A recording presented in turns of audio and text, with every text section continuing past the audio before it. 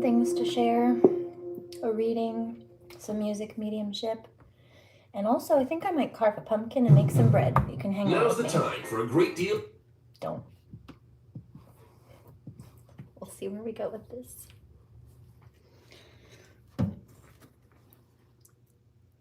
Hi, Bri. How are you?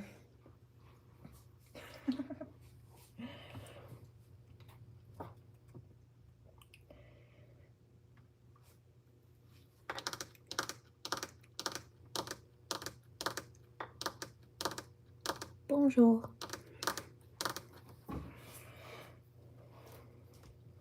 Good, thank you. It's been a busy day.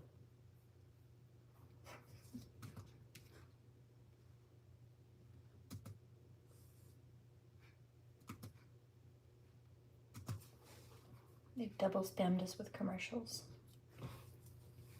It's all right, we'll get it. Let me pack a fresh bowl. Feel free to join me. Also, I think I might do some Reiki while I'm here. I've been doing plenty on myself today. So maybe I should share since I can. And it would help.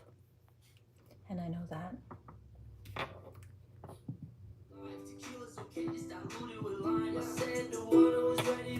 Somebody says thank you. You're very welcome. Give me maybe 15 minutes on that, give or take, at least.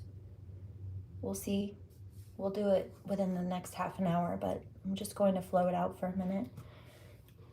They walk on, but they don't give a fuck if you drown. You better come with somebody to talk about, or they won't want to keep you around. Oh, I'm so fucked up, I'm faded, I'm feeling no love. Love's overrated, so I'm filling my cup.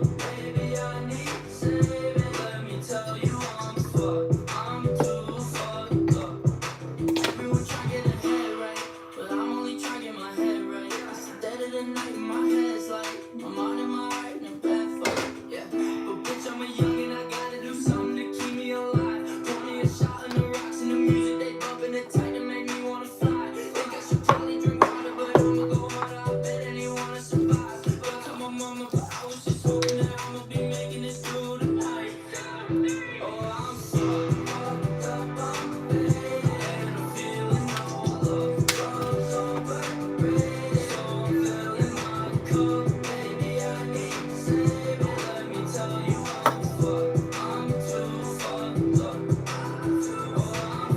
sounds a little negative. Hold on, I do have some, that was just Pandora. Some other ones lined up in the queue. Let's start here, shall we? I've been jamming to this one.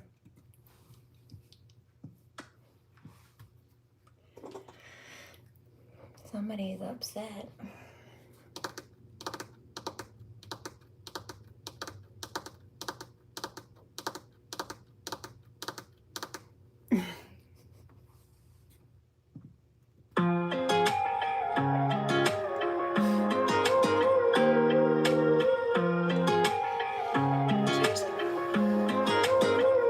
She'll set the field on fire, just cutting across the pasture. She'll have you falling for it all and leave right after. And she got a cold heart, but she got a warm smile, cut from the same cloth. She kind of buck wild, a little bit angel. Whole lot of outlaw. She's trouble, but I tell you right now, y'all long live cowgirl. Never gonna settle on down, girl. Leave you in a lonely ghost town, girl, where the sun don't rise. Rodeo for one night, love you like a Mustang. Born in on the giddy up train, four in your heart with some good. Ain't gonna live by right, but it's fine 'cause it's kind of my thing. Long live cowgirls. I'm in a mood. I've also been dancing today. I might get off of here in a little bit to go have another session, so we'll see how this takes, how long this takes. I'm just going to flow it out. Yeah, long live cowgirls. I hate that I love the way them kisses taste like whiskey. Somebody said, if you already danced earlier, then, because I'm not done. What do you mean? Now they wake up, take on off, not even miss me. So Leave this heartbroken, holding that smoking gun. I guess that's just the way them wild horses run. Let them run. Long live cowgirls, never gonna settle on down, girls. Leave you in a lonely ghost town, world where the sun don't rise. Rodeo for one night, love you like a Mustang. One hand on them giddy up reins, hole in your heart with some good aim on a goodbye ride. But it's fine 'cause it's kind of my thing. Long live cowgirls. There are Yeah. ancestors coming through right now. Hold on. I wasn't going to do this one right now, but this one fell off of the shelf the other day, a day or so ago, by itself. It got knocked off. Obviously wanting to be read, so I grabbed it off of the floor and I stuck it over here for when it would be time. And one of the ancestors just came through and said, hey! This was an ancestor deck that fell off the shelf by itself. 2 days ago. Really, it was the ancestors, one of the holy angels knocked it off the shelf to be used, or at least to prepare me for it. I knew it was coming. Hi! Hi, how are you? Don't you wanna take me away and lay me on down, girl, with a wild kind of loving you made? For God's sake, long live cowgirls, never gonna settle on down, girls. Leave you in a lonely ghost town, world where the sun don't rise. Rodeo for one night, love you like a Mustang. One hand on the giddy up train, hole in your heart with some good aim on a goodbye ride. But it's fine 'cause it's kind of my thing. Long live cowgirls. I do have some music though. I have a bunch of stuff. I'm going to carve a pumpkin and make another batch of bread. Not make it, I'm going to mix it tonight. Well, maybe I'll make it, we'll see. But I definitely have a reading and some music first. So we're gonna hang out for a bit. Let's do... I need to get the caffeine out of my system too. I'm super caffeine sensitive. So if I have any past 10 a.m., usually it's there for a long time. I have to be very careful.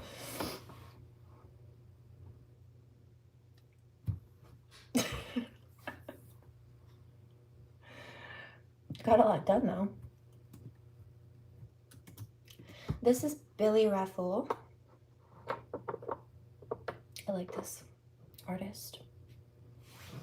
Very soft.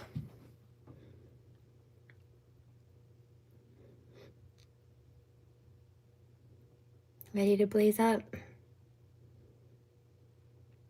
I'm sending lots of love for you, all of you. I pray for you, you know. Just for your well-being, peace, clarity, positivity, safety, abundance.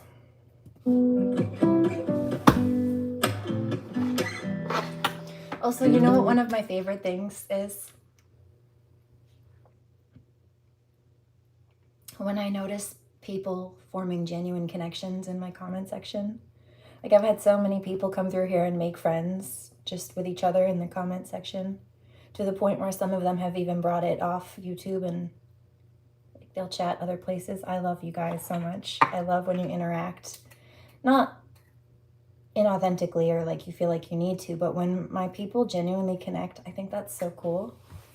Kind of like a bridge, bridging the gap between everybody. Central hub. Hope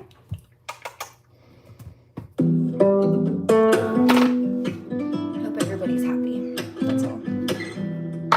You can be the potter, I'll be the clay. You can be the blacksmith, I'll be the blade. You can be the poet, I'll be the song.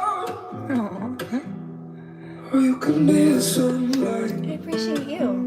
and I'll be the dawn. You be love, I will be your love, I will be your love.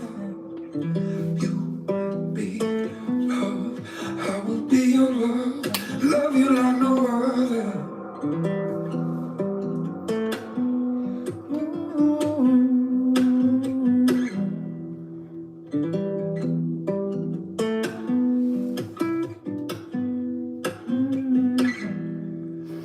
Somebody says, who is this? Billy Raffle, Raffoul.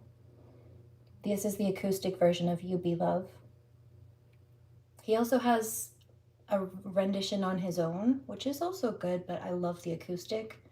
And then he has a version that's more of like an EDM mix with Avicii, if I recall. That's also good, but I love the acoustic. If you'll be my north, and I will be your sailor. If you'll be my shore,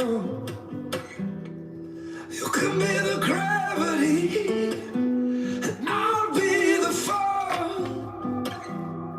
Or you can be my everything, and I'll be your all. You be love, I will be your love, I will be your love. You. So cute. Oh, you know what? He actually has a song called Acoustic. I love that one. It's probably one of my favorites. And the music video is really cool because it starts out, like most of the video actually, if not the whole video, is from the point of view of inside a guitar, an acoustic guitar. You know how acoustic guitars have the hollow cutout in the center? It's where the sound reverberates and echoes from.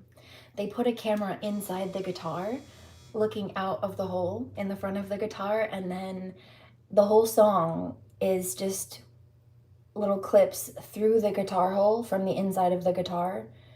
It's like you're in the guitar looking out of it at wherever he's playing, whoever he's around, whoever he's playing in front of. Usually it looks like it's his girlfriend, or at least that's who she's supposed to be in this video. It's so cute.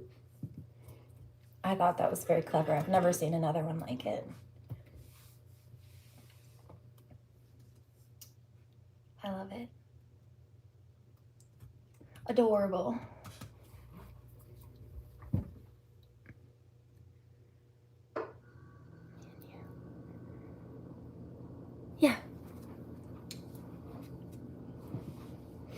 need is just me. Hold on.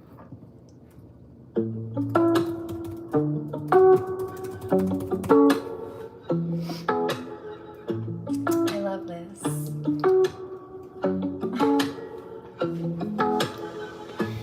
Baby, we could strip it down.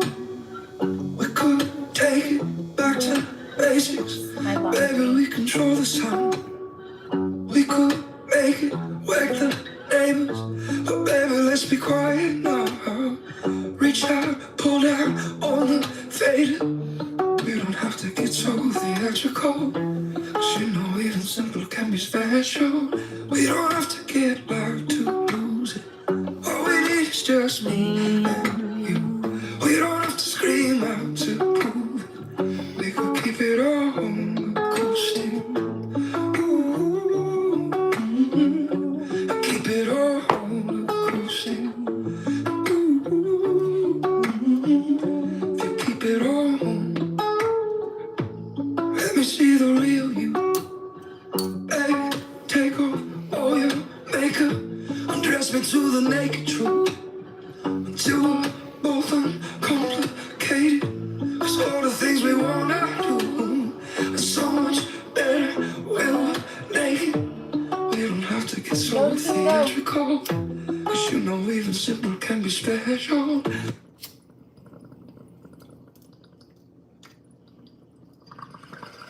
I'm so excited for Halloween.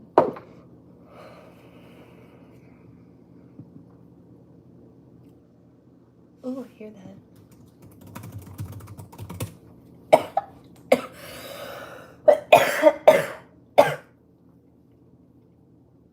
Excuse me.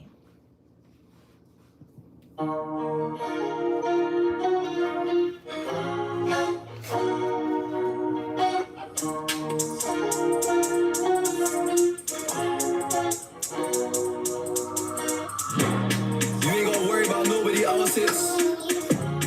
Bought you a bag of that guy's asking what I see in you. Put you in the ground, I didn't wanna take pics like. Wait, what? You ain't gotta worry about nobody else's. Bought you a bag of that guy's asking what I see in you. That's what I thought he said. You know, there was a message, a spirit message that came up this morning. And there is a divine masculine energy who's realized, or who's realizing that he had some people around him that really weren't good for him, or that didn't have his best interest at heart. In some cases, this may have been like single friends. And a lot of times I've seen this happen. Either they feel like they will lose access to him or some kind of resource that he's giving them, even just his good energy. Sometimes that's all it is, time with him. They feel like if he gets into a relationship, sometimes toxic family members do this too. Like I've seen sisters get weird, like weirdly possessive of their brothers to the point where they'll bully, even if it's a nice girl, a good fit for the brother. They just don't want anybody. It's weird. It's like those mothers who, it's like they're dating their sons. Like they treat them like, it's called actually emotional incest, when a mother treats her son like you would a partner or a husband, or expects her son to do the emotional labor that a partner would, right? Or give her comfort the way that a partner, it's just weird. Even if it's not sexual. It's like she's expecting him to play the role in her life that a partner would. And so therefore, yeah, it's emotional incest, it's called. Crossing of boundaries. But sometimes I've seen siblings do this. But in this case, it was like friends, toxic friends. Or I'm even seeing something about work, maybe colleagues, or maybe people like work buddies or something. I don't know. But there was something about, I picked it up this morning. And I've picked this up before. It's not new. It's a common cycle. But these people, usually friends, this morning that came up, they didn't have his best interest at heart. They were either jealous that he was in a relationship, or they were fearful that they would lose access to him, time with him, his good energy, his focus. Maybe he would go out and pay for them at the bar or dinner or events, or take them on trips, or like whatever it was, outings of some kind. And they feel like if he's in a relationship, either he'll be giving that to someone else. And sometimes this is why all of them, like family, friends, all of them, whatever, are like this. And then in some cases, if they're manipulating him, like, these don't sound like good people for him, don't sound like they have his best interest at heart. They're concerned that the new partner, maybe they're intuitive, or maybe they just have a good head on their shoulders, can recognize game, understand psychology enough to recognize red flags, and they'll peep some stuff. And they're afraid that she'll tell him about whatever sketchy things she's noticing about them, and then therefore he'll cut them off. So instead, they trash talk her, they tell him that she's not good for him, or that he deserves better, or that he should just play the field and stay single, or they give him bad advice, like they tell him to, ignore her texts or make her wait, don't respond right away, or play games, or try to make her chase, or something like that. And that, when you're dealing with a mature person, a good person, that doesn't work. When you're dealing with a karmic, a low vibrational, immature person, maybe. But not when you're dealing with a mature, emotionally responsible, intelligent person. That person's going to see that for what it is, which is toxicity and or game playing, like a high schooler, right? Come on now. Like a frat boy. And they're going to walk away. Good women don't try to change a man. They don't chase. They just simply change directions. Don't ever forget that, or don't get it twisted. And then don't wonder why the games that you play with, or that work on thoughts, right? Low vibrational karmics, in other words, don't work on somebody who's not those things. Don't work on somebody who's elevated above that, whose vibration is higher, whose intellect is more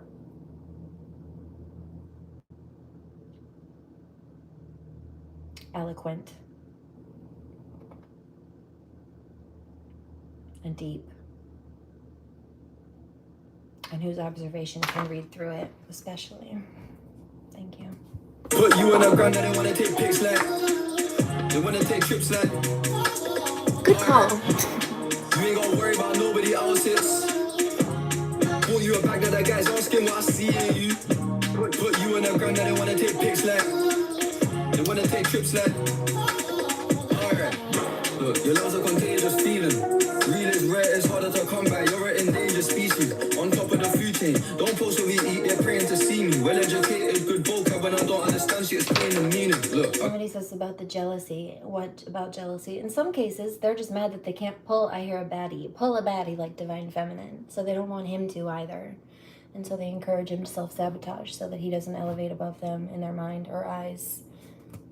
arrange the sequence. You said they're too young for a baby, I get that, so I just paid a portion. I protected my heart as well, so I understand that you're taking precaution. Lonely, like I was raised as an orphan, I got paper, now they say I'm important. Rap boy on a footballer's wage, I'm on the same pay as the players at Dortmund. Private plane, that's normal. Pilates class, you can work on your ass, Bahamas, trips and snorkel. Find out how deep is your love, I won't give you a reason to cut. Buy you the Porsche twin turbo exhaust, what's mine is yours, not me, it's us. Alright. You ain't gotta worry about nobody else's. Pull you a bag of the guys asking what I see in you. Put you in the ground, now they wanna take pics like, they wanna take trips like. Alright. You ain't gotta worry about nobody else's. Pull you a bag of the guys asking what I see in you. Put you in the ground, now they wanna take pics like, they wanna take trips like. Alright. You don't need me, it's true. 7:22 on the clock on the East Coast. You don't need me, it's true. Just better, because then she wants you. It's because she wants you. Thank you.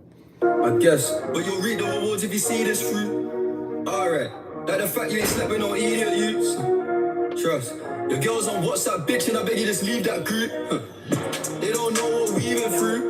I'll send you a call, just jump in. If you're busy, we can reschedule. I know the young one's gonna hear this, so I don't wanna be sexual. But you make me feel like a young boy again, horny like a teen at school. I beg you be reasonable, whether it's public or on a low. My behavior ain't tolerable, the way that you're acting's honorable. I don't wanna feel like I'm bothering you, so let me know if I invade your space. When I said that my bitch was gay, I didn't mean that shit in a degrading way. Alright. You ain't gotta worry about nobody else's. Pull you a bag of the guys asking what I see in you. Put you in the ground, now they wanna take pics like, they wanna take trips like. Alright. You ain't gotta worry about nobody else's. Pull you a bag of the guys asking what I see in you. Put you in the ground, now they wanna Crips like. Alright.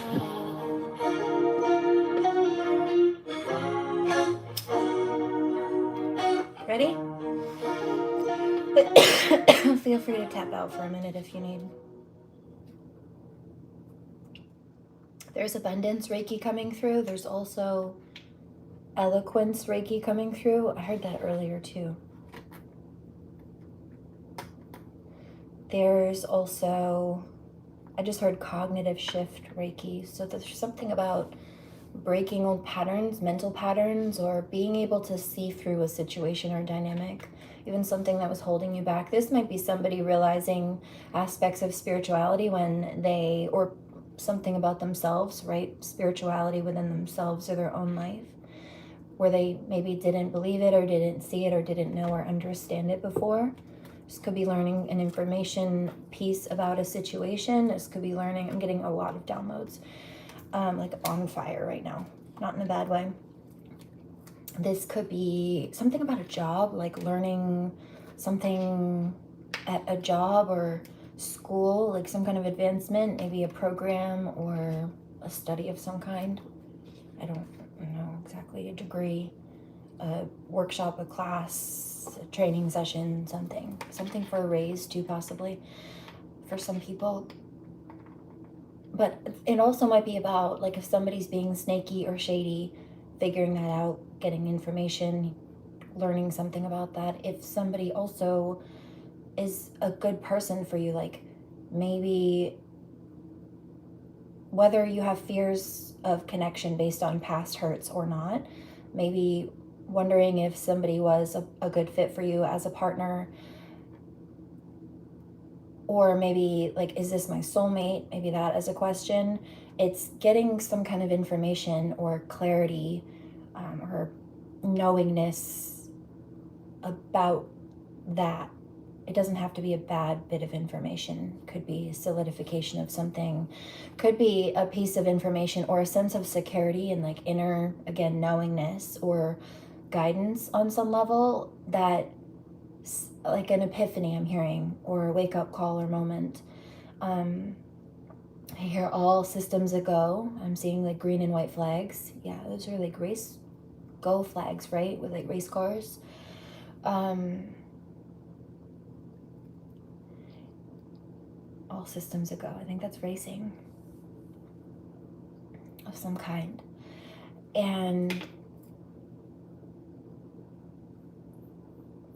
so maybe there was something holding somebody back, or maybe they weren't sure of which direction to go, but there's something about all of a sudden having this clarity and either knowing which direction to go, knowing which direction to take, having an idea on how to fix the problem, on how to move forward, or even just the motivation to do it. There's something that shifts. So I hope this helps. Clear the energy first. Doesn't mean you don't still need to take care of things on the physical plane to align with this, right? Like if there's energy for drawing in compatible medical practitioners or something like that, you still need to go and seek them out. You still need to go and, fill out applications at your medical centers and get yourself into a place. But there is help and boosting and aligning that energy so it can go more smoothly, or you can also be more aligned to the right people more effectively as a result of that. Been there, done that. Something as simple as that. Like, you still need to make sure things match up. Don't neglect your physical, but I'll help you with the spiritual side of things as far as starts. I hear Skeller, eyes on fire.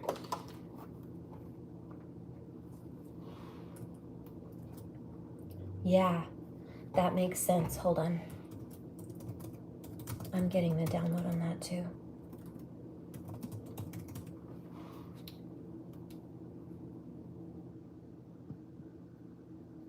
I need to go run and check the laundry. My hoodie wasn't dried. I don't usually put it through the dryer, but I want it. I wasn't willing to wait for it to air dry today.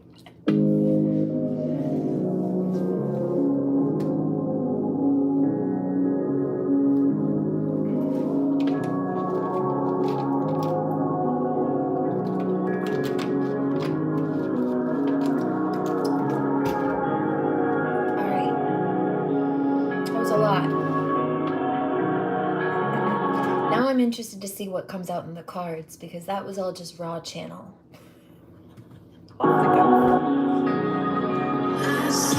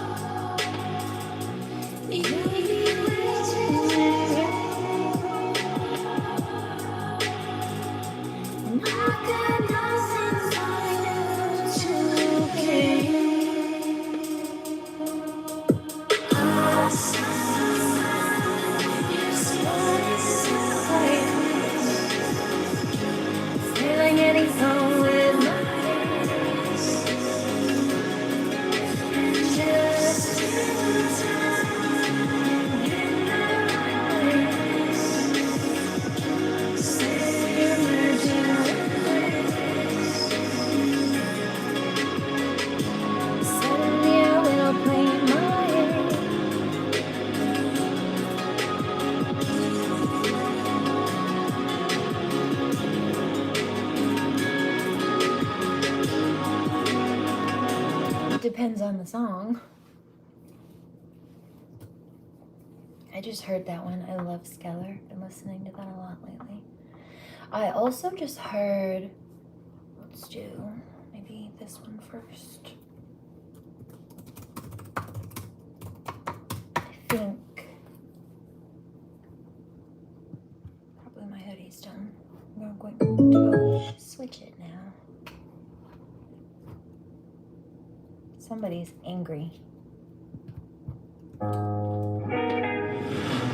Relax.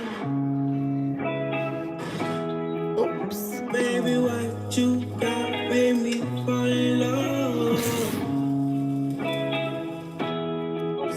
Baby, what you got to make me fall in love. And I don't know what it is, but it remind me of drugs. And I don't know what got me, but it got me weak. You on my mind when I sleep. Can't get you out of my dreams. And baby, what you got to make me fall in love. This is not the right version. I love this one, but still, this is my favorite.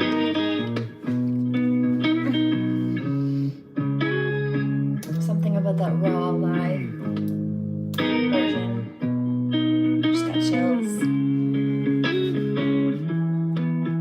Baby, what you got to Ew! fall in love, and I don't know what it is. It remind me of drugs, and I don't know what got me, but it got me weak. You on my mind when I sleep, can't get you out of my dreams. Baby, what you got to make me fall in love, and I don't know what it is, but it remind me of drugs. I don't know what got me, but it got me weak. You on my mind when I sleep, can't get you out of my dreams at all. What is it that you do different? You gon' take me out my pen, yeah. It must be something I'm missing. Yeah, yeah, 'cause you bring me down. You give me a smile. Something about your loving, baby, I need it around. Gotta give me something You don't give me nothing. Yeah, just give it to me, baby. What you got can make me fall in love, and I don't know what it is. You remind me of drugs, and I don't know what got me, but it got me weak. You on my mind when I sleep, can't get you out of my dreams. You know I tried it, at times I lied for you outside on Bonnie and Clyde. Yeah, stay by my side, come be my wife, come be my wife. Yeah, I'm talking about love. I just need to know. Let me be your lover, baby. I can be your plug. Talking about another one. I don't need another one. Yeah, just give it to me, baby. What you got can make me fall in love, and I don't know what it is. You remind me of drugs, and I don't know what got me, but it got me weak. You on my mind when I sleep, can't get you out of my dreams at all. This.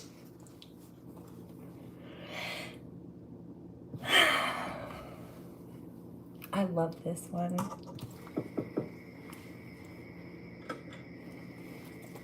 Still a little wet in the pockets.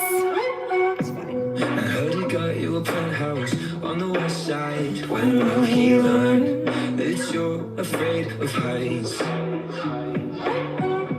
And heard he got you a new Benz with the white wheels. When will he learn that you like to tandem bike? And I hate that I could love you with my eyes closed, kiss you while you fall and figure you out. I might hold you with my hands tight, show you how to right, kind of figure you out. No, no, no, no, no.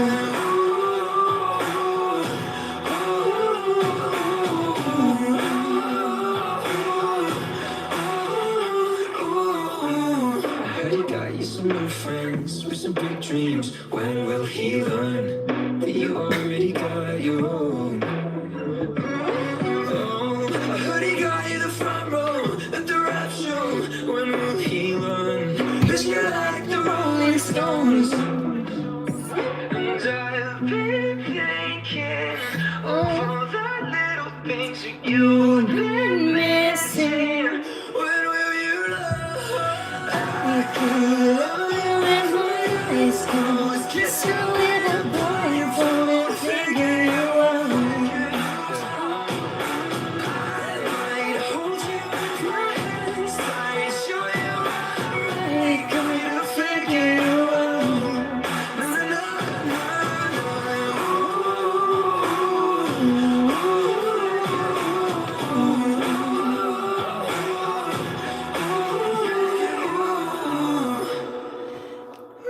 I could treat you so much better. I've known you forever, figured you out.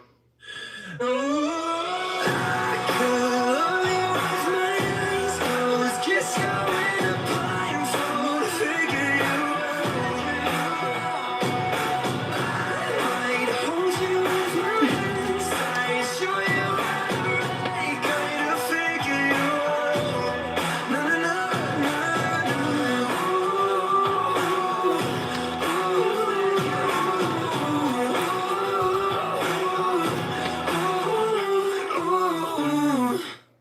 I want to go dance.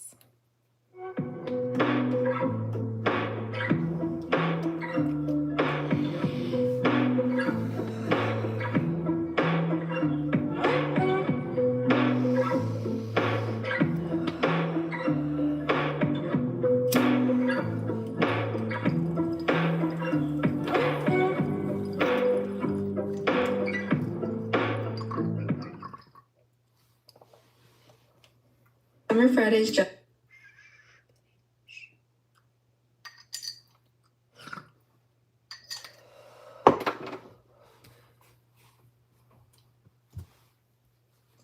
Oh, you know what? Wait, what was that?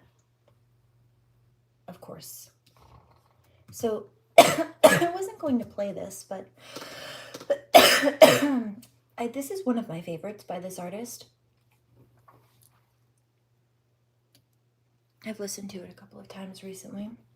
It found me a week or two ago organically through my recommended feed.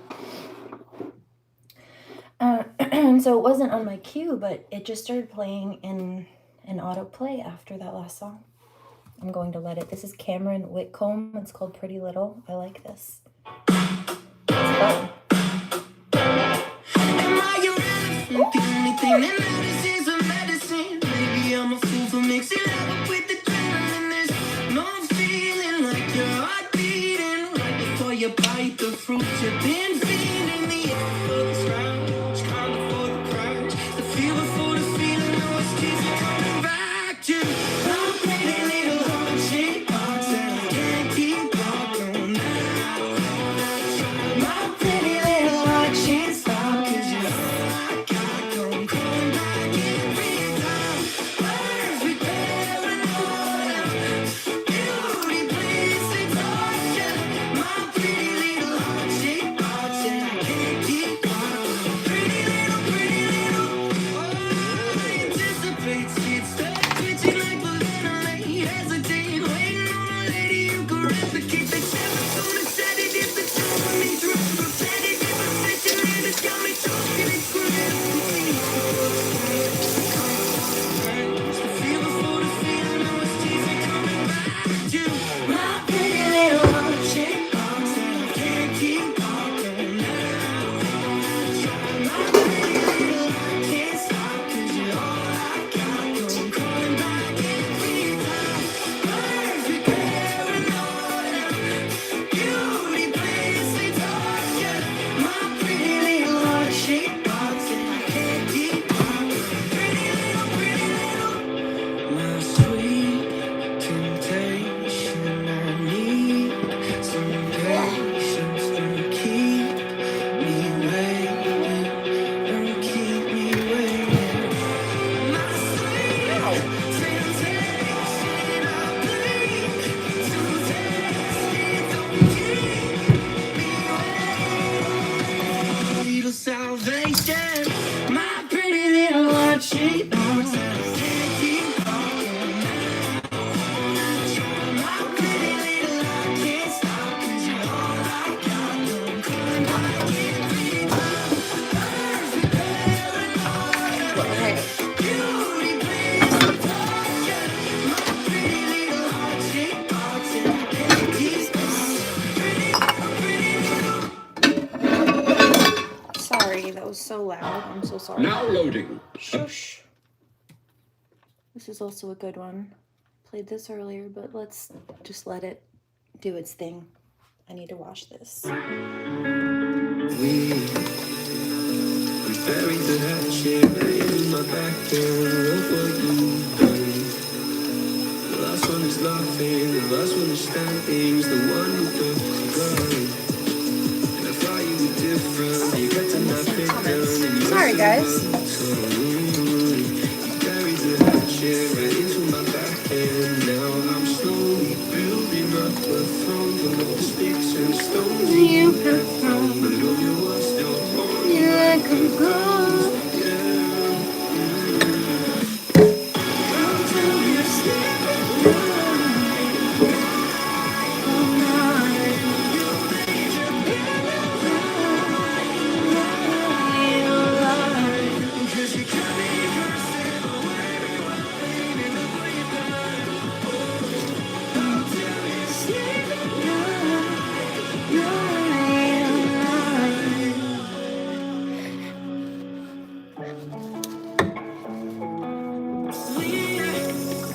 like a fox and a rabbit, chasing me down. Your proverbial damage, I'm broken and branded, and now I'm slowly building up a throne from all the sticks and stones that you have thrown. But all your words still haunt me like a ghost. How do you sleep at night, night, night? You made your bed.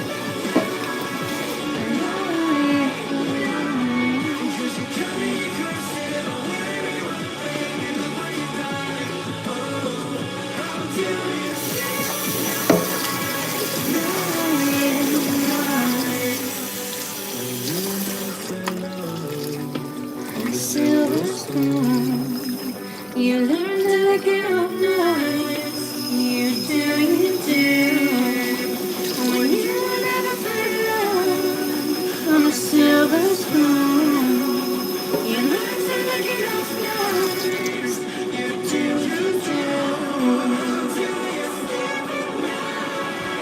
Night on night.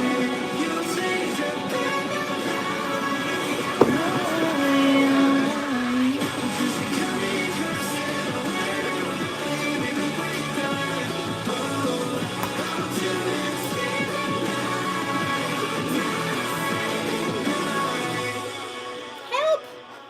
Oh gosh. Oh no. Okay. Ow. Got it. Don't need space, I don't want distance. Wanna be naked, keep it consistent. Give my word on my commitments. My ears if you need to listen. I can be there till the finish. But all my thoughts are Venice. Ain't a limit on the minutes I could spend with you. Deep conversations with the lights turned on. Keep me in this duvet while we try to keep calm. With the cares that we have, we could drive each other mad in the best way. You're the reason that my pages aren't blank. I love the way you never felt to lay your hands on. The way you look at me, you put me in a trance. Looking like that, looking like that. Don't know what you do to me. I don't know what you do to me. Nobody else could ever fill up all my pages. Nobody else could get me so elevated. Don't know what you do to me. Yeah, I don't know what you do to me. Nobody else could ever fill up all my pages. Nobody else could get me so elevated. Nobody else could ever match you with your ways. Keep each other up and we'll be watching no cave-in. Just us two, yeah, we're the opposite, clueless. Made it through the fire with just a couple cuts and bruises. Tuning for the sweetest fucking thing I've ever seen in my life. Yeah, she the fire, she got a side of her that's packing the spice. And I've been trying to win her over when she's already mine. And once I give it time, I give my life for you. You're the reason that my pages aren't blank. I love the way you never felt to let your hands roam. The way you're looking at me, put me in a trance. Looking like that, looking like that. Don't know what you do to me. I don't know what you do to me. Nobody else could ever fill up all my pages. Nobody else could get me so elevated. Don't know what you do to me. I don't know what you do to me. Nobody else could ever fill up all my pages. Nobody else could get me so elevated. Good. Nobody else has ever been what you mean to me. New baby bottle is somebody being weird. Nobody else, Grinch. nobody else has ever been what you mean to me. I don't know what you do to me. Nobody else could ever fill up all my pages. Nobody else could get me so elevated. Tiny violin. Nobody else could ever fill up all my pages. Nobody else could get me so elevated. Okay, we got it.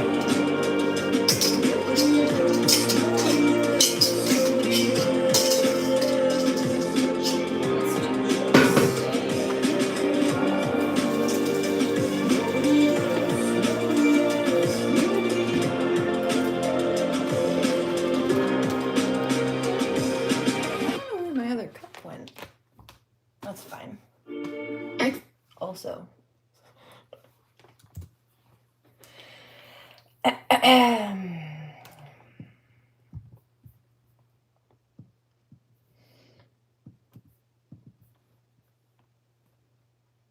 Roll Your Eyes is up on the queue. It's on Pandora. I didn't pick it. But Tiny Violin. This is funny, the title. What is this? I've never heard it. Roll Your Eyes. Aptly named. What a timing. Oh, I like this.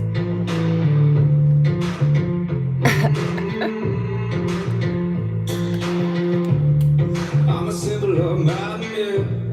You're a lover of the tragic. Do you need to know more? I love this. I'm a blur of the fine line. You're a drop in the moonlight. Do you really need to go home?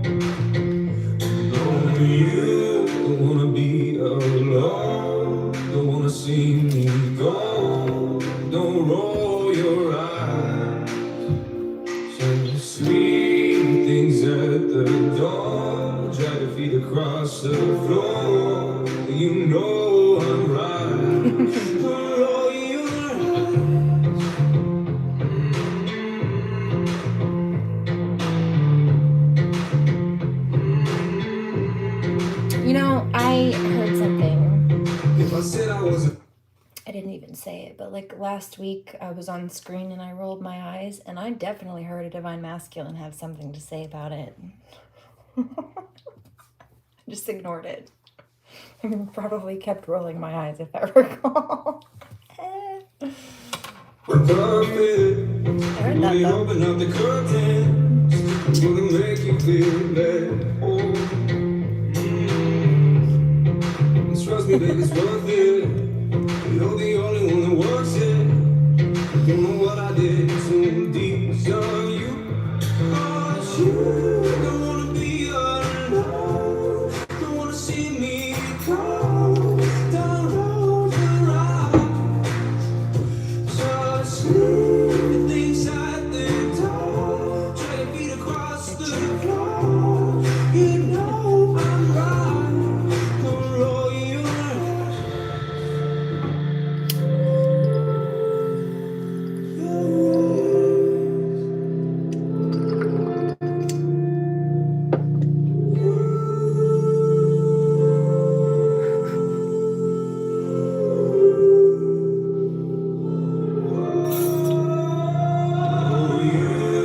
I'm gonna give that 2 more minutes.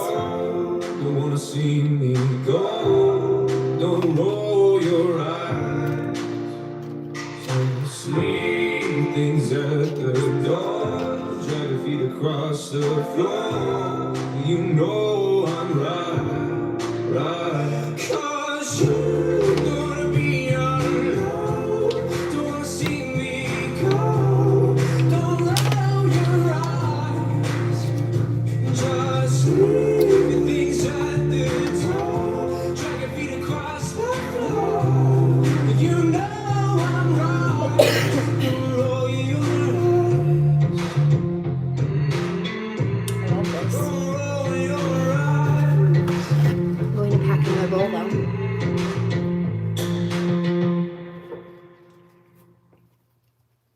Somebody's angry. Why are you angry? The Home Depot has everything. No. I'm hearing to switch to, maybe let this play, but Carpet Man Radio. So that's fine. The song says it's called Somebody Does, it just switched. Somehow. Play, you can play. Oh. My bad. It's okay not to be okay. Well, there's So they that. say, but who is they anyway? I don't know. Okay. I don't know. Carpet Man. Worthy? Okay. The last song is indicative of something that people need to overcome right now. My collective light workers, maybe you had people being abusive towards you that tried to make you feel like you weren't worth better treatment, and really that was just their excuse to treat you poorly, by the way. So this next song, as I switch the station, is called Worthy, which is sounds like it's a full opposite message, like full switch to the positive side from that last one. Interesting. And they told me that I need to skip the station, like change the station to they being the holy angel team, spirit team, ancestor team. Switch it to Carpet Man Radio from, what was it on? Skeller Radio, which I love that. But they said that that last song was not for us in regards to like a message of positivity or something that we should stay in. Like it's a passing energy, skip it, move on, kind of like I just did to this station. So when you choose to leave that energy, you step into a level of, it's self-love and care and worthiness, really. It expands outward though. You mirror that, or you attract that which mirrors that. You might have people trying to test those boundaries and your self-worth, but have the self-discipline to hold that. And also, in some cases where people were disrespectful or they intentionally tried to make you fail or expected you to fail, like that was their choice. If they tried to pick another person over you because it looked like somebody was a better fit while they were doing whatever they were doing and running around with people, and you were working on building and self-improving and what have you, all of a sudden they see you as worthy and valuable because now they can see what you were working towards the whole time. They want in on it, right? Well, they made the choices that they made. Let them have the self-respect to stand on those poor choices. Piss poor nonetheless, but go ahead. Worthy. You deserve better. Love you. Don't settle. That doesn't mean that there aren't connections right now that aren't meant to be mended and harmonized, but I'm picking up, for the most part, people know. Like, if it's a toxic karmic connection, that's what it is. If it's not a karmic connection, but there was like stuff to work out or heal within a soulmate connection, it can be a different story. But don't force your feet to fit in shoes that don't fit you in regards to the narrative. Please and thank you. This is not for everybody. Thank you. I've never heard this either. Suddenly the clouds have opened up and I'm being seen in all of my glory. I told you, now that they can, you might have had a vision the whole time, right? They were judging you on, I hear that. Okay. Motherfuckers left when the house was coming down. They didn't know that I was getting ready to build a mansion, though, in its place. I just wanted to see who would pick up a hammer and help me. Right? So they might have judged you based on where you were or while you were building, because they didn't see the finished product of what you were building, because they didn't see that, they couldn't see your vision. But now that you've been making it, or now that you're almost there, now that you've made it, now they're seeing the success. They didn't see it or support you when you were building towards that, but now that you've made it to the top of the mountain, have the treasury of jewels that you've earned and acquired and developed along the way, right? Even as lesson points, wisdom pieces, self-awareness, discipline within yourself, like a gem being polished. You know how diamonds are made? Lots of heat and pressure.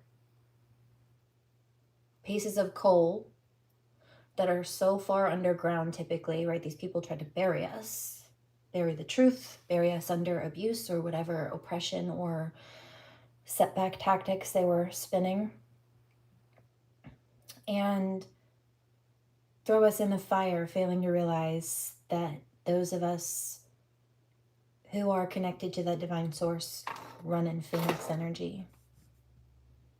And again, lots of heat being buried under all that weight, pressure, being thrown into the fire countless times for some of us. Yeah, they didn't expect that to make a diamond, but I guess that's just because they're not very good at science. Didn't we learn that in like 6th grade or something? I don't know. Anyway, that's my take on that. You're welcome. Well, just some music and some mediumship, and I just made some, mixed up some bread. Not too much. Chilling. How are you? I do have some more music. Let's do this one.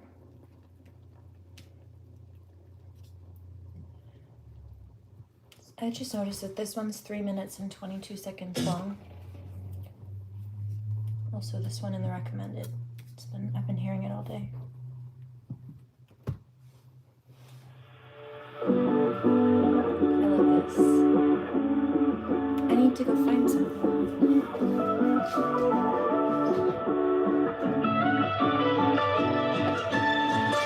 You pull me out of the dark, away from my fears and the troubles I turn to dust. When you're holding me up, can we level that toward our metal with the idea of us?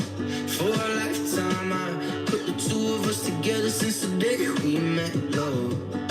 Look at the night sky, I'm thinking of you, and that's my one confession. Please don't let go. Tie me down and promise that you'll never leave. Please don't let go, no. 'Cause I remember we were sitting in the car, smoking under the bridge. The look in your eyes, yeah, I knew right then that I want you for life. Good. 'Cause I remember we were feeling so young, we were inside, and it was on the radio until the sunrise. Ooh, what a night. I want you for life.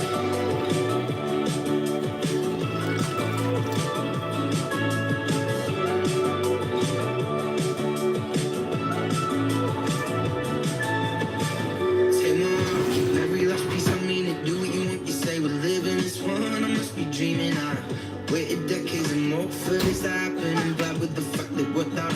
how I imagine, yeah. Wish to wake up to you daily, swallow high. The trip has been so far, my darling, you quite catching. Yeah, I must admit it, my feelings are quite definitive. I'll never give it up. 'Cause I remember we were sitting in the car, smoking under the bridge. Look in your eyes, yeah, I knew right then that I want you for life. 'Cause I remember we were feeling so young in Riverside. Had Elvis on the radio until the sunrise. I've been hearing this too, speaking of. I like this one. Can I tell you something about this song? People can say what they want about Doja. But what I will say is that she gave credit back to the original artist. She was hired to do a track for the Elvis movie, the newer Elvis movie. I'm packing a new bowl for anybody who wants to join. Goodness.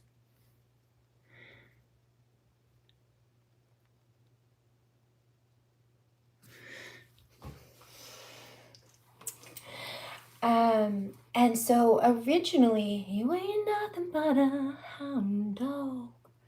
Most of us know that song. We've heard it at one point or another throughout our lives. But most people don't know that that wasn't, if they know that it was an Elvis song, they don't know that it wasn't originally.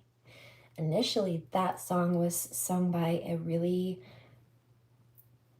voluptuous, deep Southern black woman named Big Mama Thornton.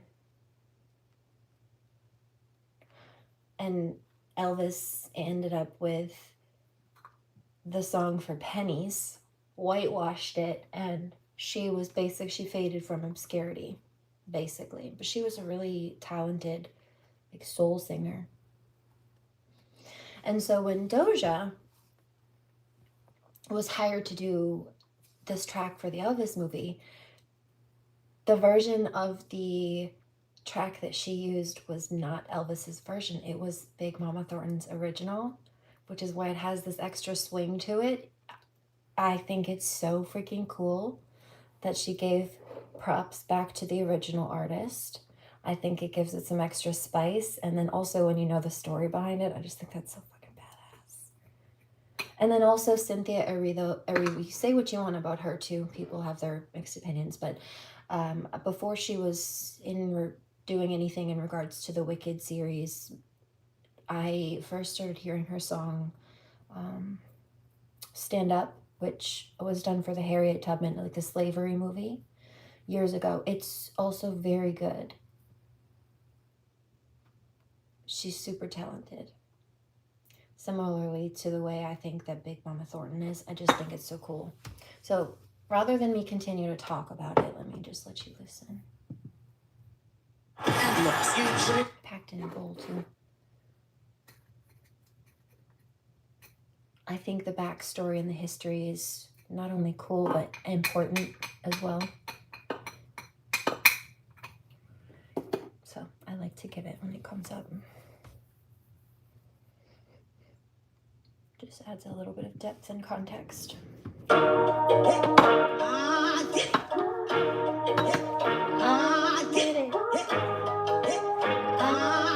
Somebody says you're right. Yeah, the word zesty. I hear zesty. It's spicy in a way that Elvis is not. I get it. You ain't nothing but a dog. Play, I get it. Frog. Play, I get it. Understand.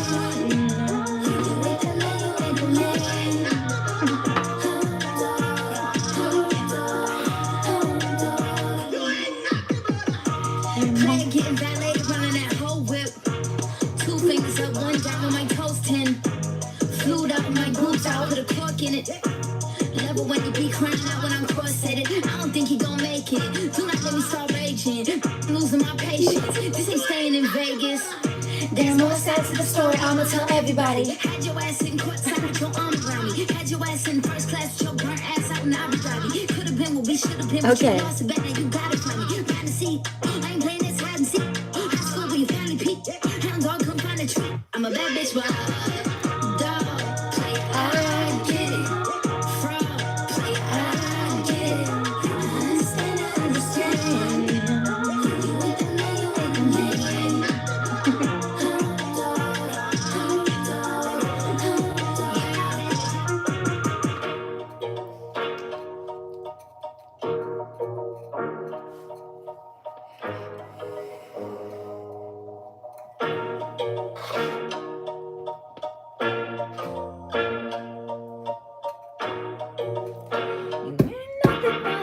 I get it. I know you got some other you want it. I get it. You needed someone that could prove you wrong. So I reckon you leave all of your problems at the door to my city. You gon' need to tell my brothers where you from, and I admit it. I still got empathy, and you gon' feel it for 2 weeks. When I release you in them streets and keep my Nina in discreet. Keep the cleaning. My Jeep and put that Yeezy in your teeth. And my teeth all day. All right. This one popped up too. I haven't gotten tired of it yet.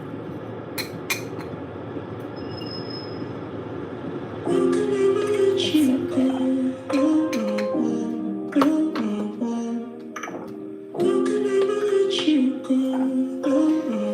Gives me dopamine. Dominoes falling like a domino on the road, and you keep your mama close. Honestly, you get on my honesty. Last man played you like Monopoly. You're funny, Brad. Tragedy, now you living happily. Man, trapped to me, no one's coming after me. It's only us, hope you know you hold me up. Photos on the gram, damn, I love it when you show me up. Boys mad, got the girl they dream about. Girls mad, cause I ain't as free now. Mine's cut, cause I show my teeth now. In it for the long haul, I won't ever creep out.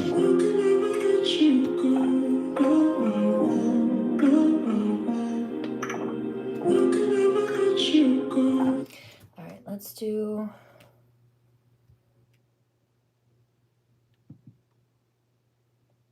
It's interesting. I hear Hayden one hell of a good time.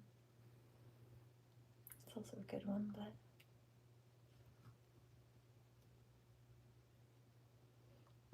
I heard this one earlier too. Clarity and me. That's funny. There's a mac and cheese commercial on the screen that was Delry's favorite. One of them.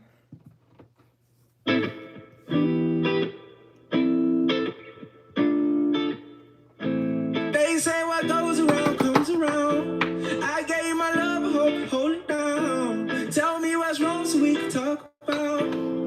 And what's wrong with you, baby? Who did it? Come and talk to me, baby. I listen. I wasn't lying when I said I'm committed. Your heart is broken, well, I'm right here to fix it. I'm here for you, don't cry, baby. I'm here for you, don't cry, baby. I see it all in your eyes, baby. If you run away, I'll run away with you. I'll run away with you.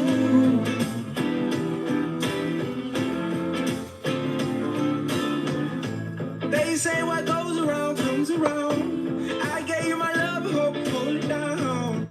There's a karmic female who's real angry. I just picked that up. Oh, I see a deck too. Let's do it. Tell me what's wrong so we can talk about. Hey, what's wrong with you, baby? Who did it? Come and talk to me, baby. I listen. I wasn't lying when I said I'm committed. Your heart is broken, well, I'm right here to fix it. I'm here for you, don't cry, baby. I'm here for This you. should be fun.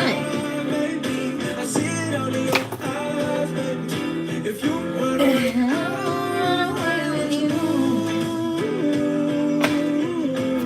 Except for this jealous karmic female. She's left out. She's angry. It's true.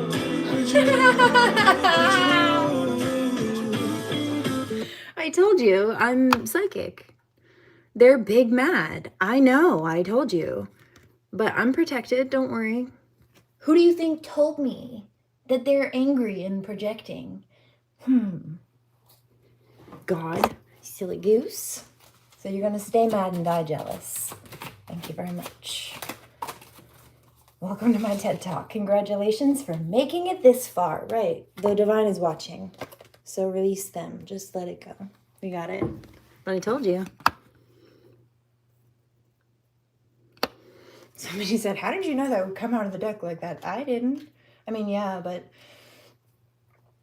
only because I listened, picked up the energy, saw it in my mind's eye, picked it up, knew that it was anger and coming from a karmic female and was jealousy behind it. And I got all the stuff. I have all of the clairs, all of them. And then some extra stuff.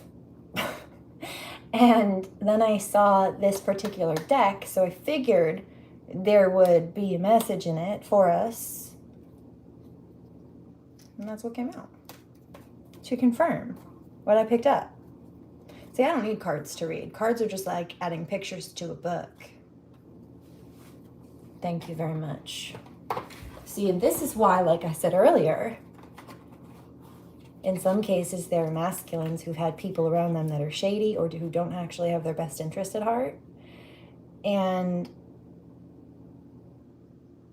they try to steer him away from the feminine because they're concerned that she'll pick up on their nonsense and let him know. And that he'll trust her judgment. Or that he'll at least be more observant and he'll peep their nonsense too and then do something about it. Or at least just cut them off. Whether it's money he's giving them, whether it's he's paying for things, whether it's his energy, whether it's just his time, whatever it is. It might be possessiveness over him that they have. Whether this be like old friends, colleagues, business people, family, it doesn't really matter. I've seen it. It's just a cycle. I've seen it so many times.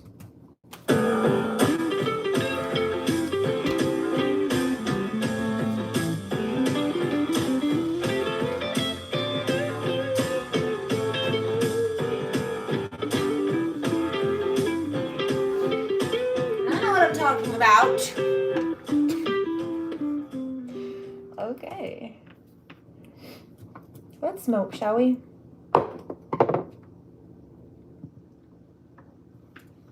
Here You Are the Reason by Callum Scott.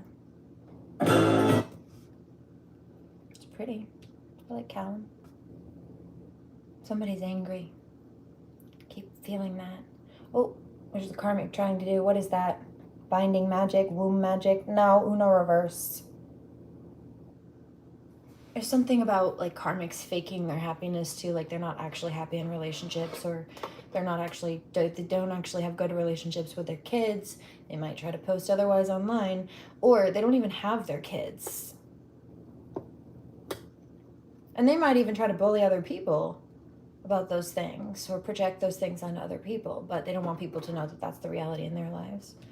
That's the energy behind some of who I'm picking up that's angry. How embarrassing for them.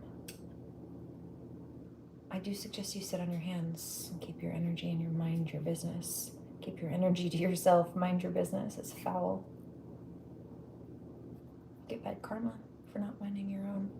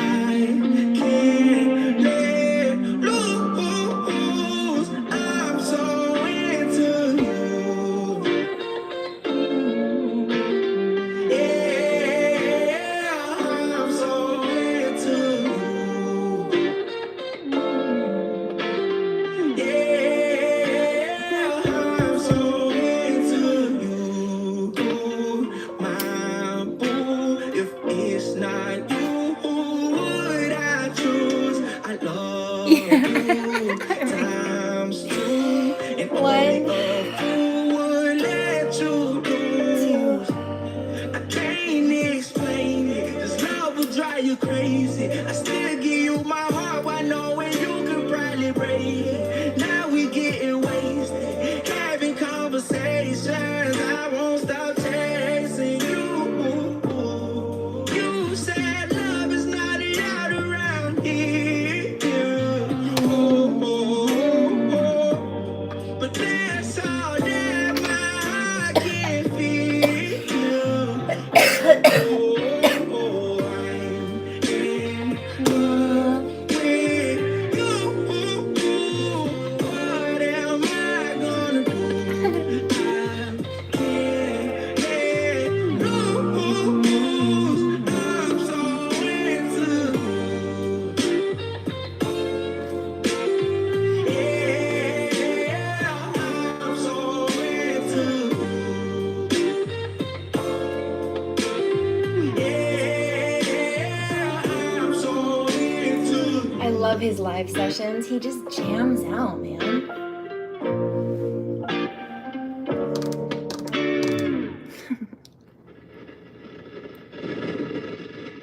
Fries in the bag.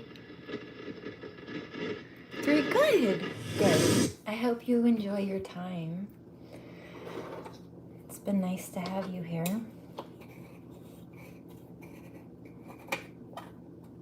I don't like to pry or push, but I was curious about what you do. I mean, there could be a number of things, but you said the night shift.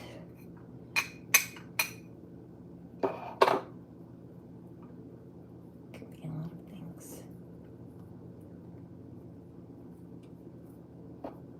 But either way, I'm glad you have time to yourself.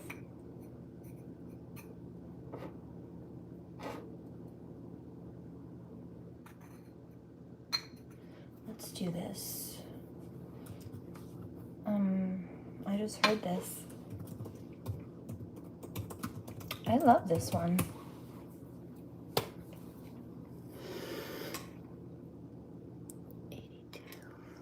Mark the timestamp.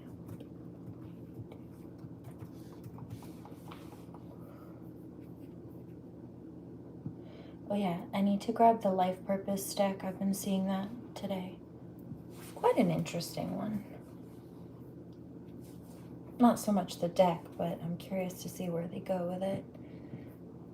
I just saw the past life one too. Okay, I guess we can check on both.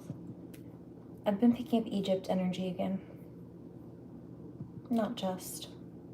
Somebody's so mad. Why are you so mad?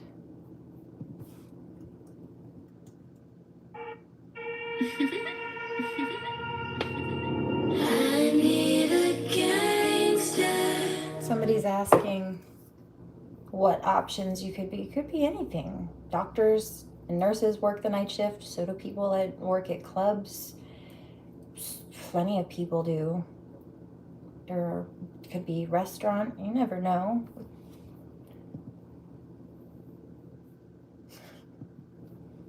People could do all kinds of things. Could be something online. I work a lot at night. You love me better than all the others do.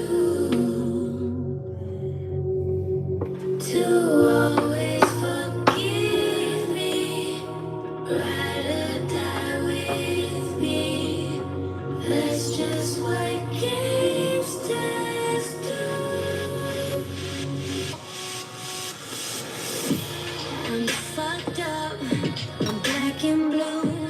I'm built for all the abuse. I got secrets that nobody knows.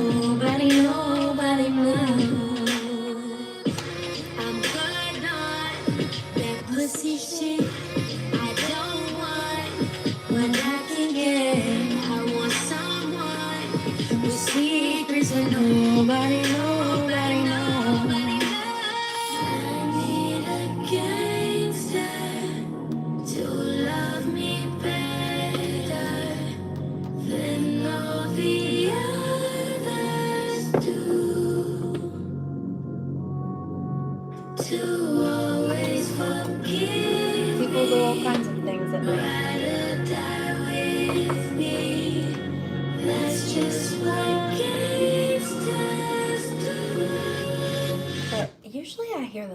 the night shift. Like I've heard from a lot of night shift people that it can be difficult for them.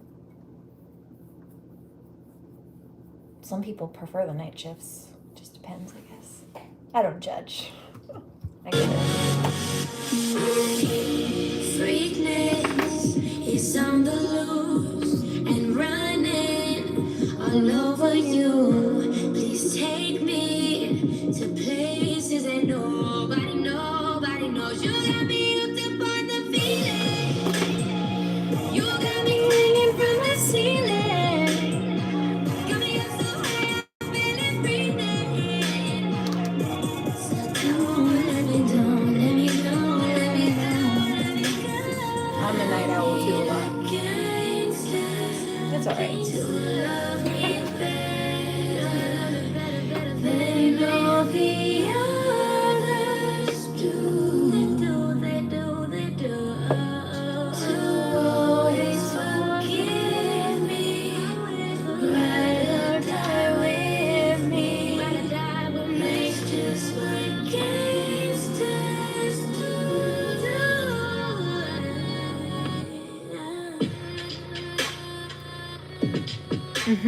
It's everybody's different. Different people run on different circadian rhythm patterns too. The circadian rhythm is the Earth's biorhythmic frequency, and some people run on different ends of the spectrum, which is why some people do tend to be more of a night owl and some people do tend to be more morning person. There are a few different aspects on that spectrum actually, and interestingly enough, this is the science part that shows where there's a tie in astrology and science, really, because there are plenty of people who will say or try to say that astrology doesn't affect people, the planets don't affect people, and what have you. However, that is scientifically not true.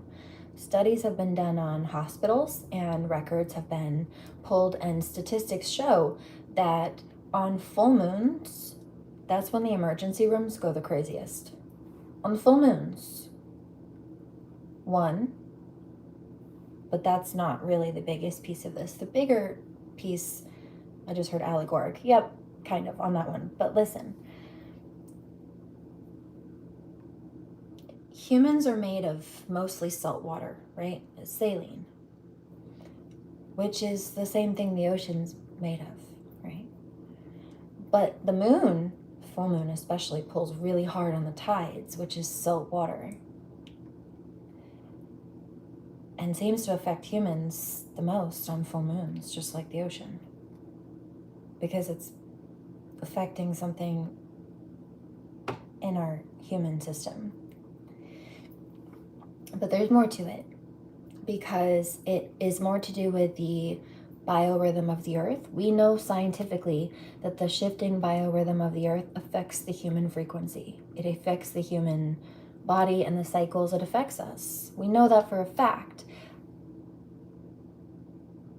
But just like the tides, the biorhythm of the earth is directly impacted and really controlled by all of those external planets and things like that. It's the gravitational pull and of the back and forth of Earth and those other things, the moon included, that affects these things, from the tides to the humans, which is why they both peak at the full moons. There's a strongest pull at those full moons. And also, why the changes of the biorhythm and the earth that are directly affected or that directly changed by those outside things seem to affect humans. Like the biorhythm of the earth is controlling and affecting us, but it wouldn't be changing to affect us if something else wasn't changing it to affect it. So the planets change that gravitational pull. They change the biorhythm of the earth, and the biorhythm of the earth is what changes us. But basically the earth and the biorhythm of the earth, that's just the middleman. It's the outside stuff. It's those planetary pulls and the gravitational force of the moon and everything else. that's causing that shift here that affects us. So there wouldn't be able to be one without the other. We know scientifically it's the biorhythm of the earth that affects us, but that wouldn't happen if it wasn't being controlled by outside things. So by direct cause and effect, yes, there is a connection between those outside things outside the earth, even just the moon, and the humans, which is why all those other patterns seem to line up. The most crazy days on ER statistically being full moons, the tides being pulled most and peaking at full moons. It's because we're made of salt water like the ocean. So it's all connected though. So the planets affect the earth and the earth affects us.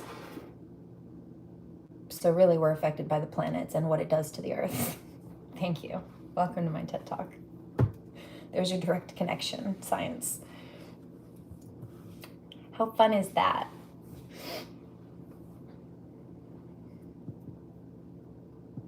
I see you fighting those demons inside. I will wait for you. I will wait for you. Pisces. Oh. No, you didn't make. No, that's correct. Pisces is connected to the moon in general, but also in the tarot.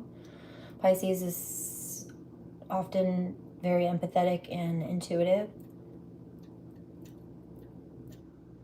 Yep, can be very spiritually inclined.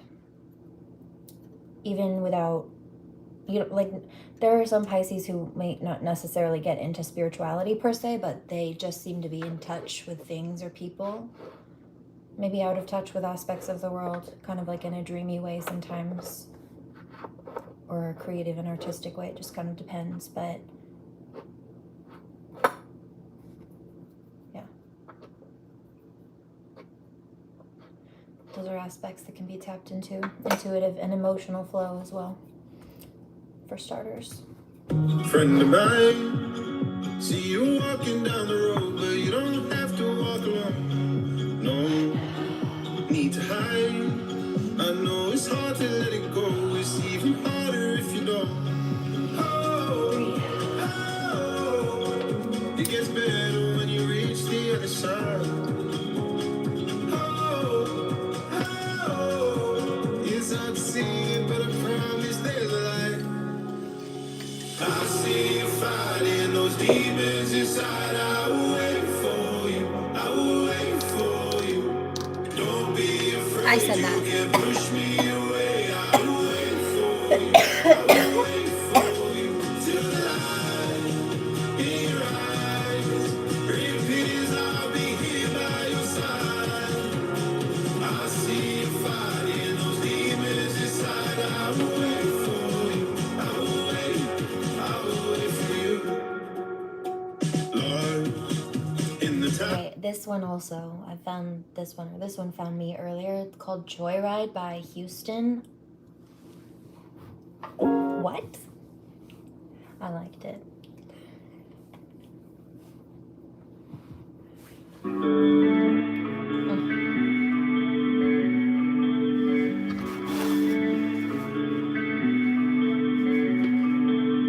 I drink straight from the bottle. She like that red Moscato. We're calling out tomorrow. She looks like a supermodel. I got one speed full throttle. We going out Oh, I need a tomorrow. knife. Girl, leave the light on for me. I wanna see your body moving. Take me for a joyride. Going through those red lights. Baby, take the wheel. Put it in the gear for me. I just heard something about a red eye. That's twice today. Hold on. That topic has come up.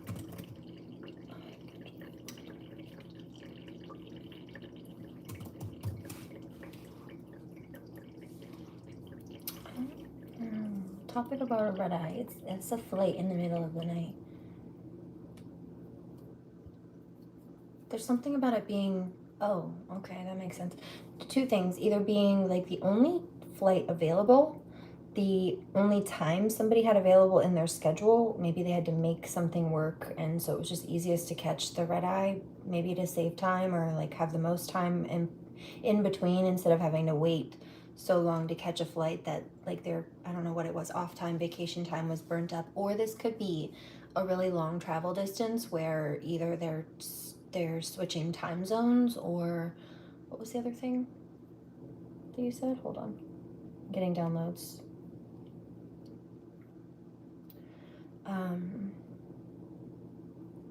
Oh, yeah, like maybe it was a really long flight. Or like a straight through, if it was a long flight, possibly from country to country or something, that would make sense, would it not? Sometimes they have, I just heard like a 10-hour flight. Yeah, sometimes they have like overnight flights, or maybe it doesn't start overnight, but they're flying for so long that it does go into the night. Something like that. 12-hour flight, 10-hour flight, something. I don't know, they must be going a long ways. But yeah, that would technically, even if it didn't start as a red eye, go into red eye time zone territory. Or maybe it's because they're crossing those time zones, and you go from, they left the daytime zone where they were, and then they crossed over into wherever they were headed that is in a nighttime time zone whenever they arrive. And there are 12 people on the count right now, so like 12-hour, 10-hour flight. Yeah. That was a lot. Anything else? I feel like I just heard Delta, and that a commercial for Delta popped up this morning. Wasn't there a crash recently in Delta? Oh. Anyway, careful. Maybe it wasn't. Double check. But I thought it was Delta.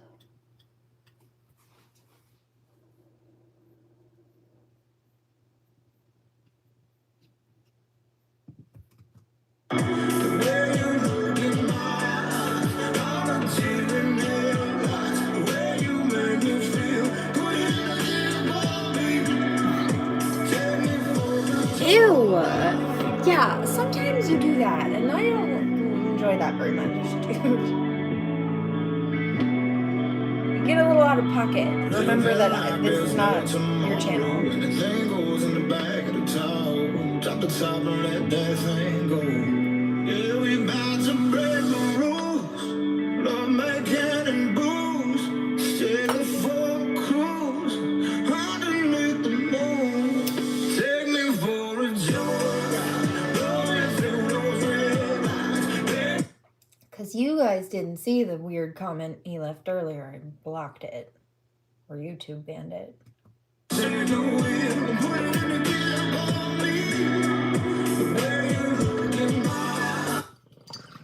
I let it slide, but I'm watching. Don't stress me out. You're not going to stress me out in my own kitchen.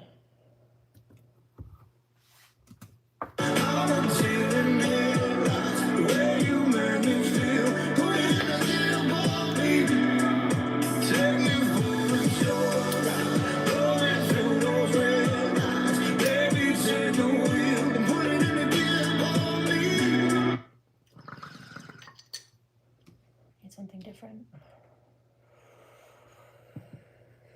Let's do this. I hear the song. It's called I Could Use a Love Song. Yeah, me too. Excuse me. I'm going to pack another one and do another countdown for whoever's ready. Put your head down, girl. Drop your problems at my door. I can read those eyes. What you really came here for. Don't you say a word. Leave your worries on the floor. We can just stop time. We don't want for nothing more. We're both afraid.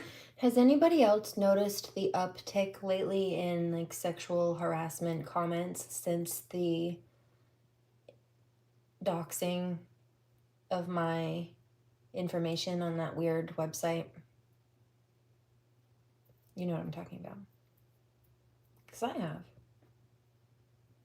Well, like sometimes people are weird regardless, but I've noticed an increase in it over the last like week or two. And I don't think that's coincidental. I think that's a lot of that's coming from there.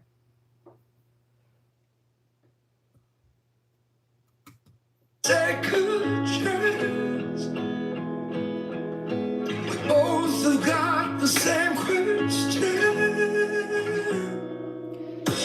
Could you be mine? Could you be mine? Hold me in the dark nights when I'm all alone. Could you be mine? I've been waiting for you. Could you be mine? With your dark eyes rolling through the nighttime, right where you belong. Could you be mine? I've been waiting for you to break down the walls. Yeah, I don't think it is. You've built for someone else. Because, like I said, they doxed my phone number, and that's private. It's supposed to be.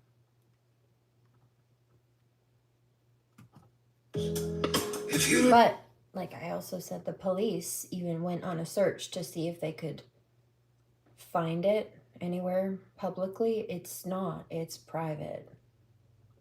It's supposed to be. Meaning it was doxed. If them for home, we could be different. It's probably alcohol that's loosening my lips, but I don't care so much. Like, I don't give it out to people, like immediate family.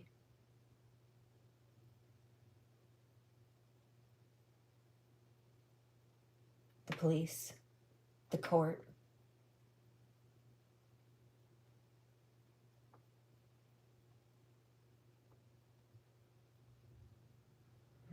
Somebody says, damn, so it had to be somebody on the inside. Yeah.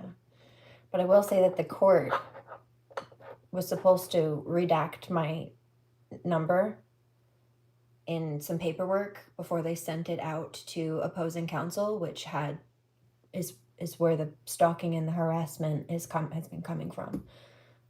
Or they've been sending people to do it for them. And those people have done that before. They've made fake accounts and said and done things from behind those fake accounts with my name and photo on them, and then taken the screenshots of whatever nonsense they're doing from behind those fake accounts.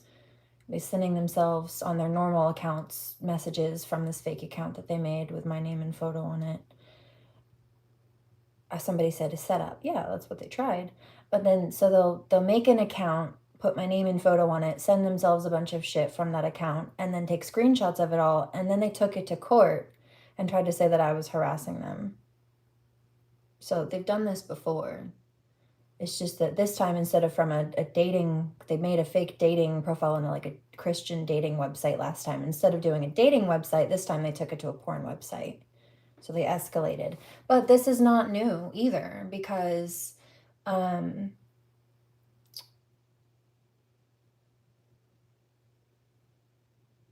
when I was pregnant, towards the end, my daughter started sitting on my sciatic nerve over here. And so I was in the bath trying to get some pressure off of that spot. Water helps relieve the gravitational pull. Hello, we just talked about that. And so I thought that he was just scrolling on Instagram. He wasn't. He was secretly taking photos of me. And when I saw him snickering, like laughing in the corner, I asked him, I just kind of clicked, like, are you taking photos of me? And it's just, his energy was off. It was just weird. And at first he said no, but I knew his body language was off. So I asked him again, and he confessed, and he said, yeah, I took the photos. And I said, delete them. And he said, I did. And I said, did you really? He said, no, but I will. And I said, do it now. And then he said he did. I should have checked, and I should have deleted them from the, like, if you have an iPhone or something, that's how this works. Usually there's like a delete trash thing, and then you have to empty the trash, like to clear that out. I should have gone and done that myself, but I didn't. And I was taking a bubble bath, but he ended up posting it on some kind of like revenge porn website. Dude, I was fucking almost 9 months pregnant. Hello. All right, so they've done things like that before.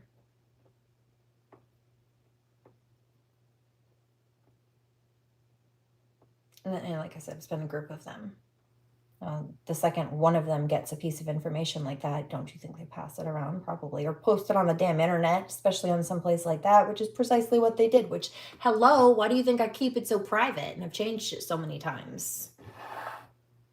I'm so careful about where it goes out. I fill out extra paperwork every time. Really, a lawyer should be doing for me, just to make sure that the court privatizes my phone number, and they fucked up and they sent it out. And then that happened. That's the court's liability too.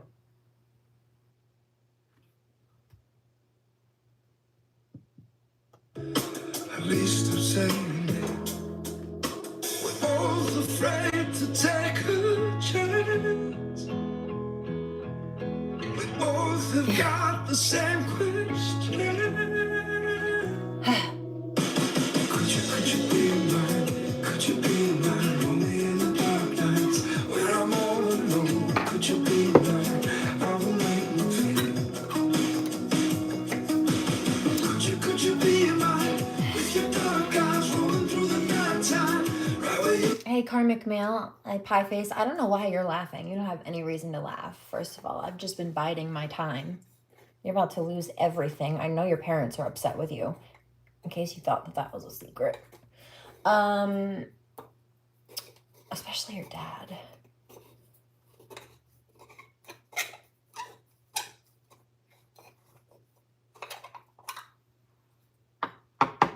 And you're about to go to prison, so what are you laughing about?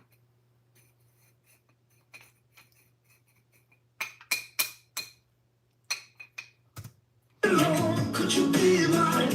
I've been waiting for you. I heard this. Somebody's mad. I don't particularly care.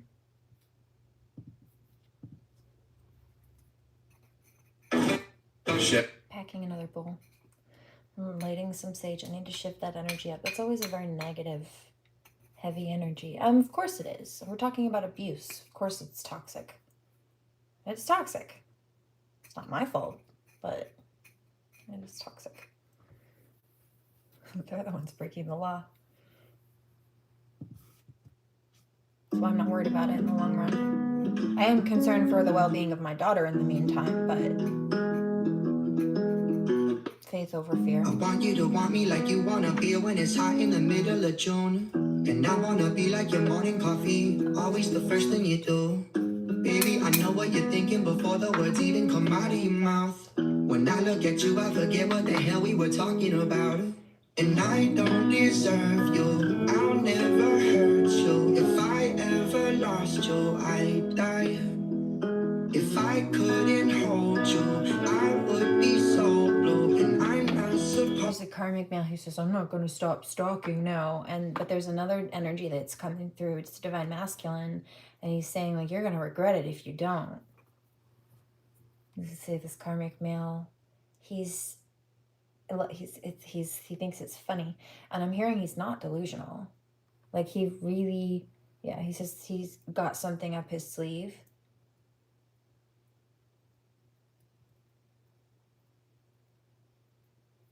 Something about filing false paperwork. Yeah, it's not going to work.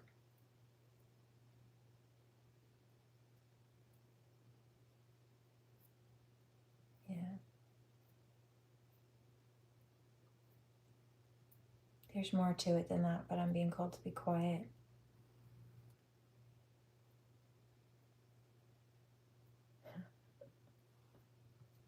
He's sweating now. To cry. Maybe I'm saying it too early, maybe I'm moving fast. I may not be the first to love you, but I wanna be the last. When you know, then you know, and I can't let a good thing go. I know I'm rough around the edges, not as smooth as the rest, but I can promise you when I'm with you, I love you the best. When you know, then you know, then you can't let a good thing go. Hola! How are you? You throw on your makeup and stare at the mirror as a beautiful thing. All my family thinks you took up for me, and I can't defend. I'm just so happy that you would agree to be more than a friend. And I don't deserve you, I'll never hurt you. If I ever lost you, I'd die.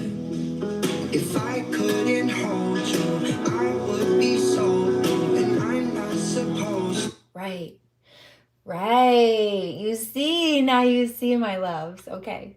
Somebody's asking, well, how do you know that they're not like doxing all the rest of your information, kind of like that video where the woman was set up for rape because the lady was jealous that the family bought the house?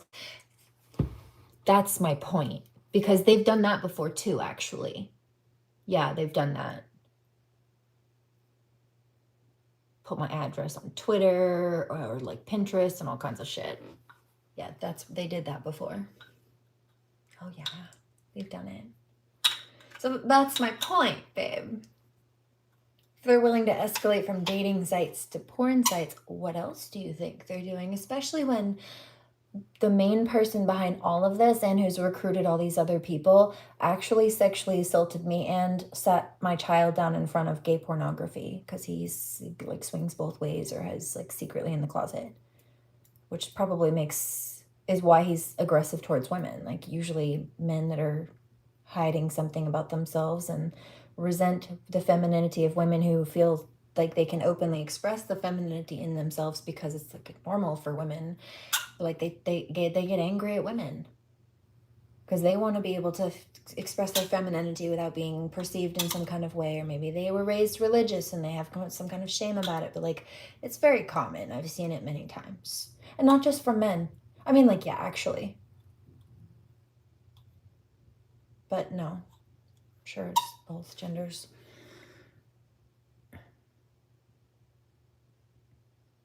Anyway, food for thought. Yeah, see, there's this energy threatening. No. Let's do this.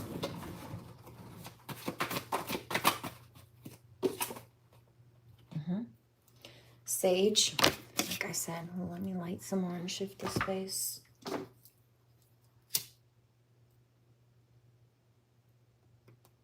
I hear that. There's two things. Divine Masculine saying, don't worry. He's saying, he's coming through with this protective energy. And then also I'm hearing, well, two things. He's also grateful to know about this energy coming up. Thanks for telling me about the threats, basically. And then,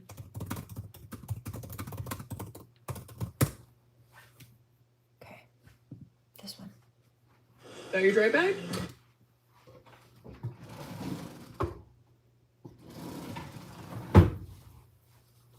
This is fun. Let's see. Pack another roll in a second.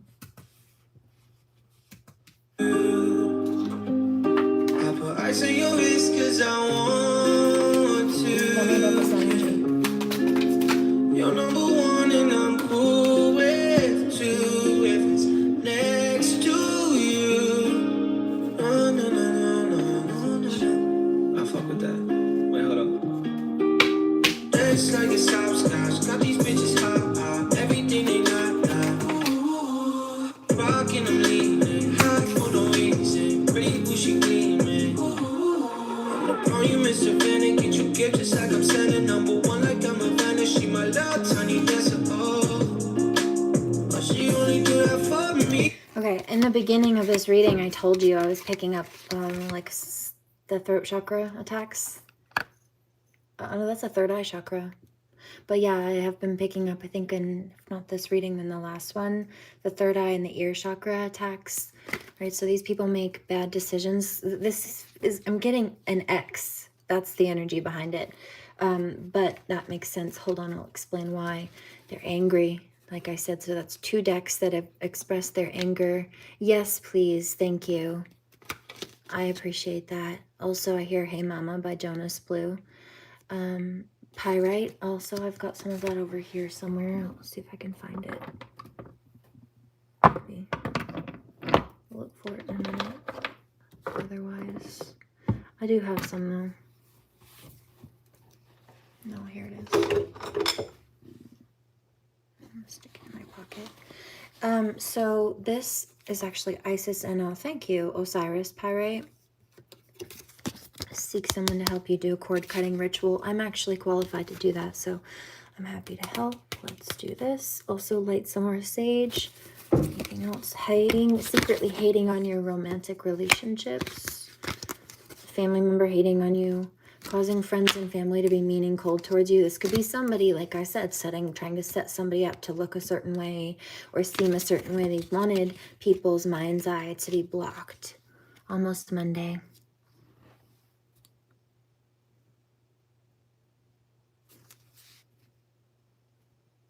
Thank you. So let me light some more sage. And then let me pull a psychology behavioral science card. We love those, don't we? Somebody said, oh, he's gonna get it. It's a karmic male. Tell me about it. Dark mentality, devoid of principles, so not making good choices. Complicated, obscure life, right? It's full of toxicity, and that's why he's mad at other people and is at their stability, wants it for themselves or wants to upturn theirs to make himself feel better. It's like a power trip or something he's on, I would say. You know? Disagreement, betrayal, cowardice. Oh, so like I said, that's why he bullies women, I would say. Indecisive, irresolute. Bogged down in routine, does not commit oneself to action. Prisoner of the psyche. His brain is mushy. Fleeing experimentation and the concrete world. Chronic illness and fatigue. So he's miserable and his misery wants company. January 1st to January 5th, May 17th, August 1st, October 14th, December 25th, March 5th, 6:40 p.m. to 6:59 p.m. So where's my focus was the next question, and like a positive shift on this. Fountain of wisdom, hello. Purity, gentleness, goodness, radiating, like saving mice, field mice. Radiating great spiritual values such as altruism, devotion, generosity, detachment, and unconditional love, helping us advance the easy way, success in business that is useful for the community. Somebody's asking about that last one.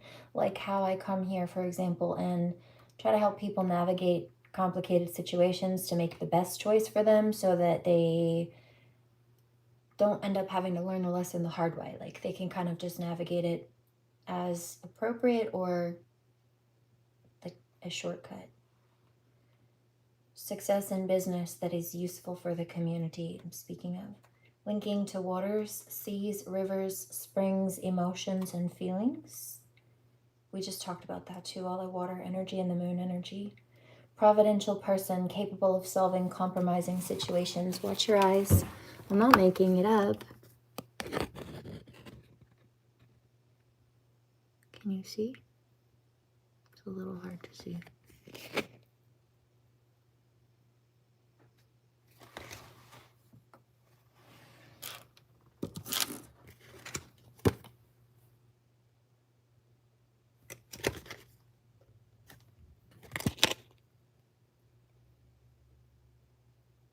I know it's backward, but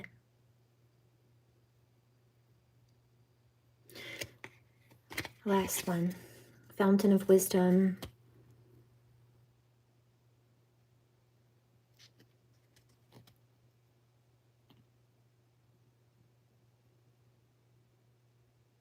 I hear cursive by Voila. Hold on. At least for now. I don't want to give them too much time and energy, but that was a pretty nasty and aggressive. It was also a threatening. They were threatening. And not even just energetically. Threatening to be combative and like make false, I was picking up like false police reports or something to try to set people up again. Because that's what they've been doing. That's the only way they've been able to get what they want, A, and then try to cover it up to get away with it, B. And that's not happening again. Also, people know what they've done now. So they're trying to play out a pattern that people might have been oblivious to before, but they're not now. They're watching the same people who said that they would never do those things and have never done those things do them again, except they're watching this time. It's not turning out the same way for them. Also, thank you for divine intervention on that, and clarity to anybody who needs it, like investigators or prosecutors. Thank you for bringing justice to the situation, clearing out any negative energy or people, bringing them, I call karma. That's it. I call karma. And I have the authority to do so. It's one of my spiritual gifts. In fact, hello, Zadkiel.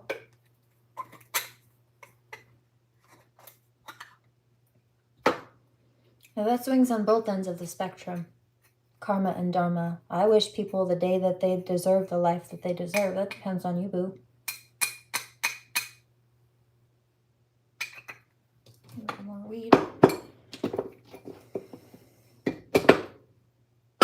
So pick wisely. Yeah, see, he's still threatening. Now he's delusional. I'm picking up. Or he's on the fringe, on the way there.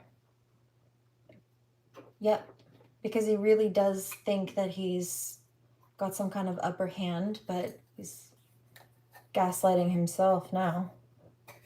This is a narcissist I'm picking up on.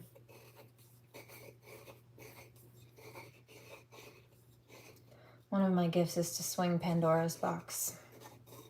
I prefer the light side, but I can also handle the demons in the dark. It just doesn't end well for them. Like Buffy calling the sun. It ends poorly for those vampires.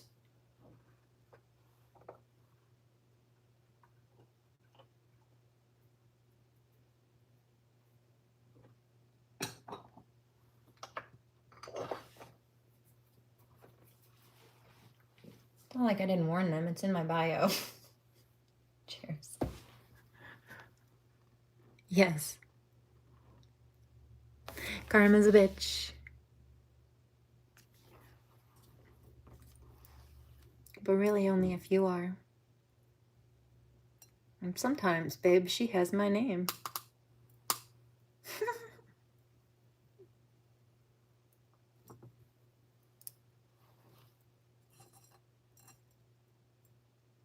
I hear this song again. I love it so much. I gotta play it. Yeah, so don't trip, I got you. I put ice on your wrist 'cause I want to. You're number one and I'm cool with you. Next to you. Alright, I'm ready to smoke. I like your skin and your hair and the way that you talk. You a bad little thing, got the step in your walk. All these in the game to be in love with my style. I know I haven't been in love, but I'll be here for a while. There's some insecure people trying to mess with the plans. You will be focused on myself, focus on the fans. Oh yeah. When it all falls down, don't trip, I got you. I do. I say your risk 'cause I want to. Yeah. You're number one and I'm cool with you. If it's next to you. No, no, no, no, no, no, no. Yeah, yeah. This is how we shoot out. Yeah, let that rock out.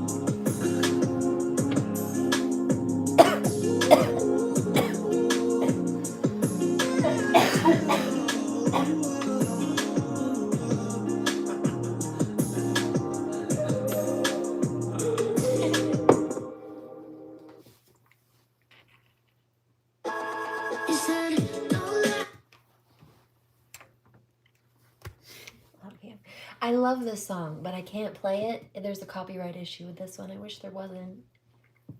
Same thing with Aperol Spritz. They're so good, though. Although they're not together anymore. I think they're actually beefing. So, the song is great, though. But...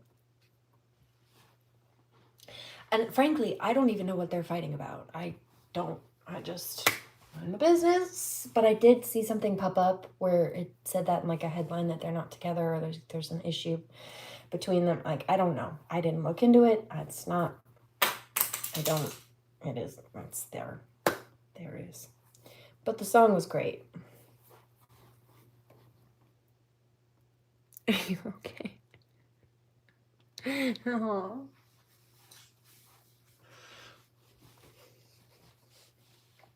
Sending love. Somebody said it's funny about the song or about my response to all of it. They're saying response. I just hope everybody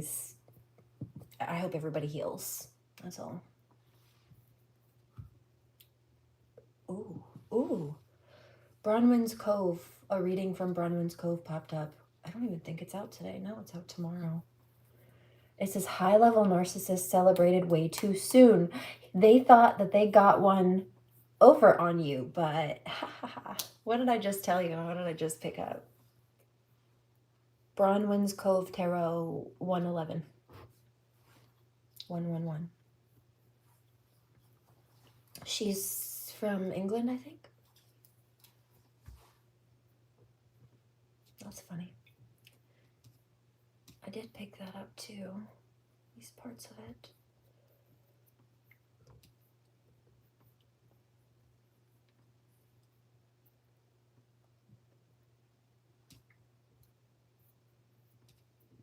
Did you say you had a recommendation, song recommendation? I'm so sorry. Monday? Almost Monday? I didn't see the song though. I just saw the artist.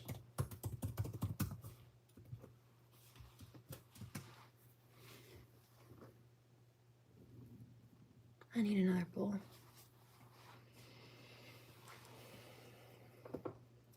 I hope you get some rest over the next couple of days.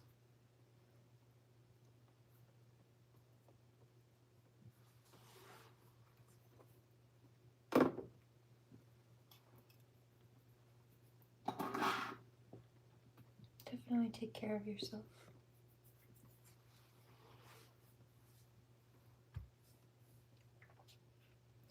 Almost Monday. Lost, thank you.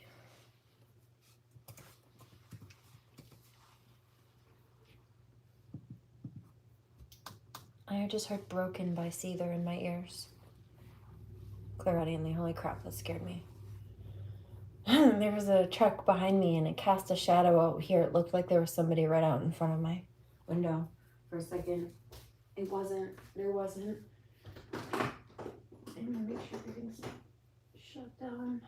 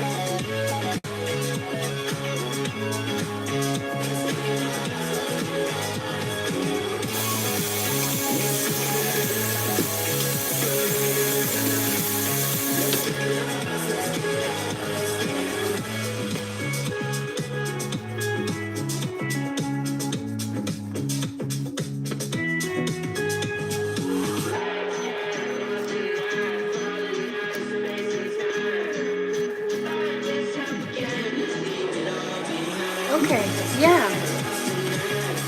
Make sure to take care. Come here. I'm gonna carve a pumpkin.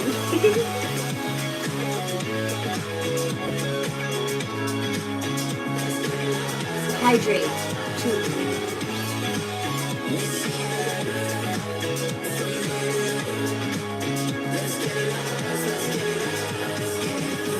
Make sure to get some electrolytes if you can.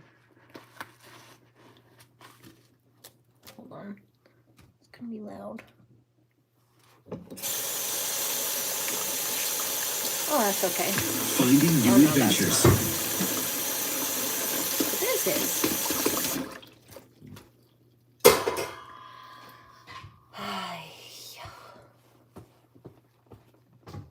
Okay. Oh, shit.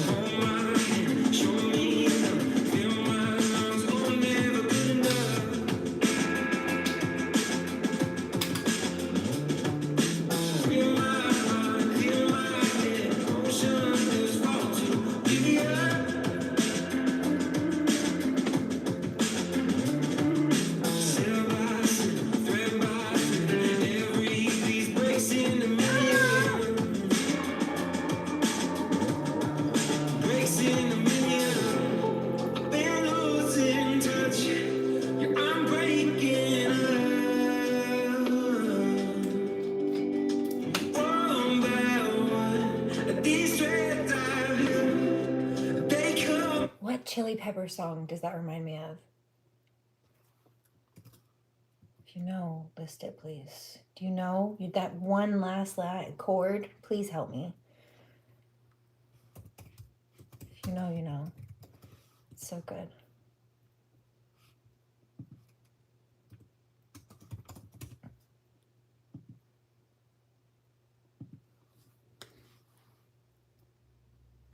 You did show me this. Yeah, you recommended this one. It just popped up on my recommended, though, interestingly enough. Hi, Bailey. It's okay. I'm carving a pumpkin. It's okay.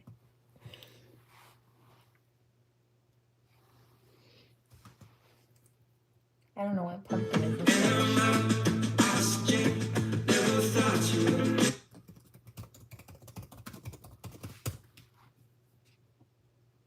Pumpkin. Calabaza.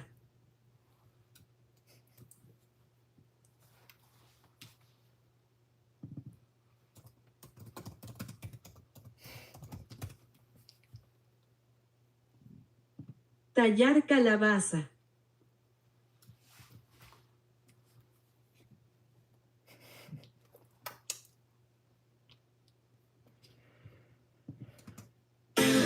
This one. This chord. This one. What is that? What Chili Pepper song is this in?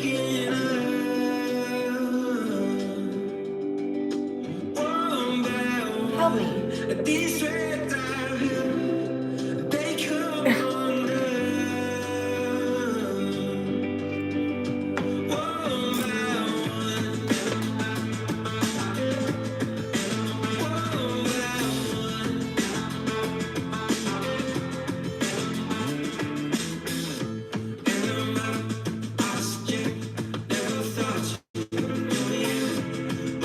I can't remember which one it is, but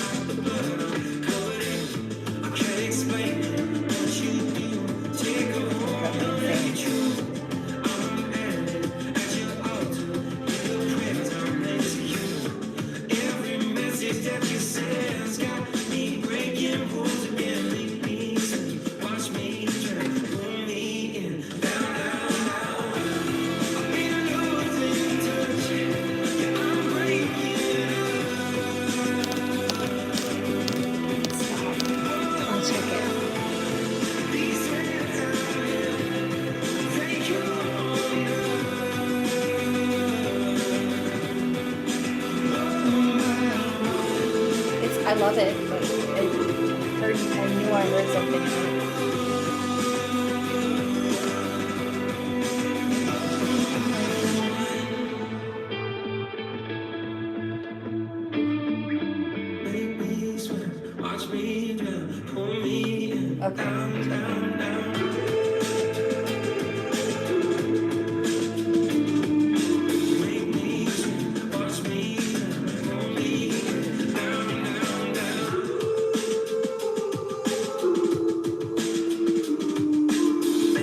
I'm so curious now.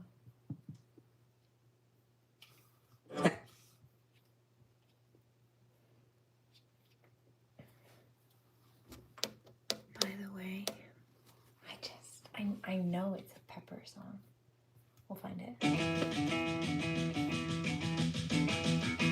It's like one chord and it hits that same kind of note progression.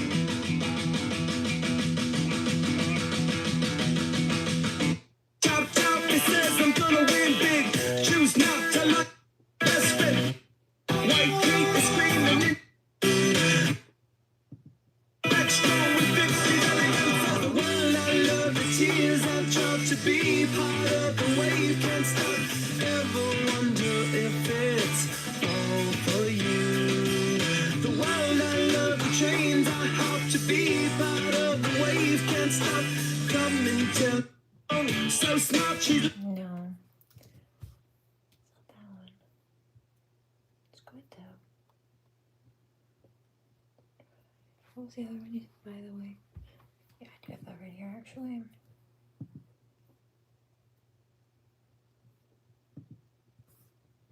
I'm not going to spend too much time looking for this one, but when it pops up, if not now, I'll think of it the next couple of days.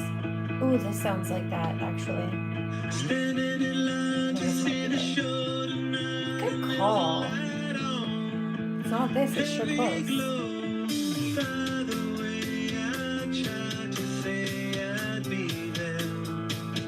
Waiting for a girl is singing songs to me beneath the marquee overload.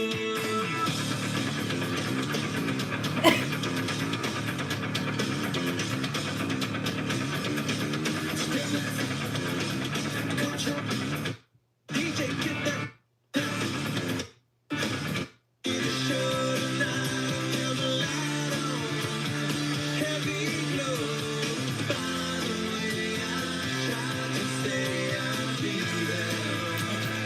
If it's not that one, it's close. I'll do a little bit more research on my own time. It's interesting though. There are a number of songs that I can pinpoint that happens with. I love them both. You know what I hear? Interesting. Okay.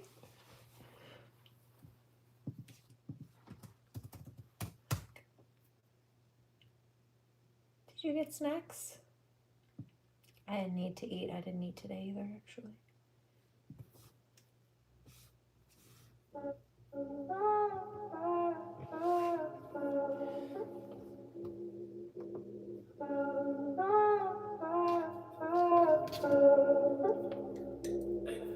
All I need is just a minute, I'ma tell you how I'm feeling, yeah. Swear that I could sit there with you all night. I could see it catching feelings from the mirrors on the ceiling, and I'm liking what I'm seeing, oh. Hold the phone, I'll be right back, I'll be right back. When I'm gone, we can Skype sex, I know you like that. When you text me, I'ma write back, I'm talking right back. We can liquor on my nightstand, but please don't mind that, no. Cause I smoke, I drink, you too, okay. If I'm gone in the morning, no problem, just stay. And it goes both ways, those games we play. First we're hot, then we're cold, say we're gone, but we stay. Man, you ain't the type of chick that want attention, but I could give you more than you're expecting. And we ain't got the time to second guess it. Yeah, I could fuck you right and be your best friend. All I need is just a minute, I'ma tell you how I'm feeling. Yeah, I swear that I could sit there with you all night. I just see you catching feelings from the mirrors on the ceiling, and I'm liking what I'm seeing. Oh.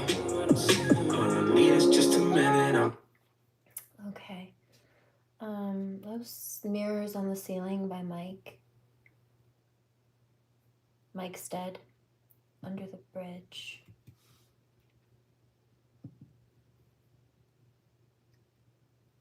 I'll find it.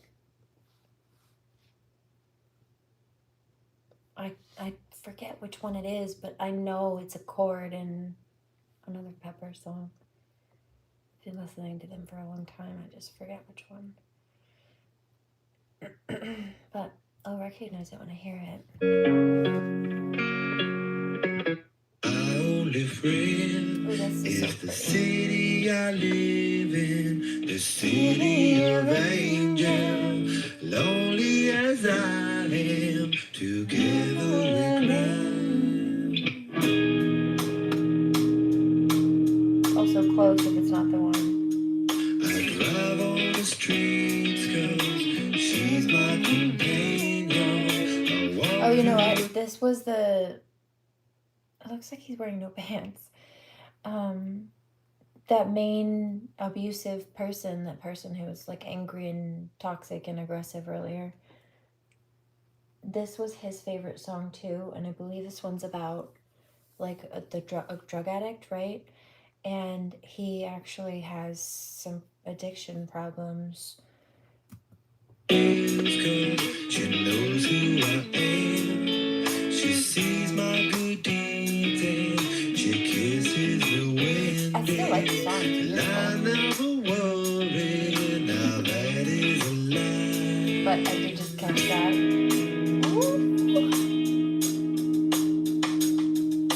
I don't ever wanna feel like I did that day. Take me to the place I love. Take me all the way. I don't ever wanna feel like I did that day. Take me to the place I love. Take me all the way. Yeah, yeah.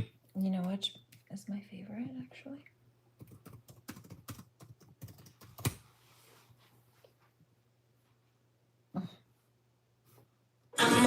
Sorry, that was so loud. Pack another bowl.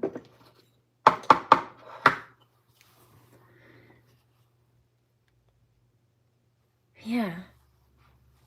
It's okay. We'll let it be for now. I'll figure it out. It'll come to one of us. 2 peas in a pod, right? All of those are so close. Like I had some of those pulled up actually to go through them myself when you started listing them off, so it was quite funny.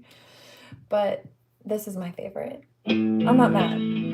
We're going down a chili pepper rabbit hole. This is a great vibe. Although YouTube doesn't like the copyrights on it, but hey, we'll fix it if necessary.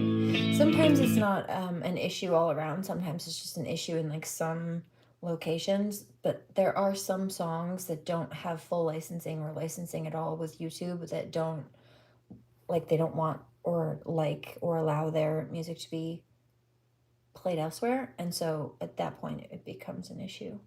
I always make sure to catch that or adjust if necessary, but most of them, that's not the issue, so we'll see. It's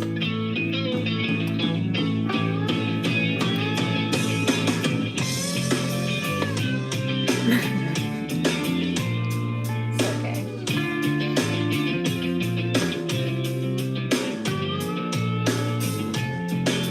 Snake.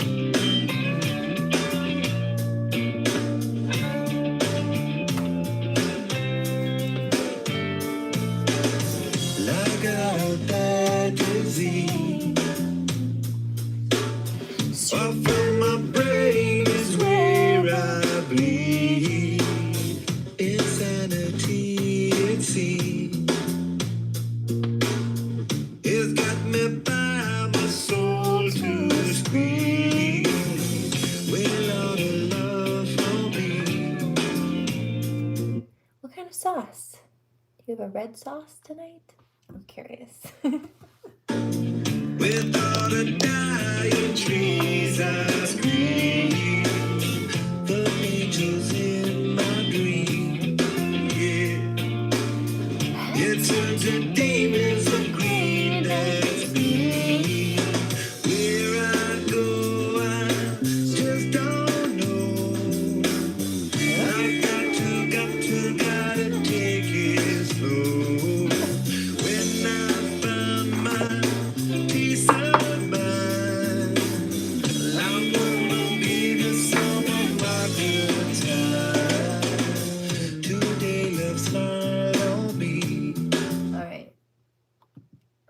take a break. This one.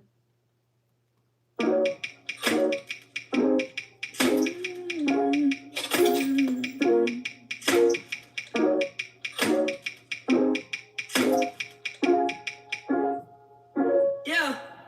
Wishing I've been hoping, drinking I've been smoking, smile at every person I see. And I've been trying to find a single fucking gift, but they don't ever give a fuck about me. I'm careless, I'ma drink a potion, smoke a little flower, I'm as high as I was hoping. I'm careless, wishing I could fly. What's the point when all of us gon' end up in the sky? It's not like I could leave instead. Never hear me call, so I'ma try my best. When my problems, I can lace my bread. Happy being solid, I'ma try my best. When my problems again, I may seem hollow at times.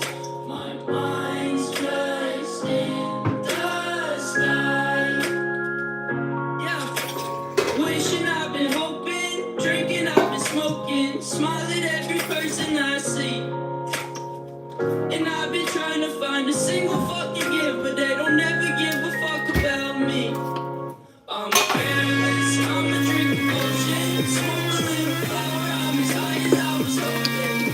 I'm careless, wishing I could fly. Good. What's the point when all of us gon' end up in the sky? It's not like I could leave instead. Never hear me call, so I'ma What kind was it? White sauce or red sauce? My sister's favorite growing up, and probably still her favorite, honestly, if we're going to be perfectly real, wouldn't surprise me, is just buttered noodles. Sometimes with Parmesan.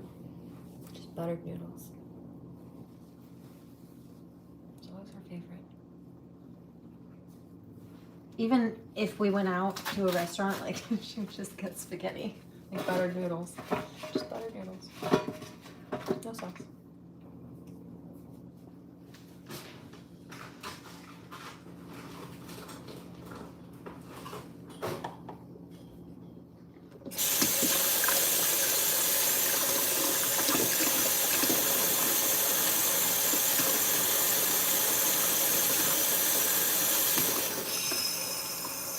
Ow, it's hot.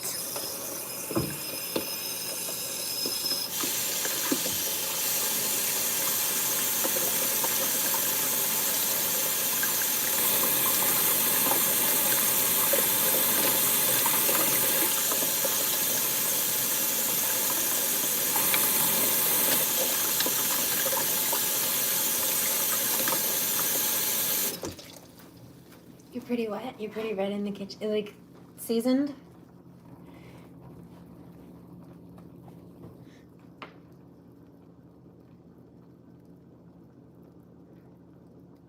Rad.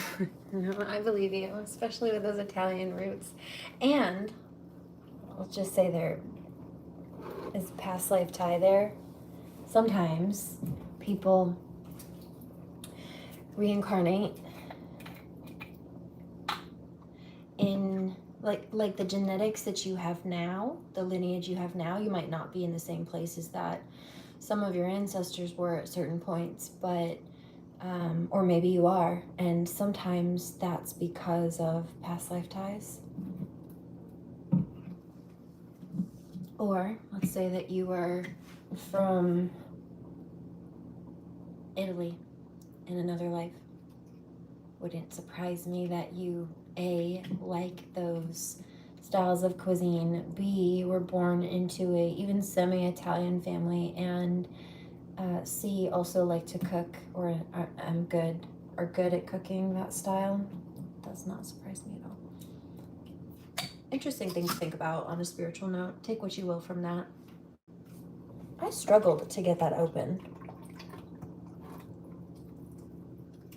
I think that's good. I'll let that sit for, I don't know how long, 24 hours. Call it 24 hours. Yeah.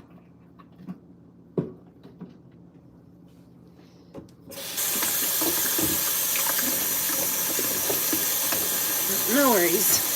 It's not your cup. Oh dear. Should have put gloves on.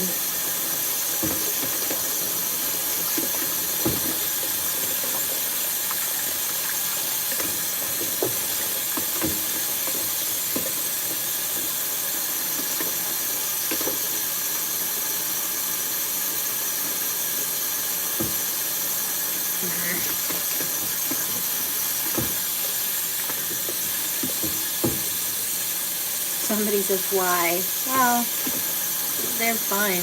They're clean going in, but anytime I touch anything raw protein of anything, any kind, I get a little paranoid. I like to make sure I'm extra clean. In that case, it's just easier to wear gloves, isn't it? Kitchen gloves. Somebody's angry. Here, what is that? Who's that by? Here without you, baby, and you're still on my lonely mind. Think about you, baby, and I dream about you all the time. Who is that? I hear it. What's cooking? Mediterranean. That's funny. You know, that's usually what I eat, the style of cuisine that I eat, typically speaking, or based around those ingredients. Lots of healthy fats. Like, I usually cook with either ghee or olive oil. I like coconut oil too, though, in doses. And lots of vegetables and lean protein. And I found that my body had some food sensitivities. My daughter too. It was just kind of a hereditary thing. But when I found blood type based eating, the way that I had been eating just to navigate my own food sensitivities is the way that my own particular blood type responded to those things. Like, it says that people with my blood type don't really have the body chemistry to break down red meat the same way that somebody with like O blood would. They have more acid in their system, so they don't have a problem breaking that down, but they have to be more careful about over consuming acids like tomato or like pickles and things like that, because they already have so much of that acid, which is why they have the enzyme to break down red meat in a way that I don't, the same way as like lean proteins, at least for the most part. And but I do a lot of pickles and things like that too. And also dairy and gluten I tend to avoid. And those are not good for people with my blood type. It is advised that a Mediterranean lifestyle and diet, though, is implemented for my particular blood type. And interestingly enough, I found all of that after I had already started adjusting my allergen requirements, and it happened to match up. It's pretty interesting. So yeah, I noticed that earlier. Tomato kills. I wonder what your blood type is. That might help to know, Bri. Actually, because there might be something in your body chemistry, like if you have O blood, for example, that might be why. Maybe you have an allergy.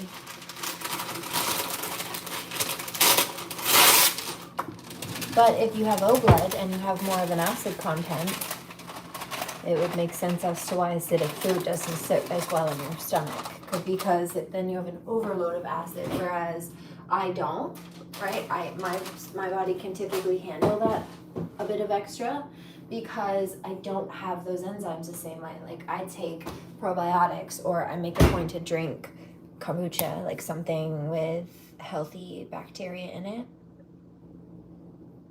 to boost that. It's also good for a lot of things, actually. Got the nerd in me going. As a science nerd, gut health has been linked directly to all things: mood, hormones, sleep, anxiety, depression, all kinds of things. Anything red. You really like caramel, don't you, Peluca? Yeah, I would be interested to know. For you, I don't need to know, but for you, what your blood type is. They may have it at a medical center, your medical center.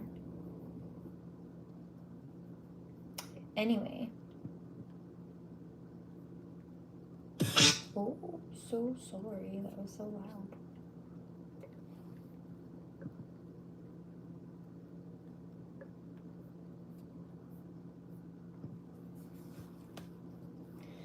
All right. I've been staring out the window, talking to myself, wondering if all your friends know. I want you all to myself, and I love it when you screaming my name. Cause no one else could do it the same. Don't remember when you flashed me, hoping all I saw was getting jiggy in the backseat. Sparked another spliff and then she asked me. Yeah, I also wonder, is it something in your system that doesn't, like a blood type based thing, that doesn't tolerate red meat? Or are you missing something? Like, in some cases, it's not a matter of avoiding certain things. It's just a matter of like adding certain things in to help. Like if you have a hard time breaking down certain things, somebody says kind of like dairy, you know how like if people are lactose intolerant, they can get, what are those called? The pills that they can take to make them like not lactose intolerant for that meal. They take them before they eat a meal that has dairy in it so that they don't have a bad reaction to the whatever is in it. It's like the lactose, I think. It could be like if your body has a hard time breaking something down, adding like probiotics or something in beforehand, prebiotics and probiotics or something like that. It just depends on your body and your system, but it can help to know what the issue is, so you know if it is simply that you need to avoid that, or if there's an alternative solution, if it's a bigger problem, like you're lacking like the proper flora count in your system in order to properly break the things down. Maybe you just need to add them. If you drink tap water, like town tap water that has chlorine in it, that will kill off your good gut bacteria. It kills off bad bacteria too, of course, because it's chlorinated to kill bad bacteria in the water, but then it also kills the good bacteria in your stomach and can counter-effect the effects of even probiotics that you're taking on the flip. So, something to think about. Kind of like antibiotics too. Something to think about. Yeah, somebody said, holy shit, I didn't know that. Yeah. Yeah, so if you're taking probiotics and then you're drinking chlorinated water, it kind of defeats part of, you know, you're not helping as much as you could be, for sure. Not helping yourself or the bacteria, the good bacteria. There's a couple things that make you happy. Well, I just wanna be around you. Tell me when you're up around two. Anything you ever wanna do. Oh, side note, part of what I do when I work, I'm not just a psychic medium. I also am partner in a biotech company. In fact, what I should do is put my other website page back up about that. I'm partner in a biotech company where I educate about, it's called nutrigenomics. What it is epigenetics. It's biohacking. And so it's using nutrition to affect the cellular structure of the genes and helping trigger the body to do what it is naturally supposed to do. That over time, like the rusting of a car engine, it struggles to do. It reverses oxidative stress. I hear sirens. I think it's clairaudiently.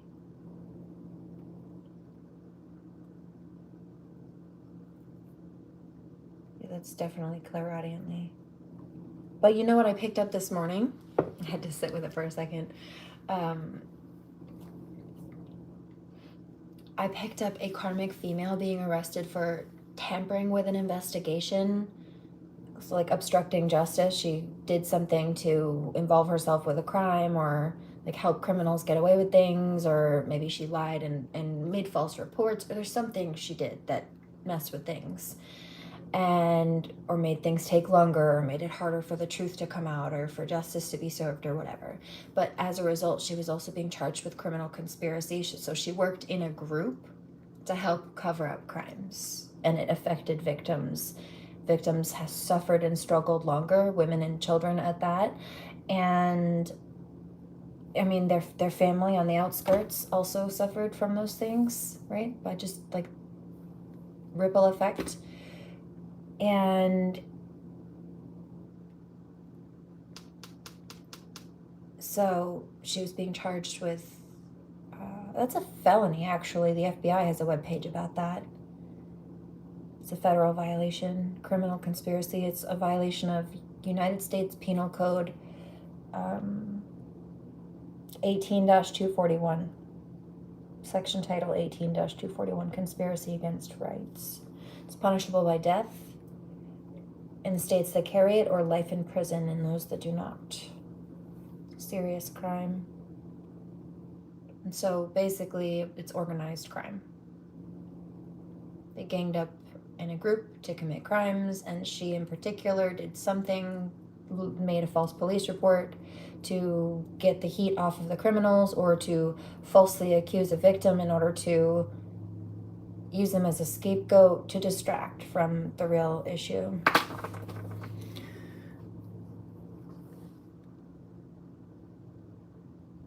A wizard. Punishable by death. Yeah.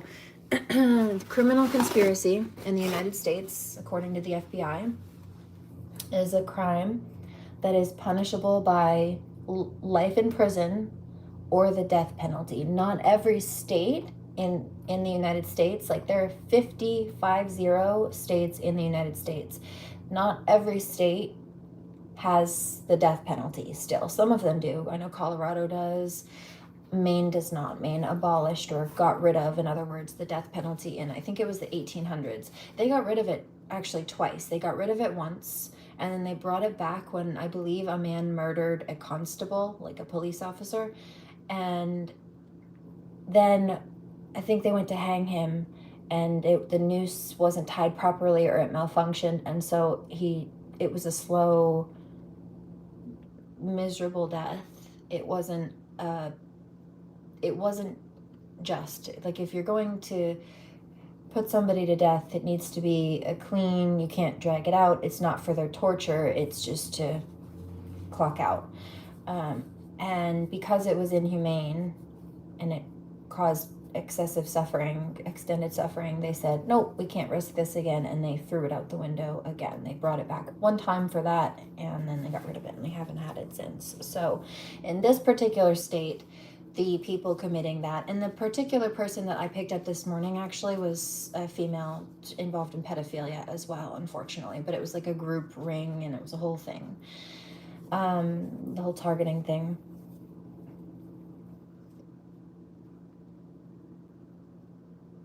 So yeah, criminal conspiracy, an obstruction of justice, or perverting the course of justice. It's in order to keep victims from getting help, keep criminals from getting caught.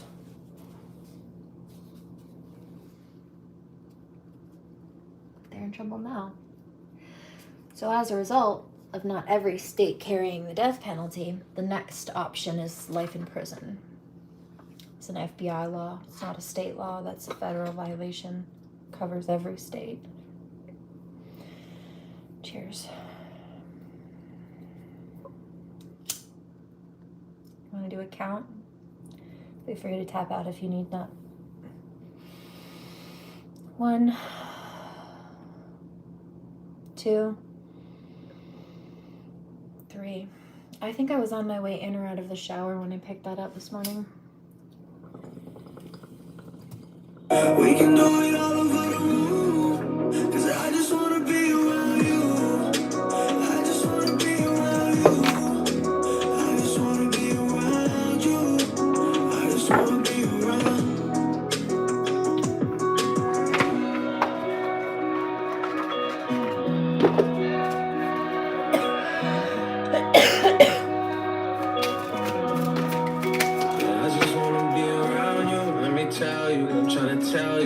eat you up like Italian. I love Italian. You know I love when you tell me you love me. I found this song earlier, or it found me. I forgot about this. We just talked about all of that. Let me tell you, I'm trying to tell you, I eat you up like Italian. I love Italian. You know I love when you tell me you love me. You know I love when you. Okay, so the pedophile I picked up this morning was a water sign. It was a Cancerian, actually. So there's something they tried to hide, or are trying to hide out, possibly at a motel to skip town. Possibly trying to hide out from investigators. Oh dear. Affair, runaway. Yeah, see, so this may have been a karmic couple that did this, and in fact, this particular karmic female was doing this with that same karmic male who was laughing earlier, and I had to pull cards on earlier, so yeah. I just heard rigged the system. Yes, they did. Well, the reason that those penalties are so bad is because these particular crimes, while technically called crimes against humanity in this country, if they were the same exact crimes, they were committed in, there have been bombings recently in Syria, right? Let's say it was an active war zone like Syria. The same crimes here, if they were committed there because there were active bombings going on, it would be classified as a war crime. That's a huge, serious issue. And a crime against humanity is not a small thing either. It means you're being a tyrant against what's supposed to be a civil environment, humanitarian. So at that point, it's domestic terrorism because it's in-house terrorism. That's why it's a huge issue. If they were doing this to other people in other countries, like going over there and terrorizing people, or there was this going on in other places like active war zone countries, they would be put to death, typically speaking. So it's a serious issue. Most people don't understand. And expectedly so, a lot of people don't even understand basic laws. And I think that a lot of people like it that way because when people don't understand their own rights or their laws, they're easier to control into compliance. But hey, runaway, affair. Okay, so seems like a group. My stomach just dropped. Somebody's... Oh, yeah, see? I'm bursting the bubble of those little karmics who thought, like Bronwyn said in that title that popped up earlier, they celebrated too soon, didn't they? Cult just popped out. Yep, see? This was a love, I just heard almost love triangle. This may have been those cults do those, like, group sex parties and things like that. Sometimes they think it'll amplify their ritual. Look, homicide. Female. They tried to murder Divine Feminine at that. She might be scared that people are coming after her for what she did, or her involvement in what? Trying to take out somebody that they saw as a celebrity? Yeah. Sounds like it. Power supply, celebrity, party, meeting. Yeah, they were they worked as a group to set somebody up. For what? I just heard destiny swap. They're upset at somebody's popularity or likability. I just heard fame or potential for fortune even. Wow, dismemberment just popped out. So they wanted to, first of all, cause divide and conquer situations. That's not new. Napoleon Bonaparte favored that war tactic in France a long time ago. In what, 1800s maybe? Wasn't it 1800s? I think so.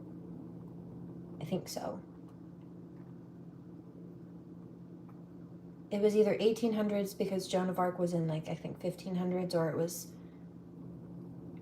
1400s for Joan. Hold on.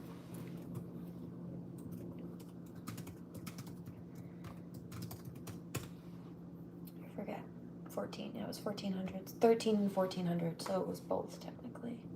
And then it was like, what was it, 15 to...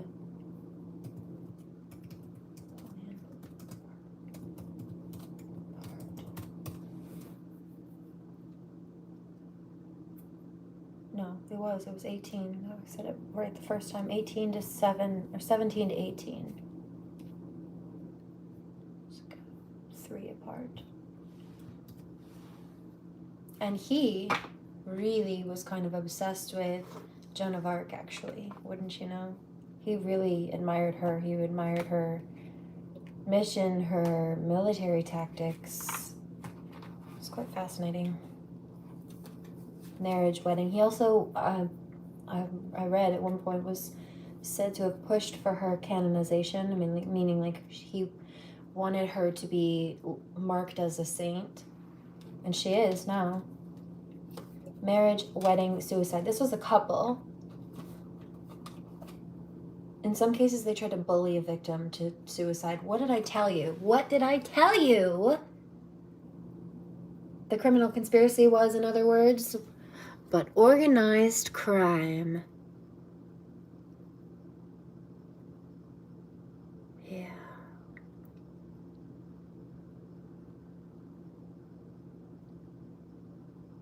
What did I say? I'm psychic.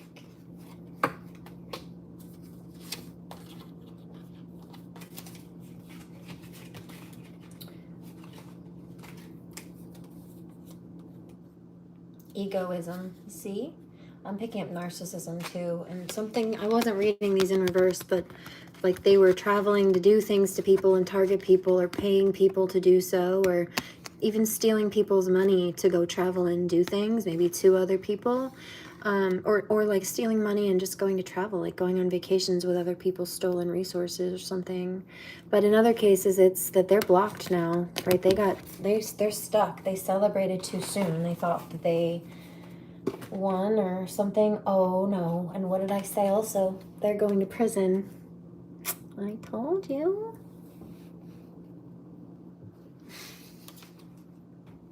For fraud also, like I said, she made false reports or lied to the court. Oh, and is regretting it now. And her perversion, because I did say she's a pedophile. Cancerian pedophile. Water sign. Like a 50-year-old female pedophile who worked together with a immature karmic male. In fact, the same toxic energy that was coming through trying to laugh earlier. It's not so funny anymore, is it? It won't be in a minute.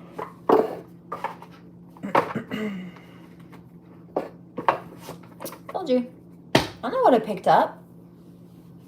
There are your pictures for the book. In case you doubted it, I did not. Let's see. What do we need to do to shift this focus upward? Or to neutralize this shock of the new. Let these new beginnings come through. Also music. You see all the music notes? I was just looking at the screen to try to figure out what I do. Let's do music. I also have a couple of true crimes and some things up here, and I do need to try to probably make a snack at some point to at least stabilize my blood sugar because I feel like crashing a little bit. But I'll be fine for a few minutes. And I want to carve that pumpkin still. So we're going to do that. Be the hunter, not the hunted. What did I tell you? That's why I knew I needed to address these situations. Let me tell you, oh, these karmics think they're going to hunt us. Oh, no, baby. No. I saw that.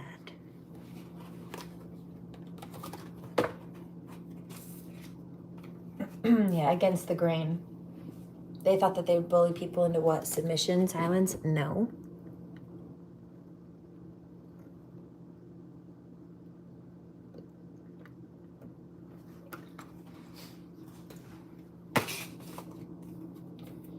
Faith in the process.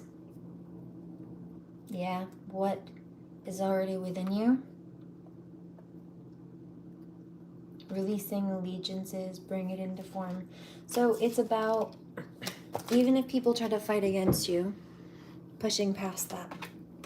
No matter the struggles, having faith in the process, trusting the divine, right? Focusing on the light and the dark, the communication, the bird song,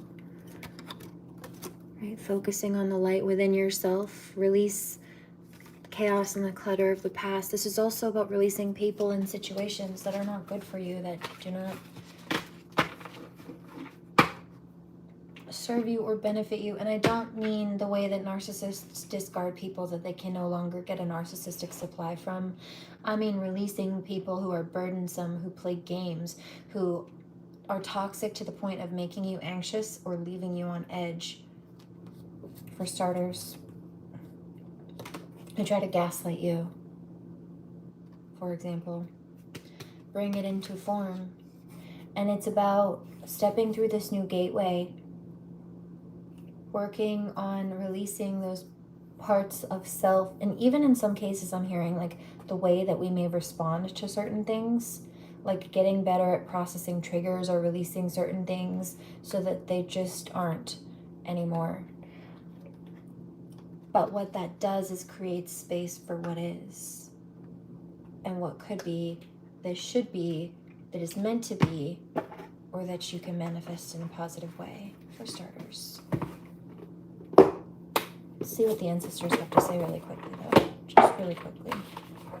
Actually, no.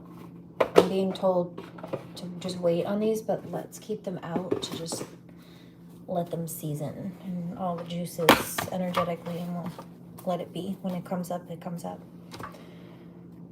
Where do I put these? Do it here.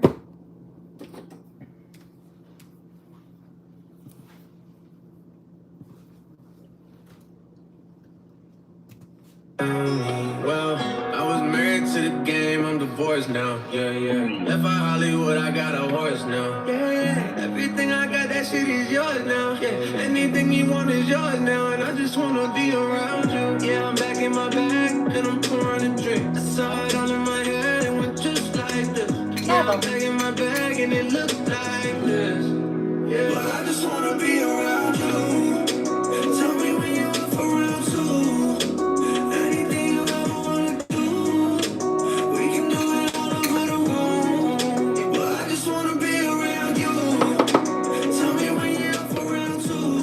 He's talking about traveling, or like spending time together. Are we traveling to spend time together, or?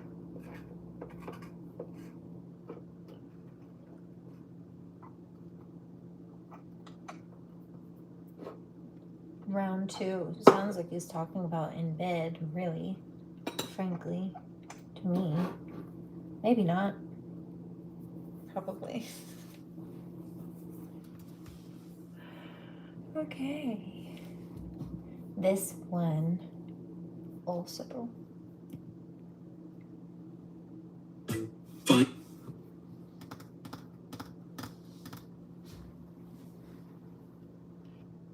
Cold wear. Is it cold? Yeah, it's been a little bit chilly lately. Yeah. Sometimes. Especially at night. It's definitely fall in the night. It feels like.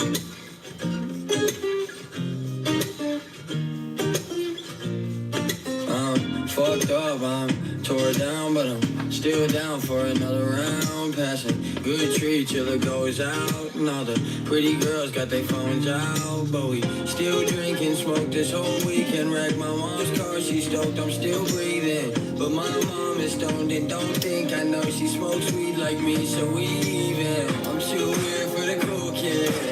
I'm too cool for the weirdo. I moved out, got my own crib. Now Jake's dad is my hero. A peanut butter sandwich, lyrical lemonade. I fucking hate this warehouse, at least I'm getting paid. My car a piece of shit, but I still keep it clean. I gotta get this music out so I can live my dream. Life sucks, I'm hip, I smoke weed and talk shit. My friends think I'll make it. Too bad all my friends are brainless. Oh me, oh me, oh my. I've been drinking half my life. Oh me, oh me, oh my. Someone pour me one more time. Fucked up, I'm tore down, but I'm still down for another round. Passing good treat till it goes out. And all the pretty girls got their phones out, but we still drink and smoke this whole weekend. Wreck my mom's car, stoked, I'm still breathing. But my mom is stoned and don't think I know she smokes weed like me, so we even. I'm too weird for the cool kid.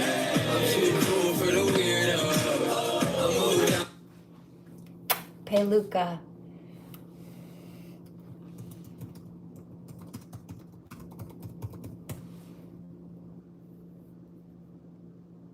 Beso de chef.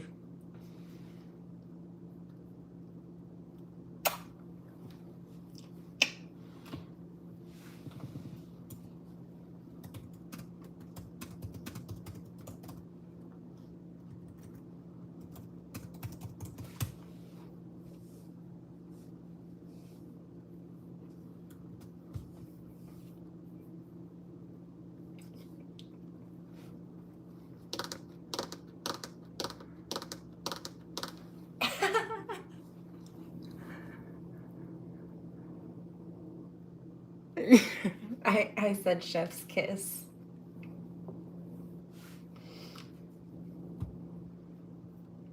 From my kitchen.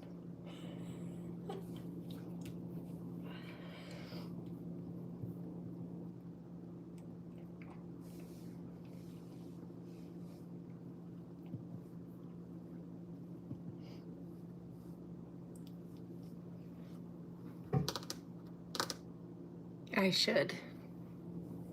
You're right. I love this song. It's Cool Kids by Honest Ave. Oh dear.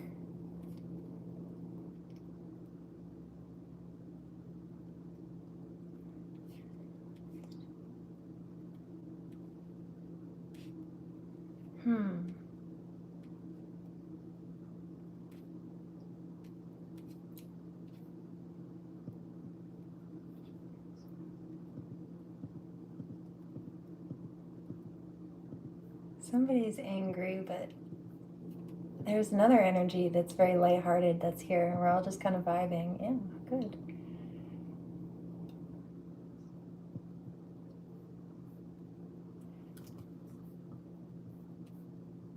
I got one.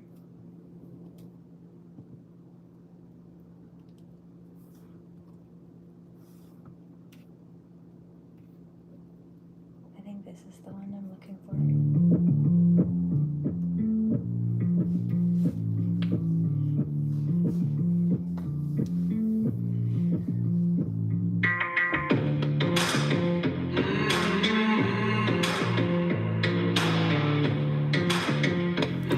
This again. I'm a symbol of madness. You're a lover of the tragic. Do we need to know more? I'm a blur of the fine lines. You're a drop to the moonlight. Do we really need to go? No, you don't wanna be alone. Don't wanna see me go. Don't roll your eyes. Just leave things at the door. Drag your feet across the floor. You know I'm right. Don't roll your eyes.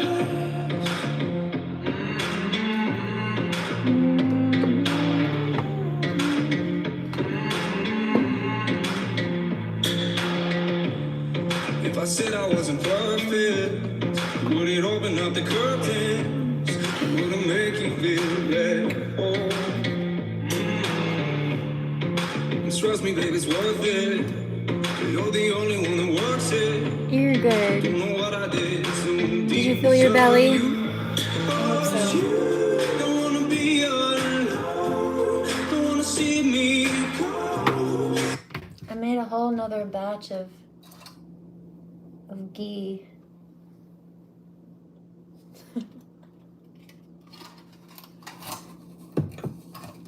I get cool fully the rest of the way and settle before I put that lid fully on it. But Oh, you're right. Just leave things at the door. Drag your feet across the floor. You know I'm right. Don't roll your eyes. somebody said that's a lot. It kind of is actually a little bit, but last a while, what I've done is take all of the milk out of it, so it's just the oil, it's just the fat in it. So you get all the flavor of that extra. It's just clarified butter, but it's solidified, or has been. And so because all of the milk product has been cooked and then skimmed out of it, it's shelf stable. It's just like oil in the cabinet at this point. But I salted it as well. It was already salted, but I added extra salt to it. I don't know why. I feel like doing some, maybe it's, I don't know why. I don't know if I'm cooking the salt out of it when I do that, but I find that it's like not salty. So I always add salt. But it also, between having nothing in it that is perishable at that point and then also adding salt, it makes it wildly shelf stable. I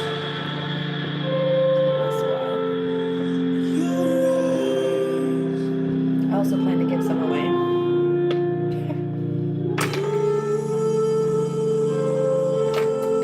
Fun facts in my kitchen.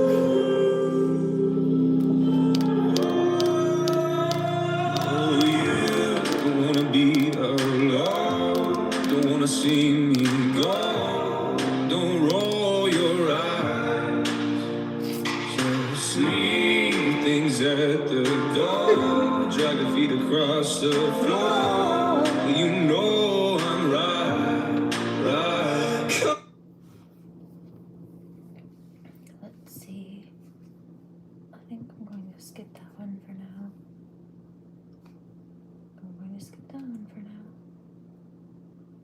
Also that one. Let's do this. I feel like I've seen this one. I don't think I should watch that one right now. Maybe. I'm hearing to go for it, so let's do that. Alright. Okay. This is Coffee House Crimes, folks. Also, we're going to move over here. Torekov, better known as Apator, had faced his fair share of hardship. With the troubled past and, later, the grim reality of a cancer diagnosis, he made a promise to himself to live life to its absolute fullest. Now, for him, that meant skating across frozen lakes in little more than his underwear, all while downing an entire bottle of vodka as if it were nothing more than water. To most of us, it might look like a reckless dare or the work of an unhinged person, but for this Norwegian man, it was therapy, kind of like a bizarre ritual that helped him cope in the darkest of moments. Whether by coincidence or science or sheer resilience, Apator would not only outlive his diagnosis, but would even build a massive following in the process. And from that point onward, he swore to keep pushing life to its limits. However, tragically, little did he know that the very thing that gave him strength and would help him rise to fame would also one day become his downfall. Welcome back to Coffee House Crime, folks. My name is Adrian, and today we're exploring the story of Apator, the YouTuber who seemed to have ice water coursing through his veins. From a quiet Norwegian childhood to worldwide internet fame, Tor's journey was nothing short of remarkable, though sadly, it ended with a bittersweet final chapter. Now for me, this video is as much a tribute as it is a story, because on the weekends, my friends and I would often watch Apator's videos, usually with a drink or two in hand. And while we may have always laughed at his ridiculous behavior, I never truly appreciated how extraordinary his life was until now. Oh, and by the way, please stick around to the end of the video for an announcement. Anyway, with all of that out of the way, please grab yourself a coffee, subscribe if you haven't yet, get comfortable, and come along with me as we celebrate life and the life of Torekov. This is the case of Apator.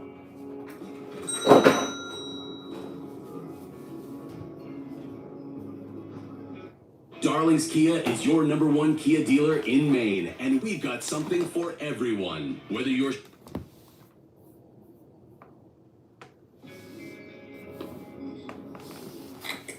Hello folks, og velkommen til Norge.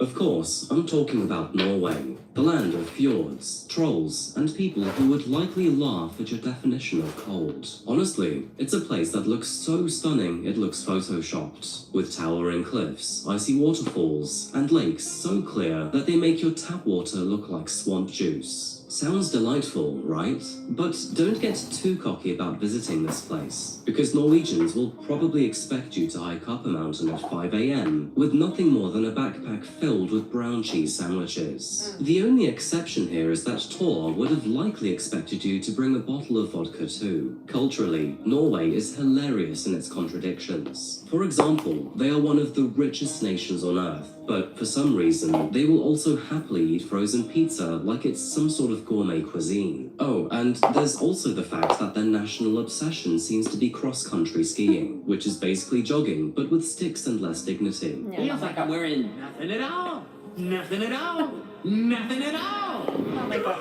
But in all seriousness, here is the real truth. If you can handle the 5 a.m. hikes, frozen pizza, and skin-tight joggers, then the rest of Norway is absolutely magical. It will humble you with beauty, freeze you into humility, and remind you that life is better with mountains, vodka, and maybe a slightly terrifying troll staring at you from the souvenir shelf. And it was here, in this amazing country, that Tor grew up. Born on November the 22nd, 1964, Tor Eckhoff lived in Kristiansund, which can be found on the western coast of Norway. It's a place where the ocean bites, and the wind seems to teach you some form of manners. So, it wasn't just that he was used to the bitter cold.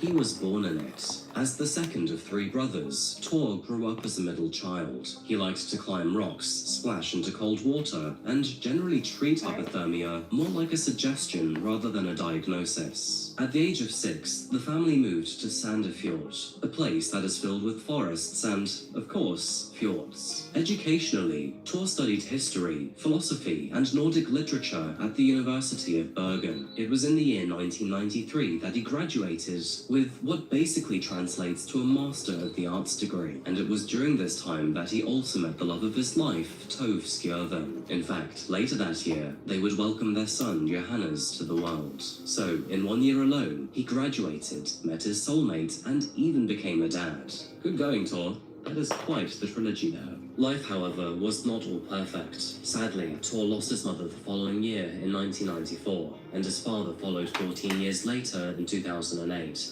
Two heavy blows that he carried with him quietly but deeply. And as it turns out, he was wrestling with his own demons too, because the routines of city life had begun to grind him down quite heavily.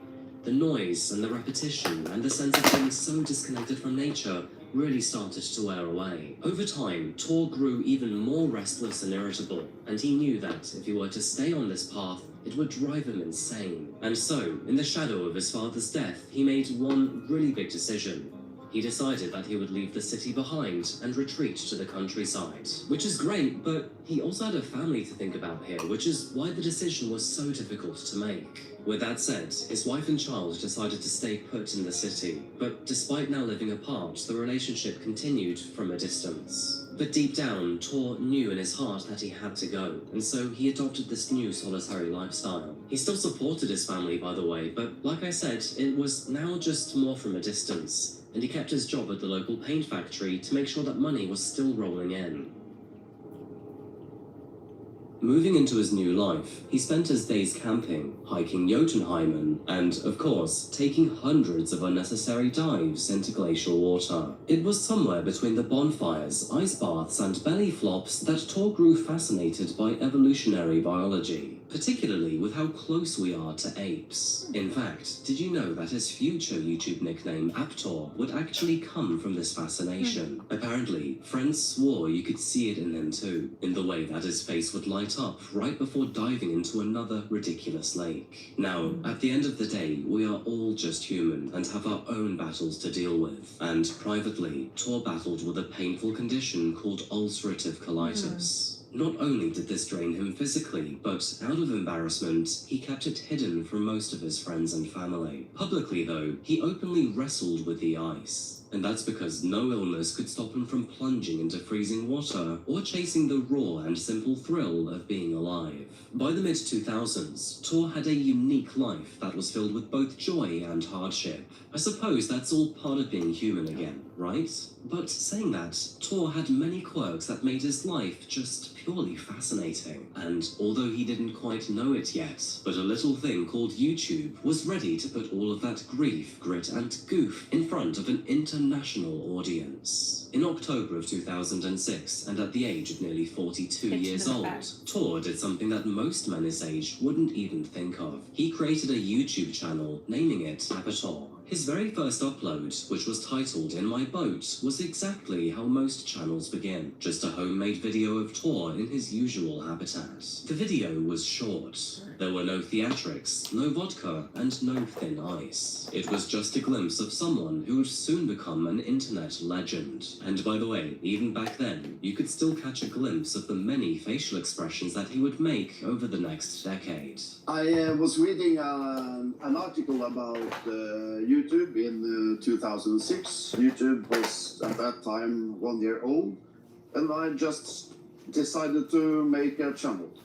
I had no plans, nothing. I just did it for fun. For years, his uploads would slowly trickle in, which included camping trips, fishing, and fierce Norwegian winters. It's funny, but even back then, you could tell that Tor adored the ice. As the confidence in him slowly grew, the silent comedian in him gradually emerged. And although he rarely spoke, of course, apart from the occasional mutter or his trademark EB, words were never really needed for this sort of content. Even now, the sight of him just makes me laugh and shake my head. Honestly, this guy is such a character. Anyway, his breakthrough would finally come in the year 2011 with a video that was named On Thin Sea Ice 2. That felt really weird saying. On Thin Sea Ice 2. Is that 5 words or just one? The video involved Tor skating on cracking ice, plunging through holes in the sea, and swigging vodka, all while grunting like a seal. The video was reckless, absurd, silly, and also impossible not to watch. In just over a week, the video had gained more than 1 million views, and all of a sudden, blogs, forums, and other YouTubers were all talking about this crazy Norwegian. So, of course, from that moment onwards, Tor decided to double down into his niche, that being vodka, eep eep, and chainsaws on ice skates. And within only a couple of years after that, he went from friendly lunatic to legendary friendly lunatic. So, by the late 2010s, Tor was still living this strange double life that many of us YouTubers face when we haven't quite made the jump yet from our old jobs to full-time content creation. Personally, I know this feeling very well, because I actually worked as an engineer for 3 years after Coffeehouse Crime took off.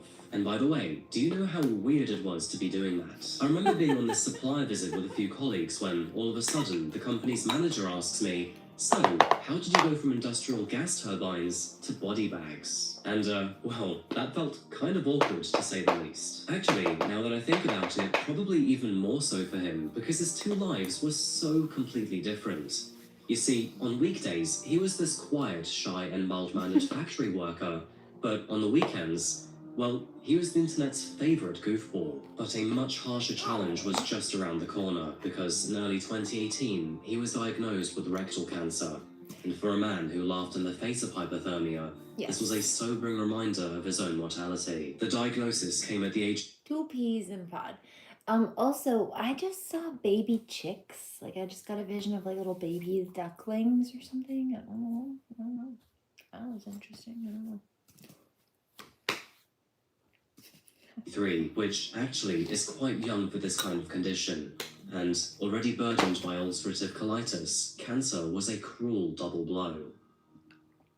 While privately he and his family wrestled with fear, publicly nothing seemed to change. And if there was one thing about Tor, it's that he never backed away from a fight. He met the diagnosis with stubbornness, and perhaps a shot of vodka for courage too. Later that year, surgeons removed the cancerous part of his body. The operation was serious, and would leave Tor with an ostomy bag for the rest of his life. For someone who liked to live half naked in freezing lakes, this could have been devastating. But Tor was Tor. and he wasn't going to let anything change him. When he eventually told his viewers about his diagnosis, he did it with candor and even humor. There was no self-pity or even dramatics in this video, just a quick message to say that he was still thriving regardless. In fact, cancer did not seem to even dim Tor's spirit. If anything, it sparked it. The brush with mortality reminded him why he'd been diving into ice in the first place. To feel alive and to celebrate it.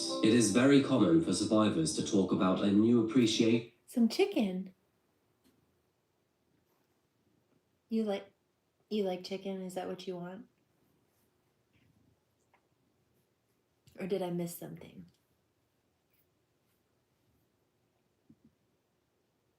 You know, it's funny. I just had a couple of dates, dried dates and nut butter, just to stabilize my blood sugar. But I was planning on making like I have some turkey in the fridge. I was going to make some turkey tacos. Oh, baby. Okay. No, you don't eat those, you silly goose.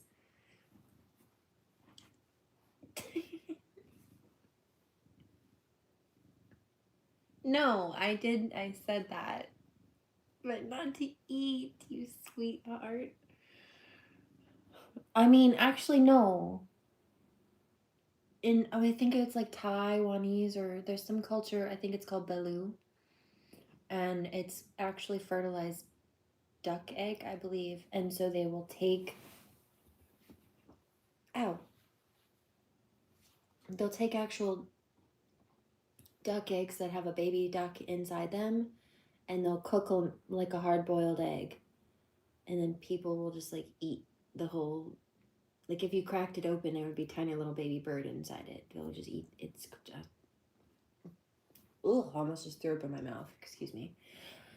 I don't mean to be rude. I don't mean to be... I mean, it's their culture. It's their thing. It's their thing. Technically, it's like eating a chicken. It's like a cross between a chicken and a hard-boiled egg, but it's just like the baby version of a chicken. And I'm not going to shun their culture. But I don't want it in my mouth, personally. And that's okay. But I have a hard time thinking about it.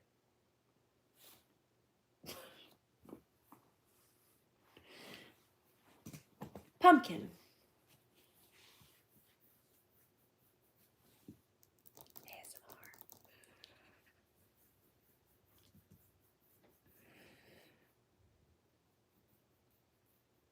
I think so. I couldn't do it. There are some people that travel, or they know foreign people that, I don't know, that still, I don't know. I just heard H-Mart. I don't know, whatever it is, it's their culture.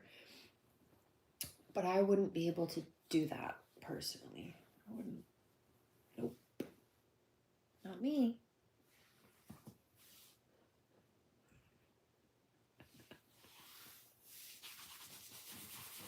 I also rescue chipmunks and mice.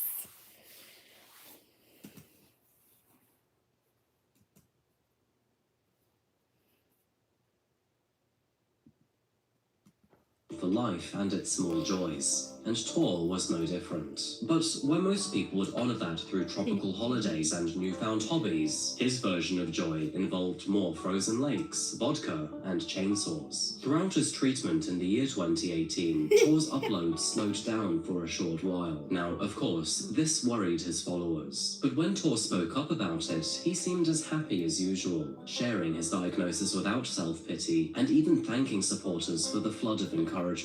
The positivity that Tor had been giving to the world was now coming back to him tenfold, and the experience of going through cancer gave all of his stunts an added weight too, because each time that he jumped back into the ice with that cheeky glint in his eye wasn't just comedy anymore. It was proof that not only was he still alive, but he was laughing and happy too.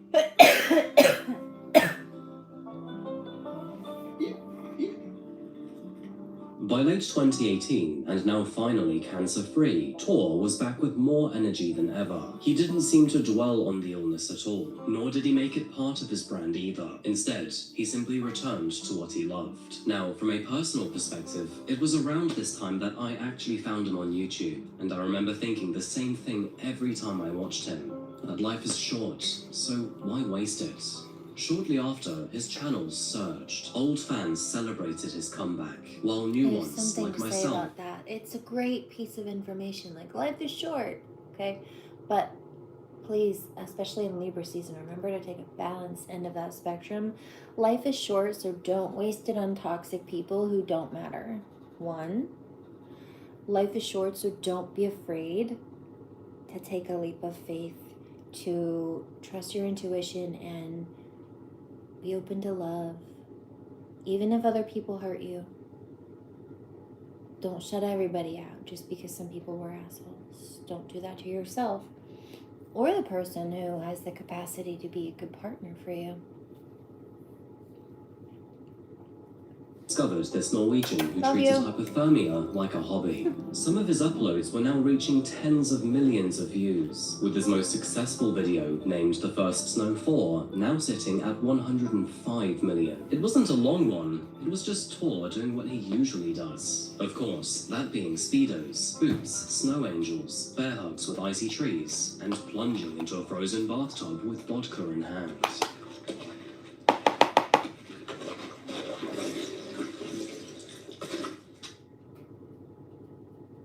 I feel like I need a break from this one. I don't know why.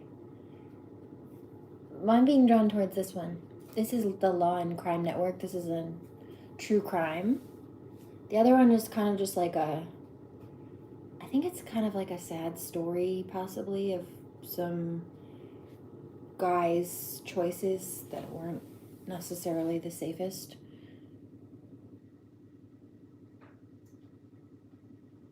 It's just a general summary, I think.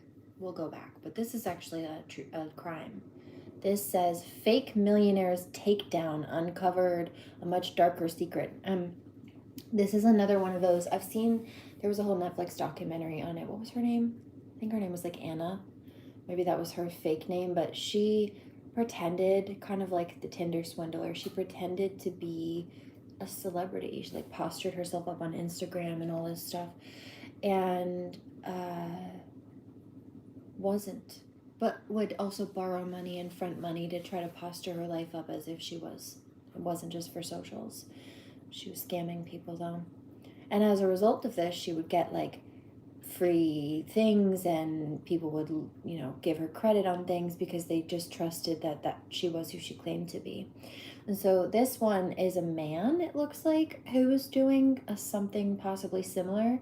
Fake millionaires takedown uncovered a much darker secret. I don't know what that secret is, but I want to know.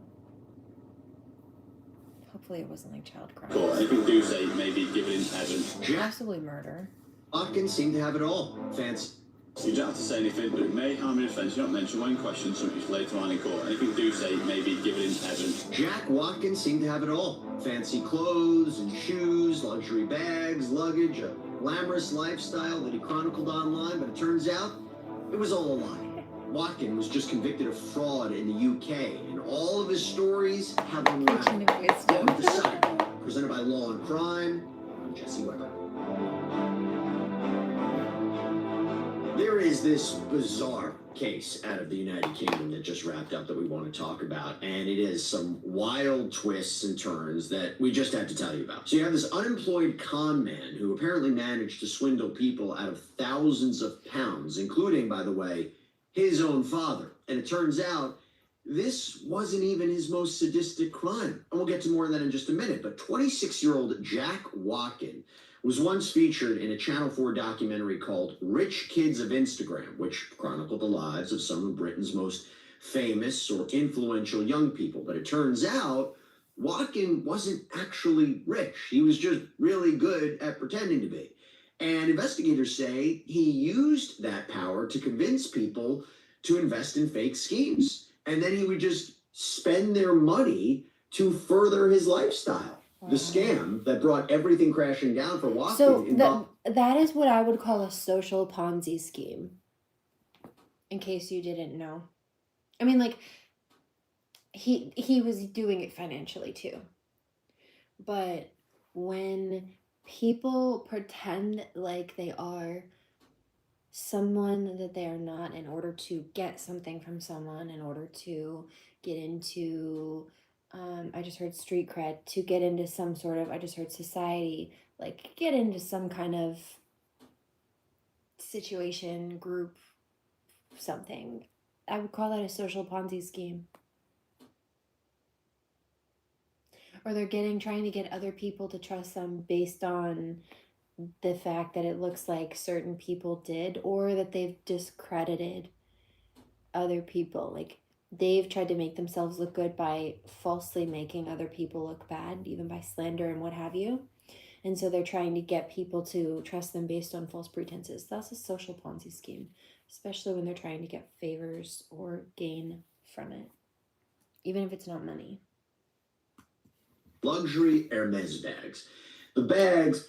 Oh, the cat is black. I have 2 cats. Pew.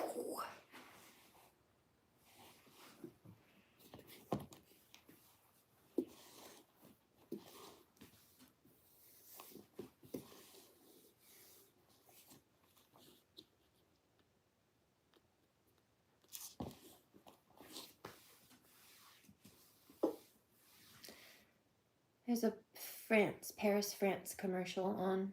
It's Hermes. But it's French. Where he was supposedly one of these registered customers and was buying and selling exclusive handbags that most people didn't have access to. And he offered others the chance to buy and sell too at a profit. But once they handed over their money, they never saw it again. So to keep up the ruse, investigators say Watkin used the funds he'd stolen, as well as loans from banks or pawnbrokers, to go on fancy vacations and stay at wildly expensive hotels like the Dorchester Hotel in London. Prosecutors say that between March of 2019 and December 2022, he spent more than £139,000 at the Dorchester. He posted photos and videos of himself in exotic locations, wearing clothing and shoes from top fashion designers, carrying luxury bags. He even referred to himself as a Kardashian of Cheshire. One of the women that he tried to defraud caught on to his scheme. And when she posted her suspicions to social media, things quickly started to unravel for Watkin. Okay, talk more about this. I want to bring in London lawyer I'm ready when you are. Nick Brett. Nick, so good to see you. Thanks for coming back here on Sidebar. Jesse? Can I tell you a secret? It's not really a secret, but kind of. So it's here. I'll show you. It's just stoner etiquette. I don't mean to. It's like a perfect yin yang. But when Dell was alive, again, he died in 2016. But when he was alive, we would always share bowls. When he was away at work, that's when we would do the count like that. So we would do it on the phone at night. And hi, baby kitty. Black cat. Yeah, we got the cats together, actually. Let me know when you're ready, Joe. And it's just like stoner etiquette. When one of us would hit the bowl, like typically we would each try to give each other greens, stoner etiquette, but whoever would take greens, we also had the pinky promise. We called it a Hawaiian pinky promise. We'd lock the pinkies and then like kiss the back of our hands and then seal it here.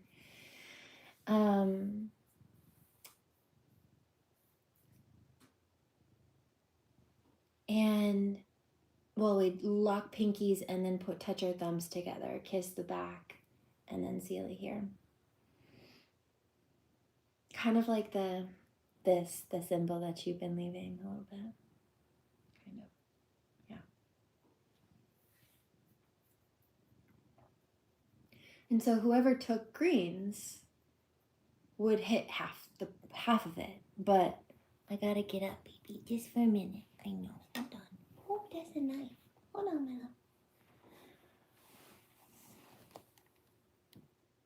Perfect yin yang. I don't know if you can see that. But I still do it. Most people will, they just like hit the whole bowl if they're smoking themselves, right? I can't even, it's just muscle memory, which is kind of a sad thing at this point still, because it's been like 10 years. But I still hit half the bowl. So I left myself another half pack.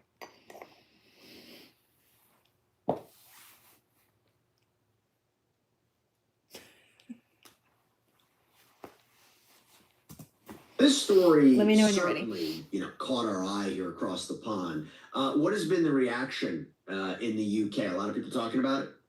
Actually, there has been quite a lot of press coverage in all the main newspapers, in the Mail and the Guardian, on the BBC, because as you say, Not he really was featured, secret, wasn't but- he, as a younger person on a documentary, and so he's brought notoriety onto himself over here, certainly.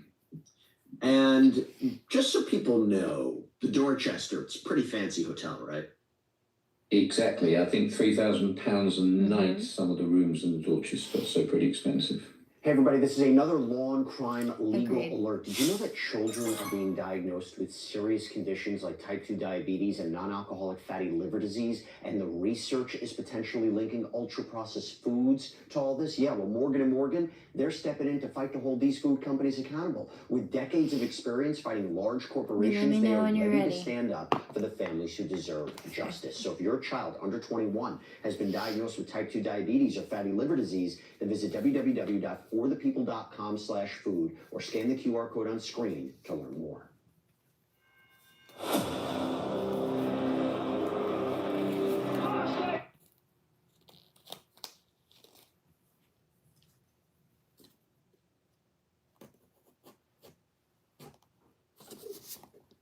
Oh God.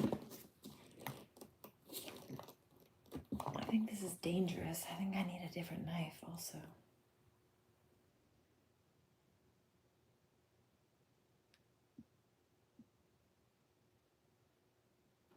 I'm just waiting for you, Fiaz.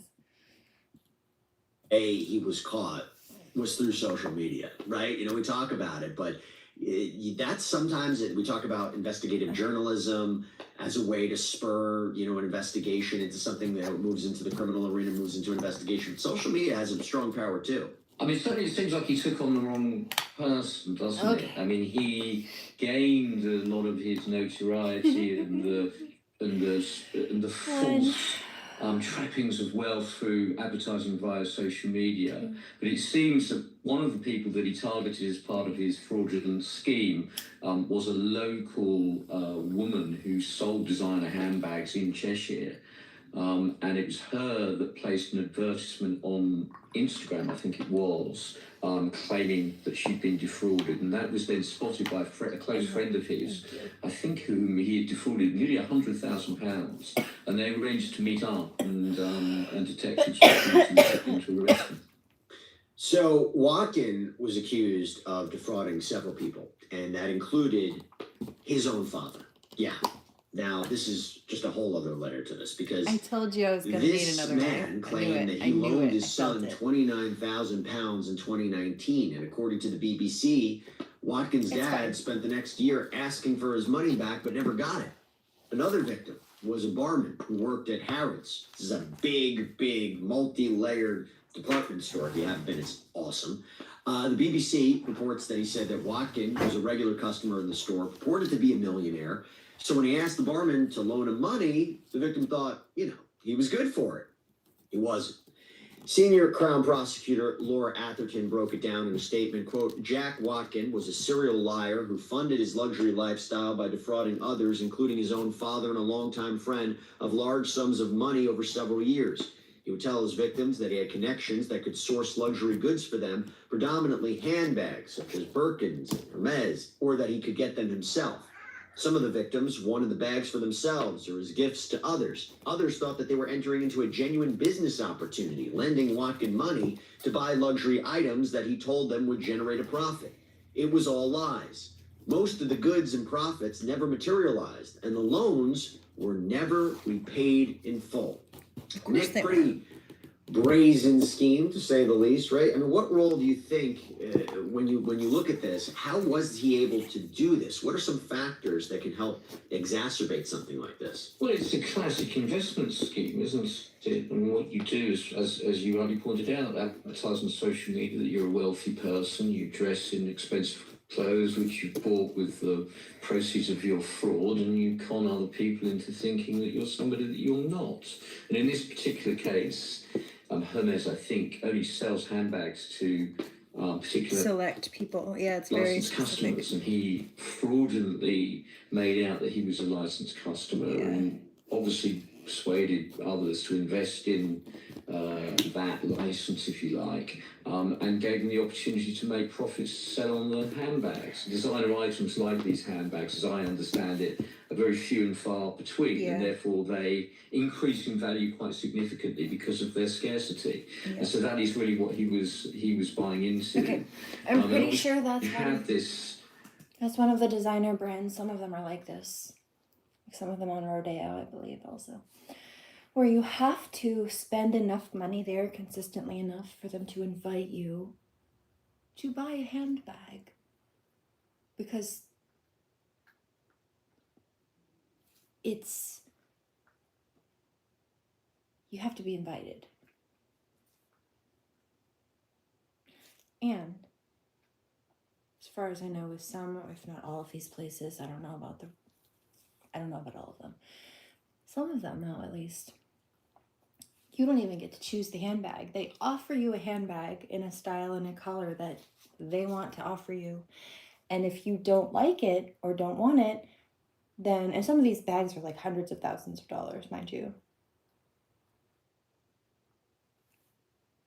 If you don't want it, you don't have to take it, but they won't offer you another one, probably.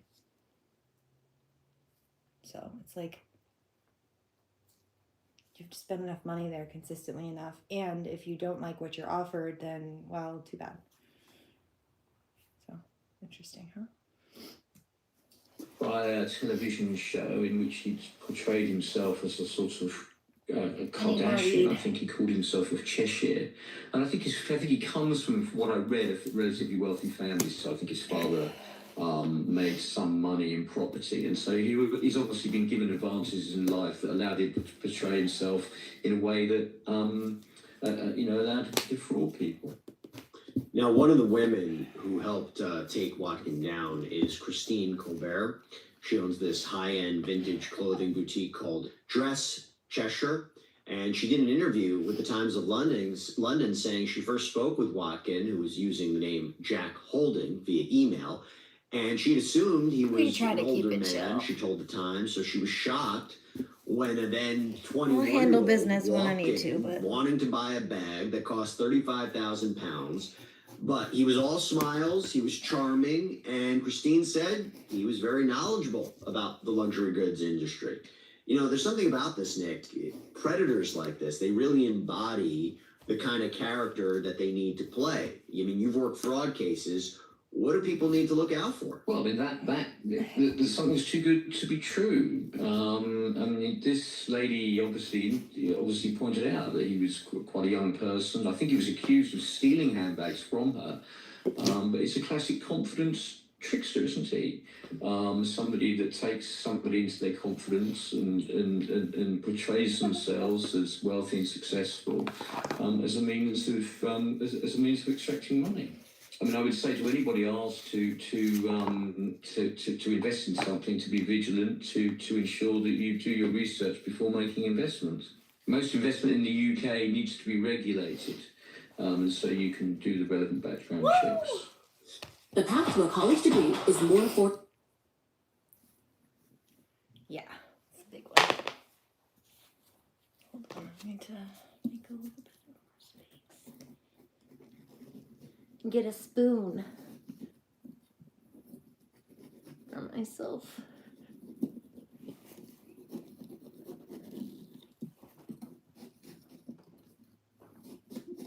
I think that's fine. I don't want to take too much out because then it will fall through. don't think it will. I made it fine. Oh, I'm just getting started. What do you think? With Sophia Learning, you can take real college level. Hey, now. Thought we skipped you. Yeah, it's Thank not you. full protection, but I hear you. And look, at some point, here's what happened. Watkin approached Christine with his business venture, involved buying and selling bags at a profit. She was interested. And My she told nose the is Times running. that she lent him £5,000 to buy a bag and soon received her money back plus $1,500 profit. But as she continued to do business with him, she says he defrauded her of at least £130,000 over 2 years. She says he always had a reason why he couldn't hand over the money immediately. And he also stood her up when she tried to meet up with him in person. She told the Times he would make excuses. He was always ill, abroad, or entertaining. He would reassure me and say, don't worry, your money's going to come. I'm still going to return your bag. He was very clever at giving you hope. And she says at one point she even handed over a customer's handbag that she was helping them sell, which he'd offered to buy on behalf of his own client for more than £18,000. But when he only sent £11,000, she ended up covering the shortfall.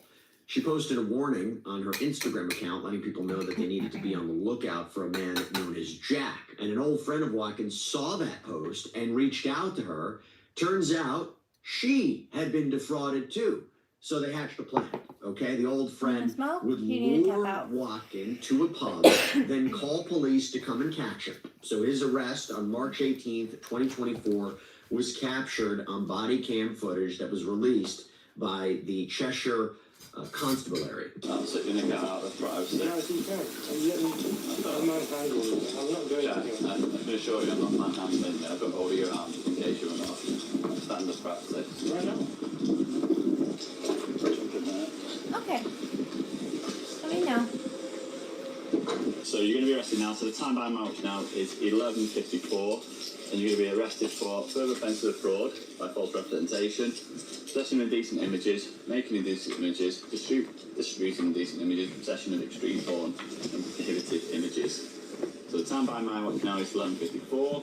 You don't have to say anything, but it may harm your offence. You don't mention when questioned, subject to later on in court. And if you do say, maybe give it in evidence. So I'm going to have to put these cuffs on you for the journey. So you're going to the same way we went to last time, to the custody suite, right? And then we're obviously going to interview you. So we'll do that matter now. I'll talk to you in a minute. We've got a long journey to talk about that. So give me 2 seconds. I want to know because I need to talk. Well, I've just talked about that then. Yeah. The foreseeable future, you're going to be in our company for a good 6 hours. So that's where we're at the moment. Now, Christine told the Times that she was in a nearby car watching the scene unfold and said she jumped out with excitement, and that was something that she had waited years for. According to the Crown Prosecution Service, Watkin told investigators that it was actually his mother and an unnamed partner who were funding his lavish lifestyle, and that despite being declared bankrupt in 2023, he always intended to pay back all the money that he borrowed, but he just needed more time. Now, Cheshire police released photos of several items they found in Watkins' possession following his arrest, including multiple luxury bags, sneakers, there's more. Nick, we see this time and time again in fraud cases. The scammer always just needs a little more time to get you the money, a little more time to get you the product, the outcome you were expecting, and do you think they become a little more sloppy? It also contains the classic confidence trick, doesn't it? That you give somebody a little bit of profit on the first transaction as a means of getting their confidence. So it's Ponzi scheme. And then you go on to defraud them by avoiding them and then claiming you're going to pay them back later on. But it turns out there's another part to the story. Because when police started digging into Watkins' digital files after his arrest, they discovered something far more sinister. Child sexual abuse material. Yuck. Yeah, according to court documents. Watkin was arrested again in October 2024 on child sex crimes charges. He went to trial for those offenses earlier this year, was convicted of 5 counts of making indecent images of children, 2 counts of possessing indecent images of a child, possessing prohibited images, and possessing an extreme pornographic image. Wild turn to this, Nick. I mean, wild turn to this case, but not completely unexpected in the sense that when somebody is arrested and investigators start looking at their background and their digital devices, that can lead to additional charges or further investigation into other crimes, right? Absolutely. I mean, it's the police will always seize mobile phones and other devices, and I think in this case, what they found on the mobile phone was pretty unpleasant indeed. And as you've said, there were a number of indecent images of children, and he was convicted of those crimes following a trial and will be sentenced in due course together with the fraud allegations, almost certainly to a fairly lengthy term of imprisonment. Yeah, because what happened, right? So it turns out between his two arrests, the one in March, the one in October, Watkin violated his bail conditions by defrauding another man of more than 800 pounds. So when his fraud case went to trial in Chester Crown Court last month, he decided to change his plea after hearing some of the evidence against him. He pleaded guilty to 6 offenses of fraud. You're not surprised by that, Nick? No, I'm not surprised by it. No. Not me. Yeah, as you say, he pleaded guilty to 6 counts, I think, of fraud by false representation.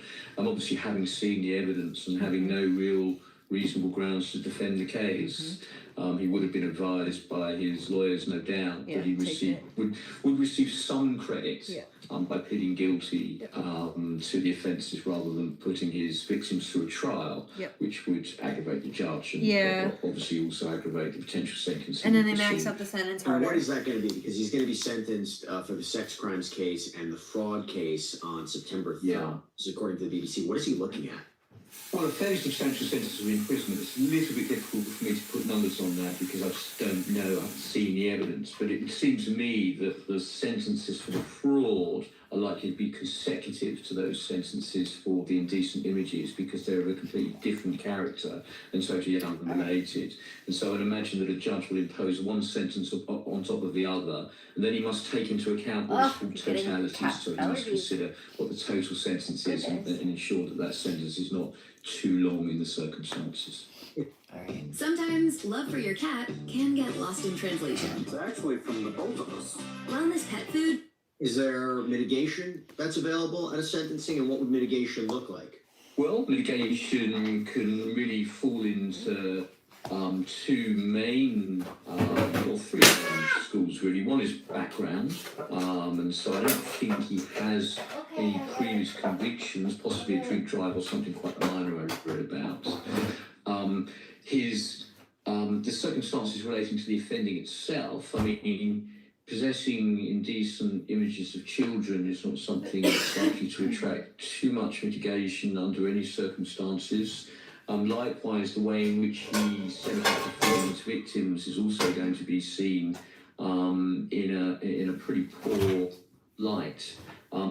His personal circumstances, I know slightly less about, and it's slightly difficult to say whether or not there are sometimes issues relating to mental health or substance abuse or alcohol abuse, which can provide some explanation for the way in which people behave and can act as, a mitigating feature. But I would consider that, having read the facts that I've read, that he would be looking at a fairly significant sentence of imprisonment, and quite rightly so. I mean, fraud is a very serious problem in the United Kingdom now, and police resources are quite limited, and I think the victims in this case were probably quite fortunate that 2 of them were as careful in their the way in which they were able to bring him to justice as they were. Otherwise, the crimes may well have been undetected. And what happens at a sentencing? Good. Do the victims have a chance to speak? Would he have a chance to speak? How does it work? Victims are ordinarily asked to make what's called a victim impact statement, and so they make a witness statement setting out. Yeah, this is important, especially when there's a jury.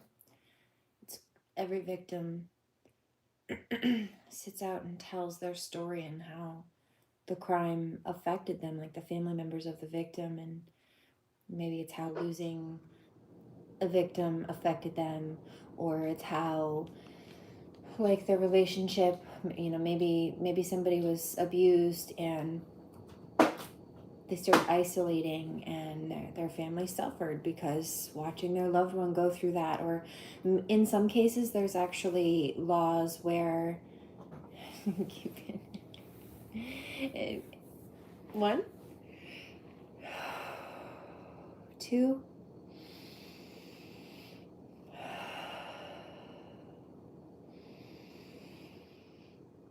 three.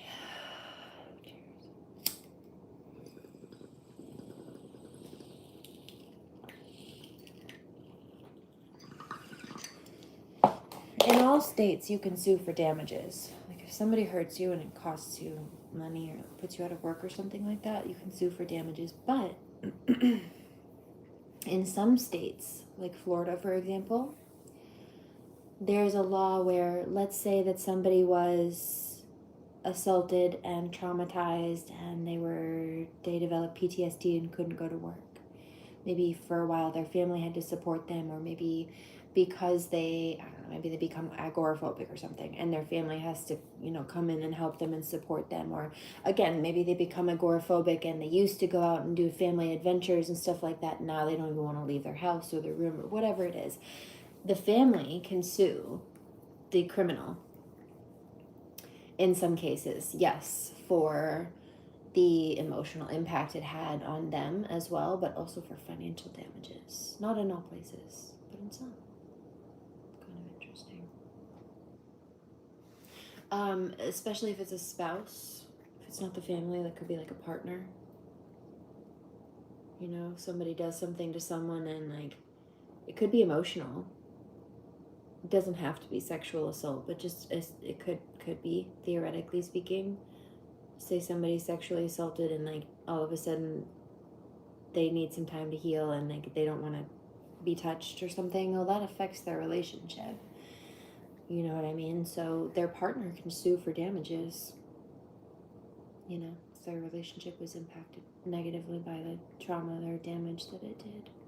A good partner would stay and try to work and help them heal through that, but anyway. Interesting facts. I forget what it's called.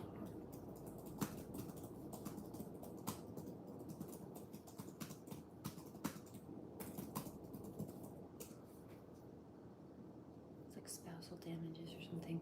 Loss of consortium. Loss of consortium. consortium. Consortium. Hold on.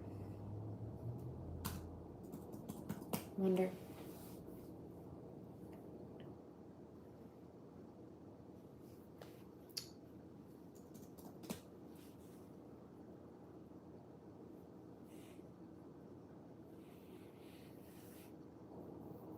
France has something similar to this. Yep. They don't call it loss of consortium per se, but they do allow family members to seek compensation for the harm that's caused by a loved one's injury or death through other legal pathways, such as pursuing damages for their own personal suffering or losses stemming from victims' diminished capacity to provide for themselves or the family. And so it's kind of like that. But yeah. Interesting. Famous. Reasons, setting out how the crime has affected them. So the judge hears the victim impact evidence. He would hear the prosecution's a summary of the case and the offending and the potential financial implications of it, and then he would hear mitigation from the defence team, and then the judge would pass sentence. And following sentence, there may be what are called confiscation proceedings. So there may be a process whereby any assets that he has are confiscated from him in order to pay back to the victims, at least in part, their losses. Do you think there's anything he could say? Anything that he could say that would help him? I mean, I don't know enough about his personal circumstances. I certainly don't think there's anything you could say that would keep him out of prison for a fairly long time. I mean, it's really just a question of how long as opposed to whether he goes to prison. It's like a movie. Exactly. It's like a movie. It really is like a movie. What happened here? And I'm sure they'll make a movie of this, won't they? They may well do. I mean, he's in prison at the moment, as I understand it. I think he was remanded in custody after his plea of guilty, so I think he is waiting sentence in September in custody. Nick, Brett, thank you so much for taking the time. Always good seeing you.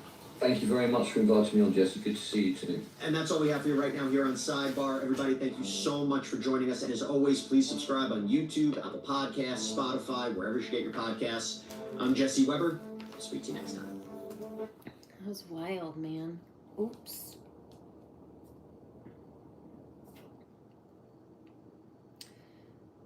Okay, try that again.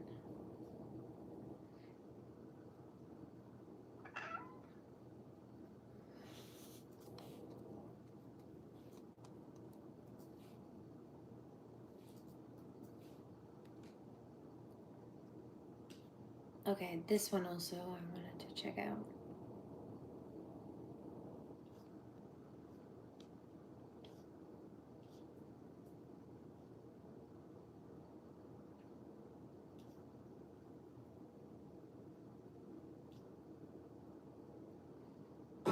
Welcome to the This one's Mr. Ballin. And I've got another one after this too, potentially. It was after 11 p.m. on January 30th, 2012, It's so funny. when Billy Payne Jr. Literally just looked at the clock. Of his wanted to come to a Stop. Love you, but stop. 11:01. It is on the clock on the East Coast. I was just checking the clock. That's how he started this out. house in Mountain City, Tennessee, to buy some drugs. But Billy didn't appreciate getting that call. Sure, Billy was a small-time drug dealer, but he wasn't the crazy bachelor he used to be a few years earlier. He was 36, and he had a family now, including a 6-month-old son who had finally fallen asleep.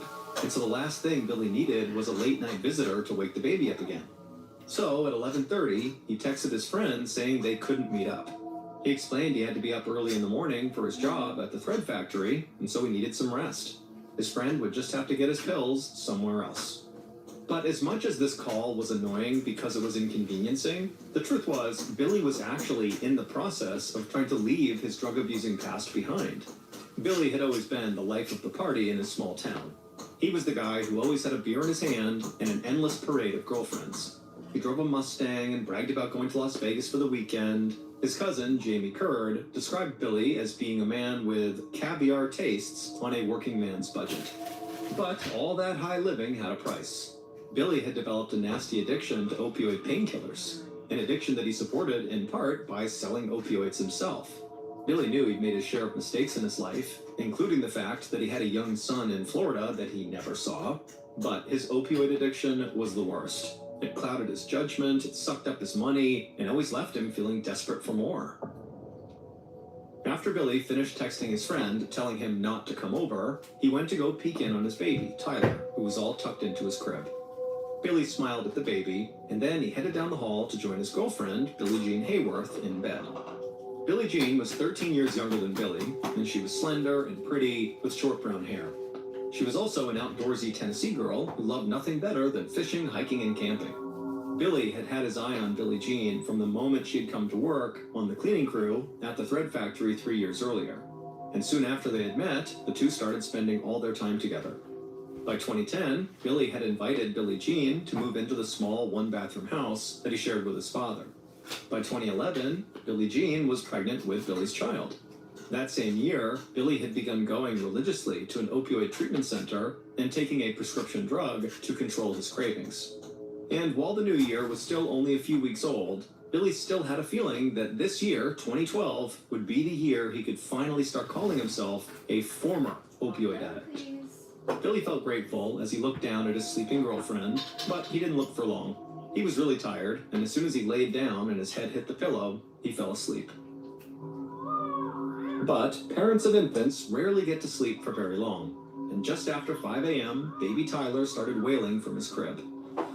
Billie Jean wearily swung her feet out of the bed and onto the floor, and then set off down the hall to try to calm the baby down. Billy woke up to all the commotion, and he lay there quietly, listening to the sounds of Billie Jean heating up a bottle for Tyler. He could also hear another voice out in the kitchen. It was his father. Sometimes the house felt a bit cramped, with all of them living there together, but it filled Billy with happiness to watch his father hold little Tyler. After a few minutes, Billy heard Billie Jean changing the baby's diaper, and he heard his father saying goodbye and leaving for work. Then Billy felt Billie Jean slide back into bed next to him, and then he began to nod off again, even though he knew the alarm would soon wake him up. And it was at this point that Billy heard the sound of the sliding glass side door open. Just for a moment, he thought maybe his father must have forgotten something and come back. But then a shadowy figure suddenly loomed in the bedroom doorway, standing there completely silent and still. And even in the darkness, he could tell this was not his father. Billy suddenly was terrified, and he managed to blurt out, "What the hell?" And then everything went black. You don't want to waste your precious Babies. Hi, baby. Less than an hour later, at 6:25 a.m., a friend of Billy's pulled into Billy's driveway, just like he always did on weekdays. He worked at the thread factory with Billy, and they usually carpooled. From outside, the friend could see that Billy and Billie Jean's bedroom light was on, but the friend didn't want to burst in, so he sent Billy a text, asking if he was going to work today. When Billy didn't respond, his friend went around the side of the house and then went into the house through the sliding glass door that Billy and Billie Jean always left unlocked. He called out for Billy but got no answer, so he used the family's landline phone in the living room to call Billy's cell phone twice. But each time, no one picked up. But just then, the friend wondered if maybe the reason Billy and Billie Jean were not responding to him was because they were sharing a private, intimate moment in their bedroom, and basically the friend had walked in on them. And so out of respect, the friend just stopped what he was doing, left the house, and figured, Billy would be in touch at some point. Almost 4 hours later, another family friend, whose name was Roy Stevens, came to Billy and Billie Jean's house to pick up some mail that Billy and Billie Jean were holding for him. And just like the friend from earlier, Roy also ended up going into their house through the unlocked glass sliding door and began calling out for Billie Jean and Billy. And when no one responded, Roy walked down the hall to the couple's bedroom and went inside. And what he saw gave him the shock of his life.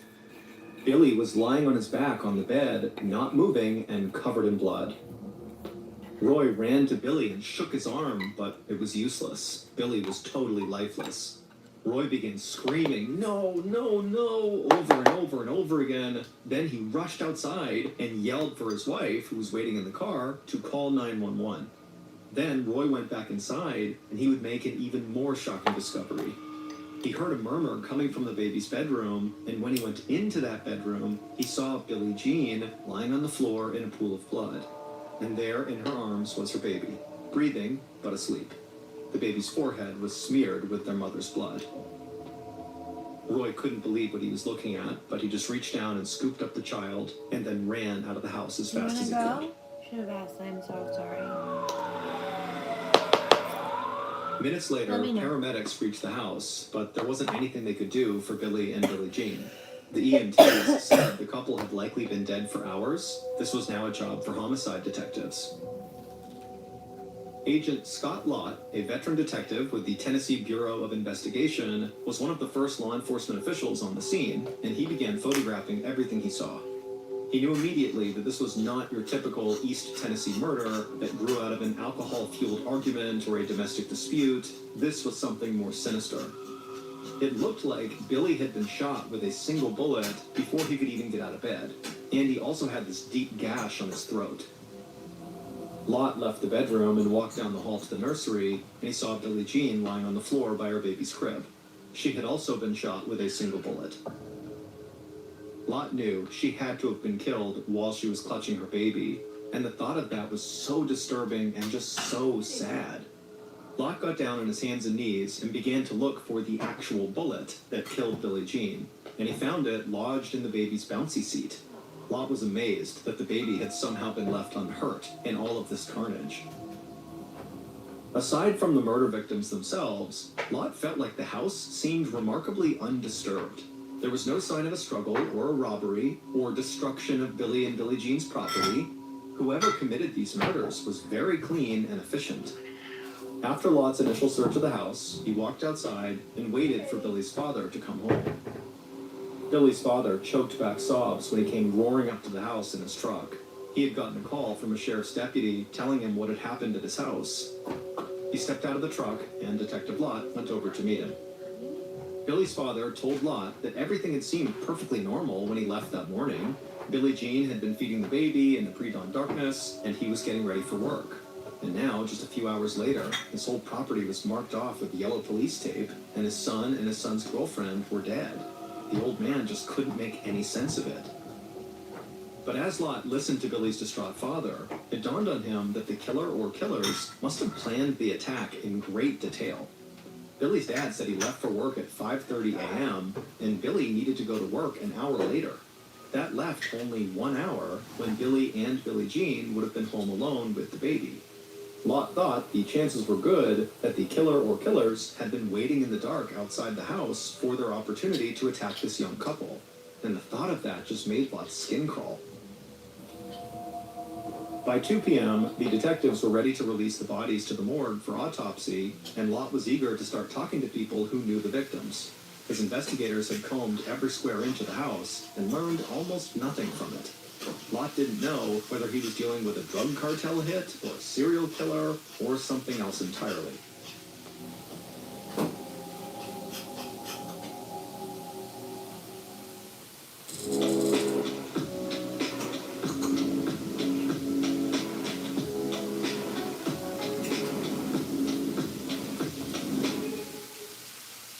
I wanted to earn a top rated. Oh my goodness gracious, they double spin this. Hold on. I'm almost done cooking. That afternoon, Lot and his partner, Chief Deputy Joe Woodard, asked one of Billie Jean's closest friends, Lindsay Thomas, to come down to the Mountain City Sheriff's Station. They hoped she might be able to provide some information about Billie Jean that could help the investigation.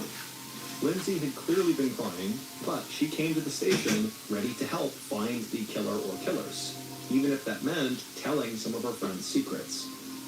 Lindsay said she suspected that the murders had something to do with drugs. She had visited Billie Jean at home the day before the killings, and Billie Jean had told her that she was selling opioid pills to help pay for Tyler's baby supplies. And Lindsay knew that Billie Jean's boyfriend, Billy, also sold opioid pills. And so Lindsay told Lot that between the two of them, they could have been in touch with some very dangerous people who would not hesitate to hurt or even kill them if something went wrong. This was news to Lot. Billy and Billie Jean did not have criminal records, and they were not under investigation by the narcotics squad either. But maybe the couple was just good at avoiding unwanted attention. The crime scene was certainly consistent with a ruthless drug gang hit, cold, efficient, and cruel, and Lot did find white crystals on the floor in Tyler's room that looked a lot like methamphetamines. And so Lot made a mental note to be sure to check back in with his narcotics squad. Then, Lot asked about something Billy's dad had told him. When Billy's dad was sobbing in front of the house, he had made a comment about how there was some bad blood between his son and his son's girlfriend and this other family in town, the Potters. Now, Billy's father was too upset to explain this clearly, but from what Lot gathered, it sounded like there was some sort of internet feud between primarily Billie Jean and Janelle Potter, who was 30 years old and lived with her parents. Lindsay told detectives that she knew all about this feud. She said she'd even gotten caught up in it. But she thought the whole thing was just stupid. It was more like a middle school food fight than a reason to actually kill someone, and so Billy and Billie Jean were not afraid of the Potter family. I mean, they never even locked all their doors. Still, Lot asked Lindsay to slow down and walk the detectives through the entire feud. Lindsay said the dispute had begun more than a year earlier when people that she had never heard of began slamming her and Billie Jean on a website called Topics. It was a site where people commented on local issues, sometimes anonymously. One person had accused Lindsay of threatening to hurt Janelle, and he said that Janelle's defenders might hurt Lindsay too. And so he warned Lindsay to, quote, watch her back. For months, Topics users alleged that Lindsay and Billie Jean were out to get Janelle, and that they might even physically assault her. Lindsay told the detectives that she and Billie Jean had tried to ignore the taunts because the whole idea was absurd. The two women barely knew Janelle and really had no reason to want to hurt her. Lindsay said that she and Billie Jean ultimately became convinced that Janelle Potter herself was orchestrating the social media posts against them as a way to make herself look like a victim and maybe get some sympathy. Lindsay explained that Janelle was a very immature person who had never had a job, never had a driver's license, or really a real boyfriend, so she had plenty of time to stir up some trouble. Lindsay said that she and Billie Jean eventually filed harassment charges against Janelle, but a judge threw out their complaints for lack of evidence. After that, Billy got involved, and he called Janelle's mother in hopes of ending the dispute. But the mother stood by her daughter, and before long, the phone call had turned into a shouting match, with Janelle crying in the background. Lott looked over at his partner Woodard, and he nodded. They both knew this was a strange lead, but it was the best thing they had so far, so they had to go talk to the Potters next. The next morning, so February 1st, the two detectives drove out to the Potters' home, located a few miles from where Billy and Billie Jean had lived and died. Janelle's father, Buddy, opened the front door even before Lott and Woodard could ring the doorbell. He would tell them that he'd actually been expecting them because everybody in town always pointed fingers at his family. Lott could see that Buddy was a very proud United States Marine. He wore a Marine Corps hat, and his living room table was covered with military honors, including decorations from combat in Vietnam. Buddy said that he and his wife had moved here from Pennsylvania a few years back after a severe fall ended Buddy's military career, and now they were just enjoying retirement. But Buddy acknowledged that their daughter, Janelle, really struggled sometimes. He explained that she had a hearing problem when she was young that made it really difficult for her to carry on normal conversations, and at 6 feet tall, she felt really awkward and struggled to talk to boys. So as the years went by, she spent more and more of her time alone at home. Buddy said that his daughter was so vulnerable that he and his wife often had to be very protective. Anybody who wanted to do something socially with Janelle had to meet Buddy and her mother, Barbara, first. And Buddy said they worried constantly that Janelle was being bullied. That's when Barbara chimed in. She said the feud between their family and Billie Jean and her friends was a perfect example of the way Janelle was bullied. Barbara said that, Billie Jean and Lindsay would pick on Janelle so regularly that she and Buddy sometimes worried that their daughter might end up hurting herself. Janelle sat quietly as her parents talked about her to the detectives. But eventually, Janelle would speak up, and she would say that she didn't understand why Billie Jean and Lindsay were targeting her. She said she never posted insults about Billie Jean or anybody else online, but some of the people who came to Janelle's defense online fiercely criticized Billie Jean and Lindsay. Janelle said she believed that Billie Jean and Billy and Lindsay were trying to make her feel completely alone. She said that Billy had also attacked her closest supporters, falsely accusing her friend, Jamie Curd, of selling drugs. Lott's eyes widened at the mention of Jamie Curd. He'd heard that name when interviewing people who were close to Billy. And so he stopped Janelle and he asked, "Isn't that Billy's cousin?" And Janelle nodded and said, "Yes." Lott acted surprised.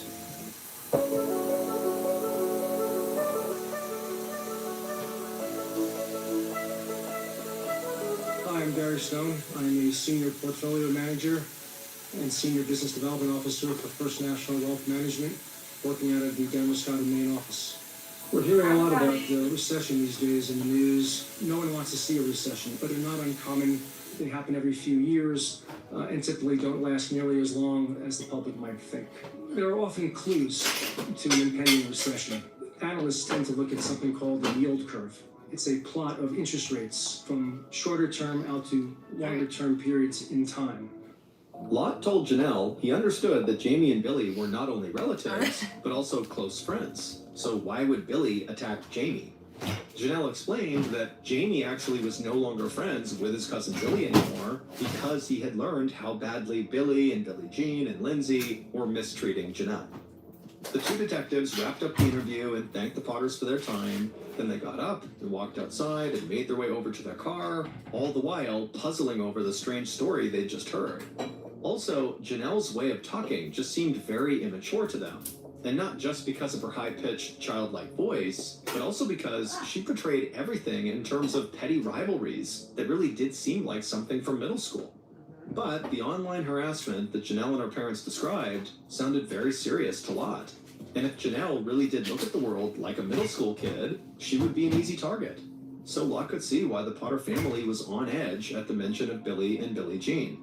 Lot and Woodard agreed they needed to speak with Billy's cousin, Jamie, as soon as possible. Clearly, he had a ringside seat for the family feud, and so maybe he could give the detectives some sense of how deep the anger ran on both sides. Later that day, narcotics officers listened politely as Agent Lot described the evidence that Billy and Billie Jean were selling drugs out of their home, potentially putting their lives at risk. But the narcotics officers were not impressed. They said at most, Billy and Billie Jean were small-time dealers who were selling just to their inner circle. The narcotics officers went on to say that typically they investigated people who sold hundreds of times more product than Billy and Billie Jean. If anyone was going to get killed over a drug deal gone bad, it would likely be major dealers, not just some random young couple with a little bag of pills. Nothing the narcotics officer said surprised Lot, but the dead end left him with only one real lead in the case. Now he was even more interested in his upcoming conversation with Jamie Curd. By the time Jamie walked into the sheriff's office on Thursday, February 2nd, so 2 days after the murder, the detectives had thoroughly scrubbed his background. They talked to friends of the victims, as well as Jamie's own sister, about Jamie's relationship with Billy and Janelle. People said that Billy was probably the best friend Jamie had ever had. The two men had worked together on the same exact machine at the thread factory, and then they often went out and partied together after the shift was over. And when Jamie's dog died a few years ago, Billy had even come over with beer to commiserate and to comfort his cousin. And when Jamie couldn't find a girlfriend, Billy had introduced him to Janelle Potter, who had just as much trouble getting a date as Jamie did. And Jamie and Janelle hit it off and began spending time together, but they had one problem. Janelle's parents did not like Jamie. At one point, they even banned him from coming inside their house. And so that was when Jamie began offering to come over and repair the Potter family's computers, because it was literally the only way he could think of that he could still see Janelle. But Jamie's relationship with Janelle ultimately drove a wedge between Jamie and his cousin Billy as the online feud spread to Facebook and other social media, and then to the courts. In the end, Jamie had to choose between his girl and his best friend. And he picked his girl, and the two men stopped speaking to each other. Now, the detectives wondered how far Jamie would go to defend Janelle.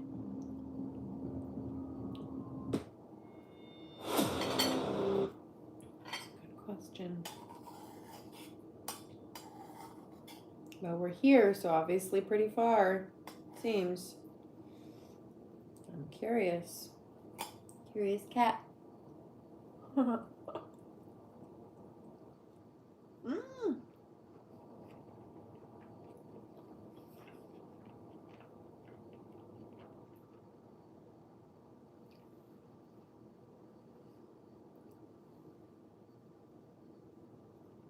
They double spammed us with commercials.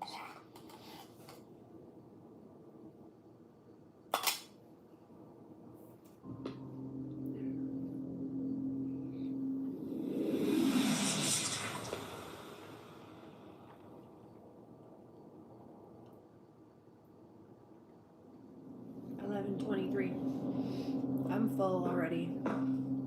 Oh dear. Oh From the dear. moment Jamie entered the police interview room with a baseball hat pulled down low over his sleepy eyes, Lot had the sense of a man who was a follower, not a leader.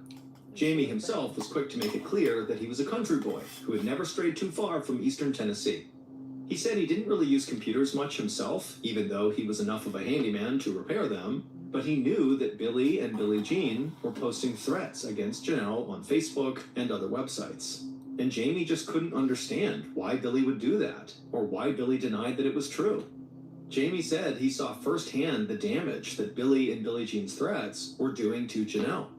Jamie said he had seen Janelle suffer these paralyzing panic attacks over some of the things that Billy and Billie Jean were saying about her. And Jamie said at some point he just couldn't take it. He just could not bear to watch his girl get hurt. Detective Lott said he could only imagine how hard it would be to watch your girlfriend be bullied. Jamie tried to interrupt, claiming that Janelle was not his girlfriend, but Lot ignored him. He said it must have been hard for Jamie to keep from hurting the people who were hurting Janelle. Then Lot leaned forward and looked right at Jamie, and he asked him a very surprising and blunt question. Would you shoot a woman with a baby in her arms? Startled, Jamie just sat there for a moment before he answered with one word, no. And Jamie instantly offered to take a lie detector test to prove he really had nothing to do with these murders. And after that, he went silent. And so the detectives just sat there in silence and stared at Jamie, hoping he would eventually chime in with useful information. And for a while, all Jamie did was just sit slouched in his chair, but then suddenly Jamie sat up and he began wildly looking all around the interview room as though he was looking for someone who was watching them. Then he looked right at the detectives, and his eyes were wide and his voice got really quiet, and he asked them, "Is the CIA here?" Lot and his partner were dumbfounded, but also intrigued. Why would the Central Intelligence Agency, the country's international spy agency, have anything to do with a double murder in rural Tennessee? Yeah. Jamie glanced from detective to detective, hoping for an answer to his question, but the two detectives didn't say anything, mostly because this was a totally outrageous question that didn't seem legitimate. But what was absolutely clear in this moment was the two detectives knew they had to figure out what in the world Jamie was talking about. On the other side of town, Janelle's mother, Barbara, had no idea that Jamie was talking to the police at that very moment. But she would have known exactly why Jamie was asking about the CIA. And she, for one, was grateful that one particular spy did keep an eye on Mountain City, Tennessee. For more than a year, Barbara had been emailing back and forth with a CIA agent named Chris, and they had grown very close, like mother and son. In fact, she even sometimes addressed him as son. Chris, the CIA agent, had gone to high school with Janelle more than a decade earlier.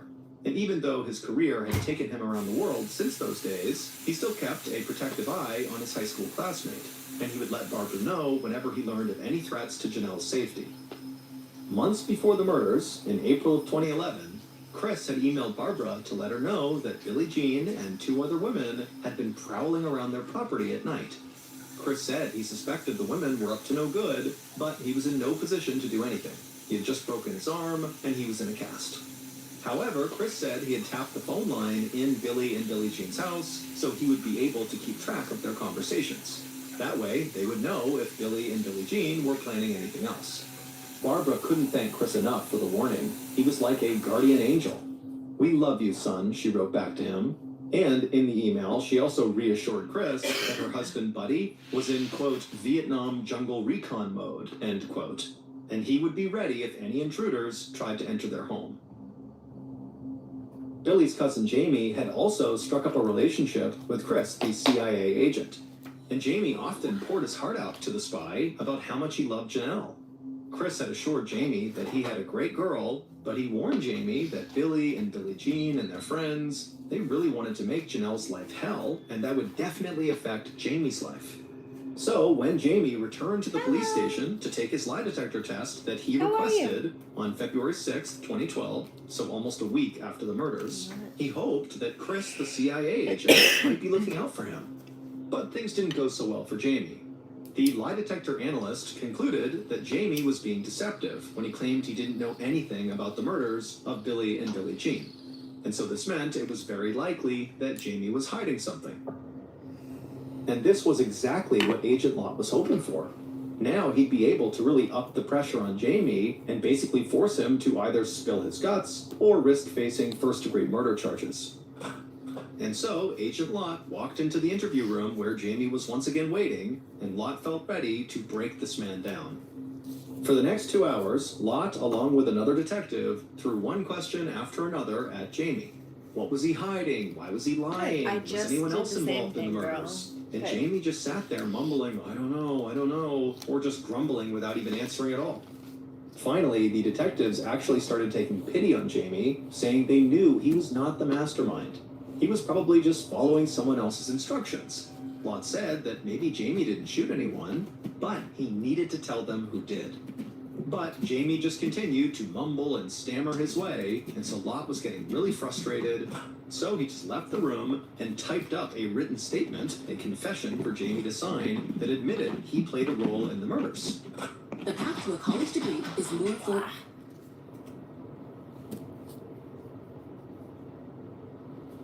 And so Locke came back in the room with the statement, and he slid the confession with a pen across the table to Jamie, and Jamie just stared at it for a long time, doing nothing. But eventually, Jamie picked up the pen and he signed You want his some name down Reiki? at I the heard bottom. that. Yeah, there's soulless Reiki coming through if you want it. After the interrogation ended, Jamie looked completely defeated, and so he very quickly just agreed to let the detectives You can come see out me to as the a parking knitter. lot and search his car. My grandmother taught me to knit And in his car, years ago sprawled when on I a was scrap like of 10 paper or on something. the I front don't know. I passenger could probably seat, still figure out the how to do detectives it. found email Give me a addresses minute. for not only Jamie, but also for Barbara and Janelle.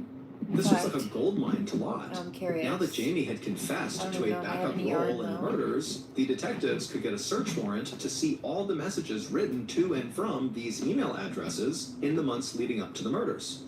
If there was a larger plot to murder Billy and Billie Jean, then the detectives would soon know about it. A few days later, the email company sent the detectives an electronic file containing thousands of emails sent or received by Jamie, Barbara, and Janelle over the previous year. And so suddenly, the detectives had a window into why the Potter family lived in such fear. The detectives quickly started seeing correspondence from a CIA agent named Chris Chodden, who was warning with increasing urgency that Billy, Billie Jean, and their friends were harassing and threatening Janelle. The emails were chatty and personal, sometimes weaving in stories from Chris's CIA work or references to his 3 Great Danes, but frequently coming back to his concerns that these bullies might follow through on their threats to hurt Janelle. Lott couldn't believe that a CIA agent would use his official position to get involved in a family feud in rural Tennessee. The email showed that for months in 2011, Chris had tried to get a CIA ID card for Janelle's father, Buddy, so that Buddy could acquire military-grade weapons that are normally off-limits to civilians. And so the whole thing just seemed extremely unprofessional to the detectives. So Lott and another detective decided to track down Chris and just ask him what was going on. The detectives found a guy named Chris Chodden who graduated with Janelle from high school in Pennsylvania, and so Lott got his phone number and called him up. He had no idea. Chris seemed surprised to be getting a call from police in Tennessee, but he agreed to talk. And the next day, Lott and the other detective drove up from Mountain City to Delaware to meet with Chris for coffee at his house. After the detectives and Chris had taken a seat at the kitchen table, they talked for a few minutes, just kind of general niceties, and then Lott just pushed a stack of papers across the table to Chris and told him they were copies of emails that he had written to his old high school classmate, Janelle Potter.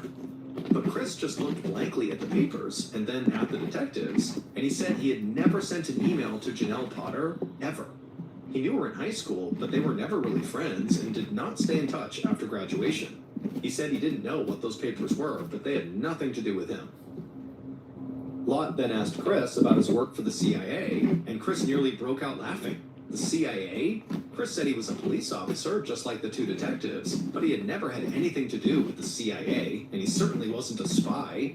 Lott asked Chris if he had broken his arm recently, and Chris said he had never broken it.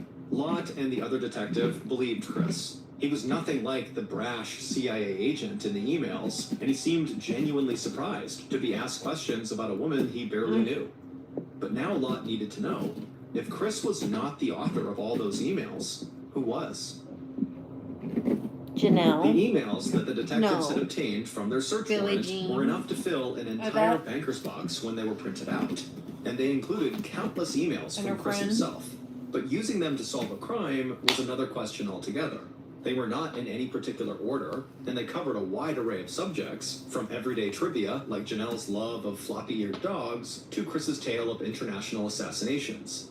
If investigators were going to figure out Chris's true identity, they needed a specialist who could really focus and not be distracted by every twist and turn of the investigation. So they turned to a veteran state prosecutor, Dennis Brooks, who agreed to read every single email until he had a better sense of who Chris really was. For days, Brooks spent his evenings immersed in the electronic world that the Potters and Jamie shared with Chris. Brooks concluded that Chris, if nothing else, wrote like he was a homicidal maniac. In notes to Buddy, Barbara, and Jamie alike, Chris would talk about the need to eliminate Billy and Billie Jean and their friends. He closed one message in particular to the Potters with the words, "Kill, kill, kill," all in capital letters. And of course, Brooks suspected that whoever this person was, this Chris person, they did not work for the CIA. Real CIA operatives, the kind who killed people as part of their job, were notoriously secretive, and Chris was anything but. He seemed to openly brag about his most important assignments. But there was one striking thing about every single one of the notes from Chris that convinced Brooks that the real author, the real Chris, could only be one person. And that person was the mastermind behind the murders of Billy and Billie Jean, using others as unwitting pawns. They died, so who is this? Janelle? The night that Jamie Curd signed his confession, he did finally break down and talk in great detail about his role in the murders. Then, once investigators had thoroughly analyzed all the emails, they did have a clear picture of how the murders played out. And so here is a reconstruction of how police believe Billy and Billie Jean were murdered in their home on January 31st. So cute. Getting a degree at ASU is a journey that will take you anywhere.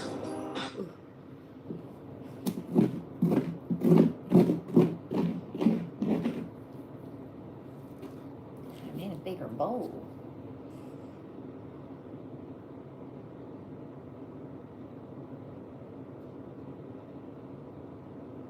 I'm gonna make pumpkin seeds. I actually have 3 more pumpkins to carve, and I'm gonna do that with all of them. So I was going to dry them and then roast them all.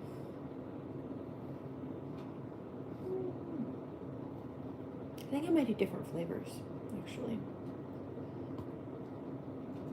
From him. Would Jamie take a ride to Billy and Billie Jean's house and stand lookout? Jamie knew what this favor really meant. The killer was finally going to take drastic action against Billy and Billie Jean, and they needed someone else for backup. Jamie did not like this idea, As far as but this, he I'm had so known this night was confused. coming for months, and so he agreed to go. I wonder. So Jamie and the killer drove to a church that was near Billy and Billie Jean's house, where they could see whoever left or entered, and they waited. Eventually, they saw the light go on as Billie Jean brought her baby into the kitchen for a bottle. Then they saw Billy's father packing his lunch for work, and then walking out the door around 5:30 a.m. This was the moment they were waiting for, when Billy and Billie Jean were all alone with just their baby in the house. Now, the couple was going to get what was coming to them. What? Jamie and the killer put on gloves, and then the killer gave Jamie a handgun so they'd both be armed. Then the killer and Jamie got out of the car, they made their way over to Billy and Billie Jean's house, and the killer slid open the unlocked glass doors on the side of the house, and then they walked inside and headed straight for Billy and Billie Jean's bedroom. Once the killer reached the bedroom, they stood in the doorway to gather their courage for a moment, and then they entered the room. And as soon as they did, Billy woke up and he yelled out, "What the hell?" But the killer was on top of Billy before he could do anything. And the killer put their gun just inches from Billy's face and fired. At this point, Billie Jean, who's right next to Billy, began to scream and she ran out of the room, but she didn't get far because Jamie was standing guard in front of the door that would lead outside.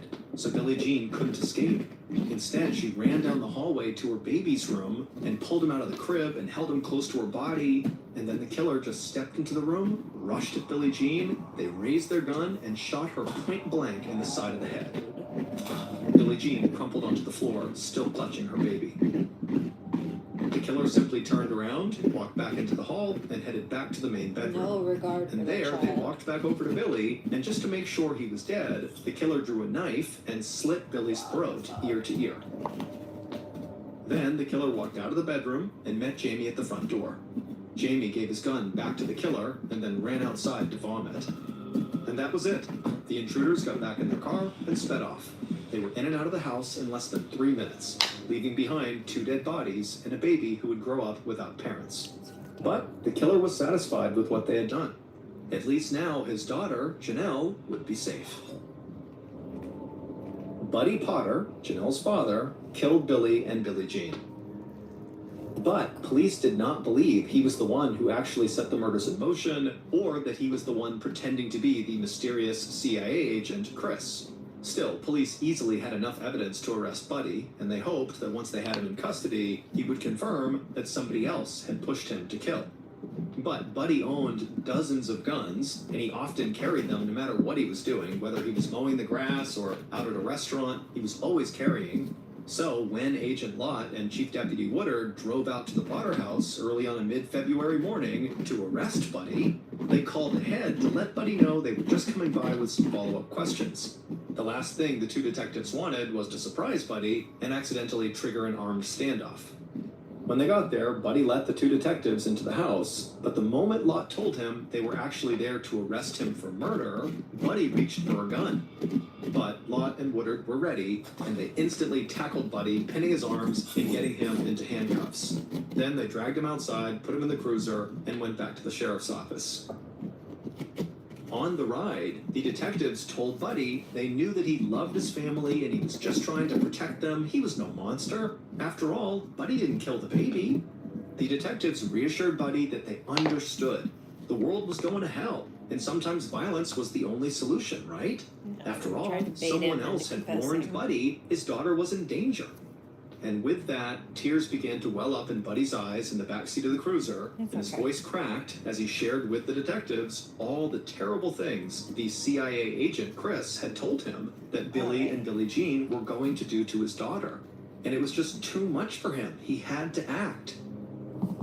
Now, while Buddy clearly missed all the red flags in the emails coming from the CIA agent Chris I might have that to wait clearly to carve indicated till he was tomorrow not who he because my said he small knife was, just the broke. state prosecutor, Dennis fine. Brooks, who reviewed all those emails, he caught the red flags, and it was one particular red flag, a chronic error that popped up in many of the emails, that ultimately led Brooks to discover the fake CIA agent's true identity.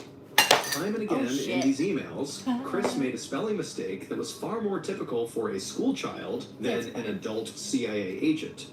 Chris always forgot to drop the letter E from the end of verbs when he added the letters ing to them. So words like loving, taking, and caring all contained the extra E in the middle. And that was the same error that Brooks had seen over and over again when reading emails sent from another person, Janelle Potter. And so Brooks told investigators that Chris had been a figment of Janelle's imagination all along, but one that she had used to very effectively manipulate her entire family. Janelle had basically catfished her own family into believing that she was in mortal danger, and ultimately, that caused her father to go out and kill Billy and Billie Jean. A year and a half later, Buddy Potter, Janelle's father, was found guilty of killing Billy and Billie Jean and was sentenced to 2 consecutive life sentences. As for Jamie Curd, the star prosecution witness, he agreed to a plea deal that required him to serve 25 years in prison.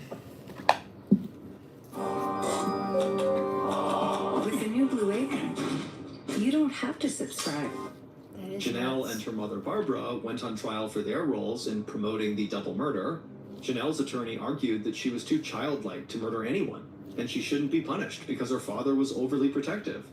But the jury was not buying it, and ultimately she and her mother were both sentenced to life in prison. Rachel Berkheimer was born on January 16, 1984 in Everett, Washington, which is a city that is located 25 miles north of Seattle and sits on the banks of the Puget Sound, which is a large inlet of the Pacific Ocean. At the time of her birth, Rachel's parents, Bill and Denise, already had one child, a daughter named Megan, and so when Rachel arrived, they decided their family was complete. Initially, there was some concern that Rachel could have some health issues because by the time she was 2.5 years old, she still was not talking, and so her parents were concerned she could be deaf. But shortly after they went to a specialist about her hearing, Rachel would say her first words, and then from that point onward, her parents could not get her to be quiet. As a youngster, Rachel had a huge imagination. In preschool, she would pretend her fingers were imaginary friends and she would speak to them during class, often getting in trouble because of this. She also had a prized collection of troll dolls, who she gave very intricate backstories to. By the time Rachel was in grade school, she had developed a keen sense of humor. Specifically, she had the gift of mimicry. She could basically become any of her friends or her family members, and everyone thought it was really funny. In addition to her bubbly personality, Rachel was also a very gifted athlete who was always one of the very best players on her basketball, soccer, volleyball, or track team. All this despite growing to be only 4 foot 11 inches tall. Speaking of her smaller stature, even though she was not self-conscious about it, Rachel did wear 4-inch platform shoes virtually everywhere she went, including just going out to the mailbox. In high school, unsurprisingly, Rachel became very popular. Her father joked that he was her answering machine because her many friends would call the house day and night looking for her. But despite this abundance of friends, Rachel took all of her relationships very seriously. She never forgot anybody's birthday, and she would even sometimes send out these random cards that weren't even on birthdays to her friends and to her family members, just telling them how much she loved them. By 2001, when Rachel was 17 years old and in her 3rd year of high school, it just seemed like she was this amazing person who was destined to live a totally charmed life. However, this would not last. Of all of her friends, Rachel's best friend was an 18-year-old boy named Corey Haynes. She had met him when they were young, and they had quickly become soulmates, at least according to their families. However, their relationship was not a romantic one. It was more of a brother-sister style relationship. They spent nearly all of their time together, and in the rare times they were not together, they could always be found speaking on the phone. In the summer following Rachel's 3rd year of high school, Corey was riding in a car with 3 other students from his and Rachel's school. Rachel was not with them. And at some point, the driver of the vehicle lost control of it and started to flip off the road. And when it finally came to a stop 100 feet away from the road, Corey and one of the other student passengers, a 17-year-old named Levi Whiting, were both unfortunately deceased. When Rachel heard the news about this crash, she fell apart. Not only was Corey literally her best friend in the world, but she was also very close with Levi as well. And so over the rest of that awful summer, Rachel spent most of her time crying in her bedroom, looking at pictures of her and Corey and her and Levi. Her older sister, Megan, would say that Rachel was just beyond heartbroken. It was like all of the joy and happiness that normally characterized her was just gone. Finally, that summer did come to an end, and it was time for Rachel to return to Marysville Pilchuck High School to begin her 4th and final year. Her family hoped that finally being around some other students again would help heal her and help her move on, but unbelievably, over the course of that school year, 4 more students, all of whom were friends with Rachel, would die. There was a suicide, there was a drowning, a hit and run, and an accidental shooting. It was like the school was cursed. By the second half of that school year, Rachel, like many other students at the school, had become deeply depressed. The trauma of losing so many people close to her had just crushed her spirit. When her grades, which were normally quite good, began to decline dramatically, her parents pulled her from the high school and enrolled her in an alternative high school. They also began sending her to grief counseling. But not long after joining this alternative high school did Rachel drop out, so she did not get her high school diploma. Her parents were not happy about this decision, but they did understand their child's life had been completely disrupted in a catastrophic way over the past year. I mean, the trauma she had experienced already as this young person was more than what most adults would experience in their entire lifetime. And so they honored their daughter's decision to drop out, and they just gave her some space to try to figure out what she wanted to do next. This is a Mr. Ballin podcast. Dropping out of school in the spring of 2002, Rachel got a job at a local pizza and pasta shop in town, but after only a couple of months, she quit. She did pick up some hours babysitting that summer, but for the most part, she spent her time just sitting in her room, alone and sad. Then one day, her father looked at the family's phone bill and saw it was significantly higher than normal. When he reviewed all of the individual charges, he saw there was one that really stood out to him. There were dozens and dozens of collect calls that had been placed from an inmate at a correctional facility. When he confronted his daughter about these calls, she would tell him that yes, she was speaking to an inmate at a correctional facility, and his name was John Anderson. He was 20 years old. He went by Diggy, that was his nickname, and that she and Diggy were in this sort of new romantic relationship. She told her father that she had met Diggy a year earlier at a high school party. This was before he was sent to jail on drug and burglary charges, and he had been very interested in her at the time, but she wasn't interested in him. Despite the rejection, though, Diggy continued to pursue Rachel well after this party, but it wasn't until a year later, when she had dropped out of high school, that she finally decided to give him a shot. Rachel would tell her father that Diggy, despite being a convicted criminal, was very misunderstood. He was actually a very nice guy who just had a troubled past, and that was why he kept getting in trouble with the law. Her father did not approve and was very worried about his daughter, but he wanted to be supportive and felt like he didn't really know the whole situation, and so he just told her, please just be careful.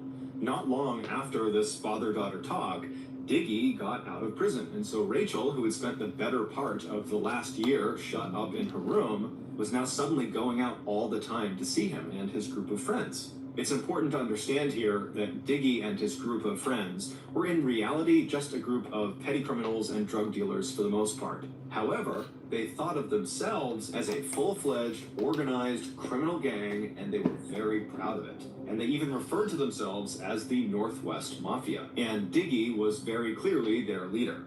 Quickly, it became apparent to Rachel's family that a big part of, quote, spending time with Diggy and the Northwest Mafia was partying and doing drugs and drinking alcohol. And so naturally, the parents were very concerned for their daughter, who they felt was really starting to go down the wrong path in life. So over the next couple of months, Rachel's parents and her sister all tried to gently convince Rachel to stop spending so much time with Diggy and his crew because they were a totally bad influence on her. But Everyone said I wouldn't find a quality teaching degree online. Everyone except WGU.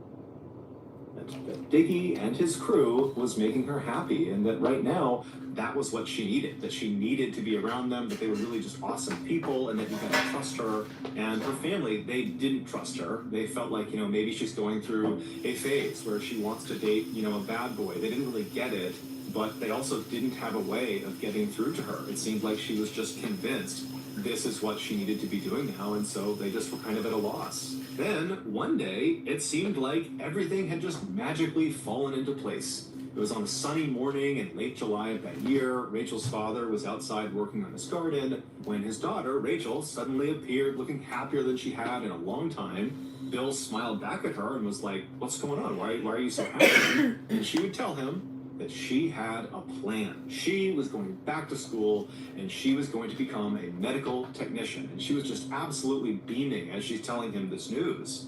When she was asked what had brought about this incredible change, she explained that she had recently made a new friend who was encouraging her to do this. She said his name was Maurice Rivas. He was 18 years old like she was, and he was a part of the Northwest Mafia. She told her dad that she had previously interacted with him when she first started seeing Diggy a few months earlier, but she had never really had a real conversation with him. She'd only just kind of waved and said hi whenever they were at gatherings together. But a few days earlier, when she was at a Northwest Mafia party, she and Maurice just kind of happened to find themselves alone, and so they struck up a friendly conversation. And during that talk, Maurice confided in Rachel that he was actually really unhappy, and he wanted to leave the Northwest Mafia, and he wanted to go back to school since he had actually dropped out of high school as well. And when Rachel heard him say this, she had an epiphany. She realized she felt exactly the way he did. She didn't like being in the Northwest Mafia. She didn't even know why she was in the Northwest Mafia. She didn't know why she was seeing Diggy, and it was like it all clicked for her. And so she confided in Maurice, this guy who she barely knew. She said, "You know what? I feel the same way. I don't want to spend time with these people. I want to go back to school." And so this random conversation they had at this party really immediately bonded them together. It was like they both had been harboring this deep, dark secret, but now, only with each other, they could discuss it openly. And it was very liberating for them. And so by the end of this first real conversation they had, the pair had promised each other that they were going to get out of the Northwest Mafia, they were going to go back to school, they were going to clean up their acts, they were going to fix their lives, and they were going to do it together. They were going to support each other and have each other's back. Rachel would even joke with her father that they were already talking about, when they went back to school, that they would go to senior prom together, although she assured her dad that their relationship was totally platonic. This was not a romantic thing. Bill, her father, had no idea what to say. This was literally the best case scenario. It was the thing her family had been hoping for over these last several months, and it seemed like it was finally happening. And so he told Rachel he was so proud of her. He gave her a big hug and said, look, if you need anything, just let me know. And Rachel smiled, and she gave him a hug back, and then she turned around and skipped back inside the house. And sure enough, over the next 2 months, Rachel did act very differently. She started very intentionally getting her life back together. She started spending more time at home with her family, and she started going to church with her mom, and she also began reconnecting with some of her older high school friends who had always been a positive influence on her. And so by September of that year, Rachel did seem like she was more or less back to her old happy self. Except there was one element of her life, of her old life, so to speak, that she was not able to shake. And that was her relationship with Diggy. She just could not end it. She had tried to, but apparently he didn't want to break up, and so they fell into this sort of weird on and off again relationship that kept Rachel periodically going back to these Northwest Mafia gatherings. Her family was obviously unhappy about this particular detail, but they did feel confident that given her recent changes, that she would eventually break it off for good with Diggy. And so until that happened, they were actually quietly grateful that her new friend Maurice was also still spending time with the Northwest Mafia. He too was kind of struggling to fully break contact with them. And so the family was thinking, well, yeah, they do need to leave, but for the time being, when they're at these gatherings, at least they'll have each other.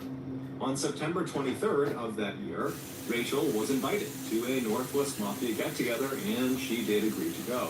Before she left her house, she did not give her family very much information about what she was doing or where she was going. All they knew was that apparently she was going out to see some friends. And so that night, when Rachel did not come back home, her family was definitely concerned about her, but they assumed she must have made plans to stay out at this friend or friend's house for the night.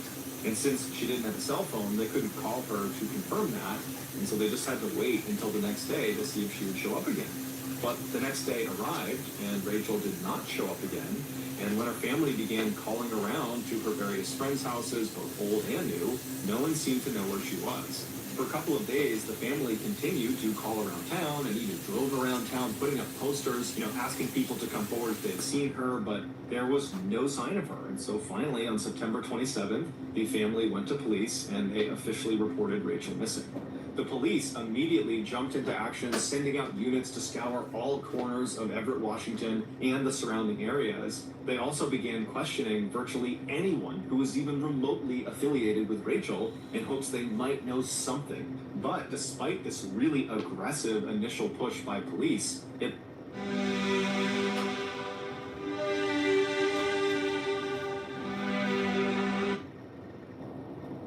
Rude.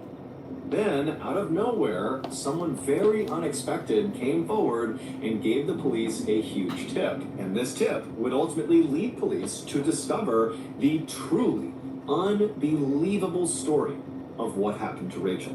The following is that story. After leaving her house on the afternoon of September 23rd, the day she told her family she was going to see friends, Rachel made the short drive over to 16-year-old Nathan Lovelace's house. He was going to be the host for that evening's get-together with the Northwest Mafia.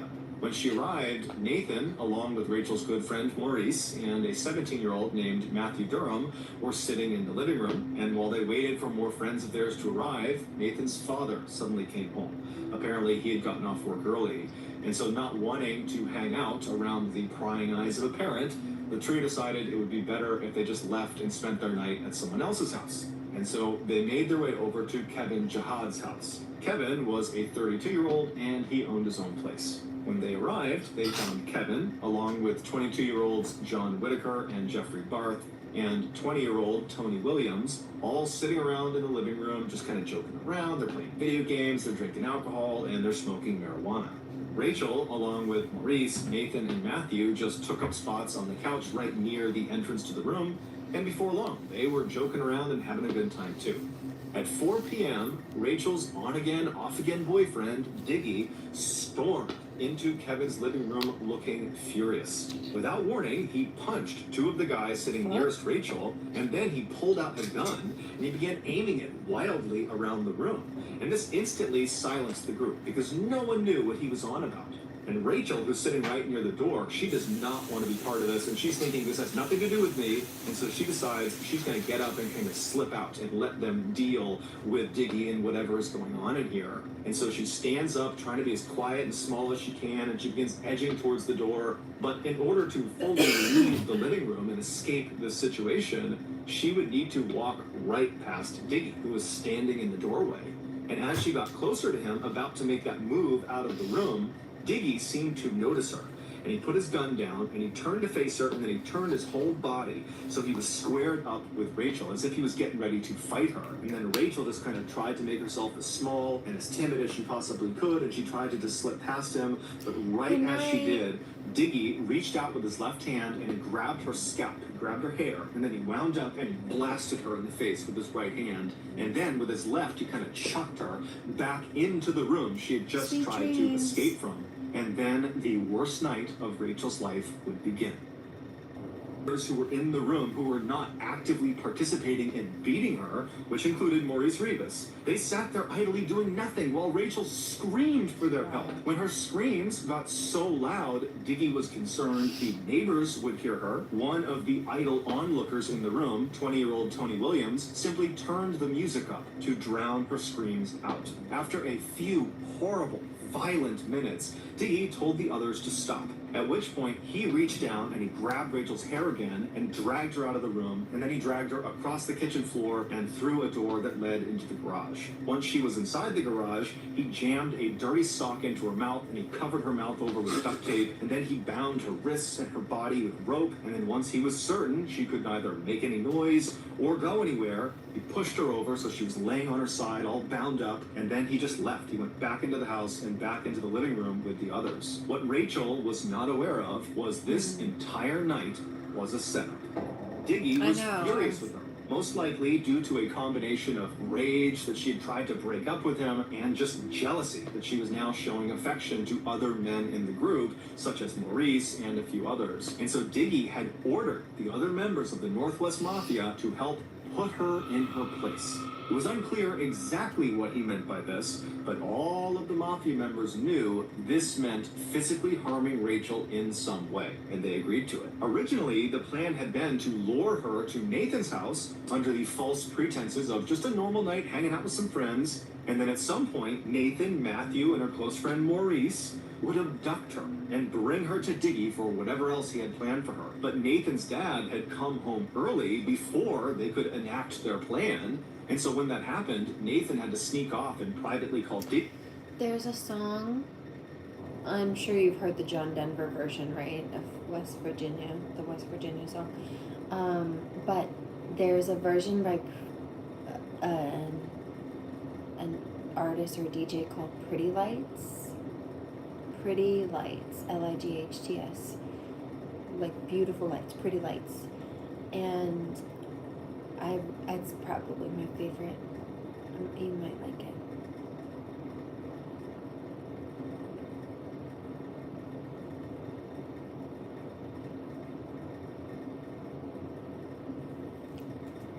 And ask what to do next. And Diggy, who was totally frustrated by this, just said, you know what, bring her to Kevin's house and we will all deal with her when she gets here. So when Rachel sat down on the couch in Kevin's house next to Maurice and her other friends, who she thought she was just enjoying a fun night out with, in reality, They were all acting. They were trying to act like this was just another night and kind of get her off guard so that when Diggy came storming into the room pretending to be mad, which was the sign, they would all attack her. But now that the plan had worked and Rachel had fallen into their trap and had gotten badly beaten up and was restrained and helpless in the garage, Diggy didn't have a plan for what they were going to do next. So instead of doing anything, the 8 guys who had just beaten up and restrained Rachel just simply went back to doing drugs and drinking and playing video games in the living room. Then, a few hours later at 9 p.m., Kevin's girlfriend, Trissa Connor, she came home, and when she did, she entered the house through the garage. And when she saw Rachel laying on the ground, restrained, badly beaten up, her left eye is totally swollen, she ran over to her because, one, she actually didn't know who Rachel was. So this is just a random girl in her garage that's beaten up and restrained. And so she runs over to her, she rips the tape off of her mouth, she pulls the sock out, and right away, Rachel is pleading with her to let her go. She won't tell anyone. And Trissa is totally confused because she really has no clue what's going on. She was not a part of the plan to harm this girl. And so Trissa just instinctively runs into the house. She does not make any contact with the guys in the living room. She goes straight into the kitchen and she gets a knife. And then she runs back into the garage and she begins cutting through all of Rachel's restraints to free her. But before she could finish the job, Diggy apparently had heard the commotion of Trissa coming in and heard her running around the house. And so Diggy comes storming into the garage. He sees what Trissa is doing. He runs over and he grabs her hands and he physically stops her from freeing Rachel. And then he threatens Trissa that he's going to harm her if she lets Rachel go. And so Trissa, amazingly, at this point, despite clearly seeing something very bad is happening to this girl, instead of continuing to try to fight this and figure out what's going on and maybe try to help this girl, she just gets mad at Diggy and says, I don't want this in my house. What are you doing? I don't want this girl in my house. You know what? I'm going to call the cops if you don't get rid of her. Meaning, I don't care what you do with her, but I don't want this in my house. I don't want to be involved with whatever this is. And then she promptly begins to leave Rachel alone with Diggy. She starts walking away, and Rachel, she's heartbroken. This was her way out. She was about to be let go, and now Trissa is leaving her behind. And so Rachel's begging her to come back. Please, you gotta let me go. But Darling's Kia is your #1 Kia dealer. But Trissa didn't listen. She walked into the house and shut the door behind her. And then Diggy, who was still in the garage, he just immediately turned around. He tied Rachel back up. He stuffed the sock back in her mouth. He taped her shut. And then he went right back into the house and shut the door, leaving Rachel all alone again. But a few minutes later, Diggy would come back, this time with John Whitaker, and the two of them would show up with this black duffel bag, this huge bag. And they walk over to Rachel, who's now whimpering in the corner. She kind of pushed herself to the side. And they lifted her up and they forced her small body into this black bag, and then they zipped it shut. And while they did this, Matthew Durham, who had been in the living room, he had gone outside and gotten his red Jeep, and he had backed it up to the closed garage door. And then once Diggy and John had Rachel secured in this bag, they opened the garage door up and they put her in the back of the Jeep and they shut the Jeep's back door. And then Diggy ordered John, along with Matthew and Rachel's friend Maurice, who had just come outside, to just go drive around town with Rachel in the trunk until he, Diggy, figured out what they were going to do next. And so the trio hopped in the red Jeep and did what their leader told them to do. They began driving around Everett with Rachel in the trunk, and this whole time Rachel could clearly hear anything that was said inside of the vehicle, but apparently during this initial drive around, the trio didn't talk. So it's unclear if she understood who was actually with her. But eventually, during this drive around, one of the three young men in the Jeep got a call from Diggy, who told them he had his plan, so come pick him up. At this point, the trio decide, for whatever reason, to just dump Rachel somewhere, basically stash her somewhere in her bag, and go pick up Diggy. And then once they had Diggy, they would go back, they would get Rachel, and then they would figure out what they were going to do. They'd hear the plan that Diggy had in store. And so Matthew drove the red Jeep about 10 miles north of Everett to a quiet cul-de-sac in this suburban neighborhood. And then once the Jeep was stopped, Matthew and Maurice got out and they went around to the back of the Jeep, they opened it up, and they pulled Rachel out of the trunk, and they walked her over and put her behind some big tree on someone's front property. Now, it's nighttime, this was not a well-lit up area, and so they thought by putting her behind this tree, she'd be out of sight of the road and no one would see her. And they also decided that one of them would need to stay back and guard her to make sure she didn't escape or that nobody did accidentally find her. And they decided Maurice would be the one who would stay back and do that. And so after Rachel has been planted behind this tree, Maurice made his way over and he sat down next to her. And then Matthew and John, they just drove off in the Jeep to go get Diggy. And so once the Jeep had driven off, Rachel, who could clearly hear their discussions and she could hear the Jeep pulling off, she knows she is now alone with her good friend Maurice. And so this is her opportunity to plead with him to help her. And so as soon as she hears that Jeep is gone, she starts screaming through her gag on her mouth to try to get his attention, and it worked. Maurice quickly unzipped the bag and pulled her gag off, but he didn't untie her. And right away, Rachel, she is so upset, she's frantic, and she says to Maurice, "They're gonna kill me if you don't get me out of here. You have to free me." And Maurice was just very nonchalant, and he said, "Yeah, I think you're making a big deal about this. You're going to be fine. Just go along with it. It's not a big deal." But Rachel couldn't believe what she was hearing. And so she's saying, "Maurice, don't you get it? They are going to kill me. This is the chance. Let me out. Save me. You're supposed to be my friend. Let me go." But Maurice just continued to do nothing. He just kept telling her it wasn't a big deal. She was blowing this up out of proportion. And then at some point, Rachel, after quite a bit of time had passed, and now she's thinking, Diggy and the others, they're going to be back soon. And so she says to Maurice, "You know what? If they're going to kill me, I just don't want to be drowned. I'm terrified of being drowned. At least make them shoot me. Make it quick." And at this, Maurice just doesn't say anything. And instead, he reaches down and he grabs the sock and he puts it in Rachel's mouth. He puts the tape over her mouth and then he presses her down into the bag and he zips it shut. And then he waits for Diggy and the others to come back. And sure enough, just a couple of minutes later, Matthew, John, and Diggy returned in the Jeep to the cul-de-sac. They got out and they lifted Rachel up inside of the bag and they brought her back over and put her in the trunk of the Jeep, which now contained 4 new shovels. And then once the trunk was shut, all 4 men piled inside as well. And then Diggy told Matthew to head out to a particular off-roading spot he was familiar with. It was about 30 miles to the northeast. And over the course of this hour-long drive, Rachel could hear everything being said inside of this Jeep. And she would have heard all the details of exactly what Diggy had planned for her. And so she knows what's going to happen to her, but she can't do anything about it. She's just bound in the back of this Jeep. And so around midnight, they reached their destination, this off-roading site, which was basically this thick forest at the foot of a mountain near a small pond. And once they parked, the men got out, leaving Rachel in the trunk with the trunk shut, and they began walking around the back of the vehicle and started looking on the ground until Diggy said he had found a spot that he really liked, and it was about 10 or 15 feet behind the vehicle. And so once this spot was identified, the men walked back to the Jeep, they opened up the trunk, and they left Rachel, but they pulled out their shovels. Diggy, John, and Matthew, they all took their shovels and walked to this designated spot on the ground, and they began digging, but Maurice didn't.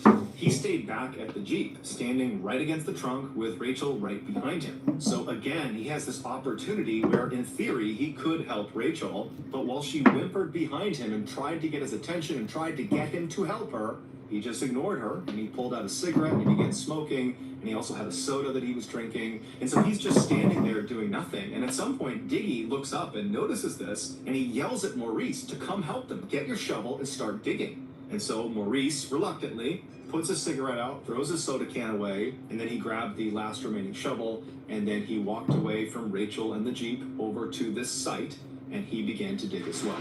For the next 30 minutes or so, Rachel, who's still in the trunk is open, she's still in the bag, she's forced to listen to the sound of these 4 people dig what sounds like a very sizable hole. And then when they finally stopped digging, she heard them chuck their shovels aside and start walking back over to her. And when they reached her, they unzipped the bag and they pulled her out and they sat her down on the back of this Jeep. So she's kind of sitting, looking in the direction of this dig site. And as they begin cutting off her restraints and removing the tape from her mouth, she gets a clear view of what they had been digging. And she knows immediately what it is. They were digging her grave. After all the restraints and everything was off of her, Diggy ordered John to start taking all of her clothes and jewelry off. Rachel knew at this point she was about to die. There was nothing she could do to stop it. She was outnumbered. She was in the middle of nowhere. She would have been overpowered. So she knows she's going to die. And so she had nothing to lose. And so when John grabbed her and tried to rip her clothes off, she fought back aggressively. And she looks at Diggy and she says, "At least allow me the dignity of removing my clothes and jewelry myself." And so Diggy looks at her and he says, "Fine." And so all of the men back up. And then Rachel, in front of these 4 people who earlier that day she would have considered her friends, she began taking all of her clothes off. And then after she had removed all of her clothes and all of her jewelry, she left one ring on her hand. And she clutched it with her other hand. And she looked at Diggy and said, "Can I please just keep this one?" The ring she was holding on to was a ring that her good friend Corey Haynes had given her right before he was killed in that car accident. And Diggy just says, Of course he did. Although he probably didn't want her to be identified by her jewelry. If she was found. "No." He reaches out and he literally pulls it off of her hand. And so standing there Or he completely was being a naked and spiteful alone and ass. terrified, Rachel was then ordered Ouch. by Diggy to start walking towards the grave. And so Rachel, with as much grace as she could muster, stood up straight, took a deep breath, and began walking. And then she finally reached the edge of the grave, at which point Diggy told her to walk down inside. And so Rachel very carefully turned around and lowered herself down into the grave. And then she stood up in the middle of the grave with her back to her attackers, at which point Diggy said, "Get on your knees." And so she did this, and as soon as she was down on her knees, she looked skyward and she pressed her hands together and put them right up against her chest, and she began praying. And as she's looking upward towards the sky, Diggy laughs at her and says, "Don't worry, you'll be up there soon." And then Diggy pulled his gun out, he aimed it at her back, and he began firing the gun. He shot several times into the back of her head, into her back, and then his gun jammed, at which point he cleared the jam, he reloaded his gun, and then fired even more shots into her body. And then he put his gun away, and he, along with the other 3 men who had just witnessed this and participated in this, used their shovels to fill the hole back in, covering her up. Once she was buried, the men rounded up all of her things, along with the shovels and the murder weapon, and they chucked it into the nearby pond. Diggy made sure to crush the ring Rachel had said was so important to her before he threw it into the water. Then the men climbed back into the red Jeep and they drove back to Everett. And on the ride, Diggy would tell them that if they told anyone about what they had just done, he would kill them too. But just a few days later, after Rachel had been reported missing, the mother of Jeffrey Barth. Jeffrey was someone who had been at Kevin Jihad's house on the night Rachel was abducted, and he also played a role in her capture. His mother, Jeffrey Barth's mother, behind his back, went to police and told them that she thought her son knew something about Rachel's disappearance. And so the police, they rushed to Jeffrey and they interviewed him, and he would quickly say, "Oh, I don't know anything, but you should talk to Matthew Durham." Matthew, if you remember, was the driver the night Rachel was killed. He also helped dig her grave and he witnessed her murder. And when police spoke to Matthew, at first he refused to speak and tried to act tough, but when the police ratcheted up the pressure, he cracked and he told them everything, including where to find Rachel's body. And as soon as it became clear the police had Rachel's body, every other member of the Northwest Mafia who had been involved in Rachel's murder rushed to speak with the police because they were all trying to save themselves by blaming the other people in the group. And so that is why we have such a clear picture of exactly what happened to Rachel in her final moments, because those responsible told the police everything. During their trials, all 8 of the accused Northwest Mafia members were smug and did not take responsibility for their actions. But the worst of all of them by far was Diggy. During his trial, he smiled, and he even repeatedly turned around to look at Rachel's family so he could laugh at them and wink at them. Ultimately, all 8 of the accused were found guilty of various charges ranging from rendering criminal assistance all the way up to first-degree murder. 16-year-old Nathan Lovelace, whose home was supposed to be the site of the kidnapping, was sentenced to 116 days in jail. 20-year-old Tony Williams, who turned the volume of the music up to drown out Rachel's screams, and who also got the duct tape for Diggy when he was restraining Rachel in the garage, he received slightly more than 9 years in prison. 22-year-old Jeffrey Barth, who played a large role in subduing and kidnapping Rachel, and whose mother had gone to police and tipped them off about what had happened, he received 10 years in prison. 18-year-old Maurice Rivas, who was Rachel's closest friend in the group and who had pledged to support her and have her back as they got their lives together, he was sentenced to nearly 26 years in prison for assisting in Rachel's abduction and helping dig her grave. 17-year-old Matthew Durham, who drove the Jeep that carried Rachel to her death and who also helped dig Rachel's grave, he received 26 years in prison. 32-year-old Kevin Jihad, who was determined to have masterminded the finer details of the abduction and the murder, he was sentenced to nearly 37 years in prison. 22-year-old John Whitaker was sentenced to life in prison for being directly involved in the entire abduction and murder process. And 20-year-old John Diggy Anderson, the leader of the Northwest Mafia and Rachel's ex-boyfriend, he was also sentenced to life in prison for his role in her murder. Throughout Rachel's horrible ordeal, there were many people who could have stepped in and stopped what was happening to her, most notably Trissa Connor, who was Kevin Jihad's girlfriend and who found Rachel tied up in the garage, and Maurice Rivas, who was alone with Rachel in that cul-de-sac and could have easily freed her, but didn't. As a result of these heart-wrenching details, Rachel's family and their legal team worked very hard to pass a bill called SHB 1236. This bill... I've talked to you about this before.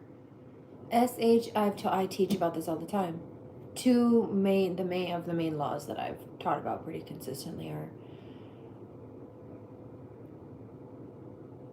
USC, or United States Penal Code 18-241, which is conspiracy against rights, federal crime, or SHB 1236. It was passed through Washington, and this one in particular is a failure to report effectively. So if you know that something is happening to something, or excuse me, if you know that something is happening to someone,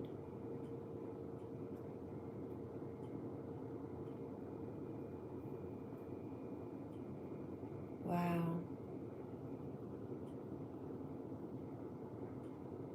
Yeah.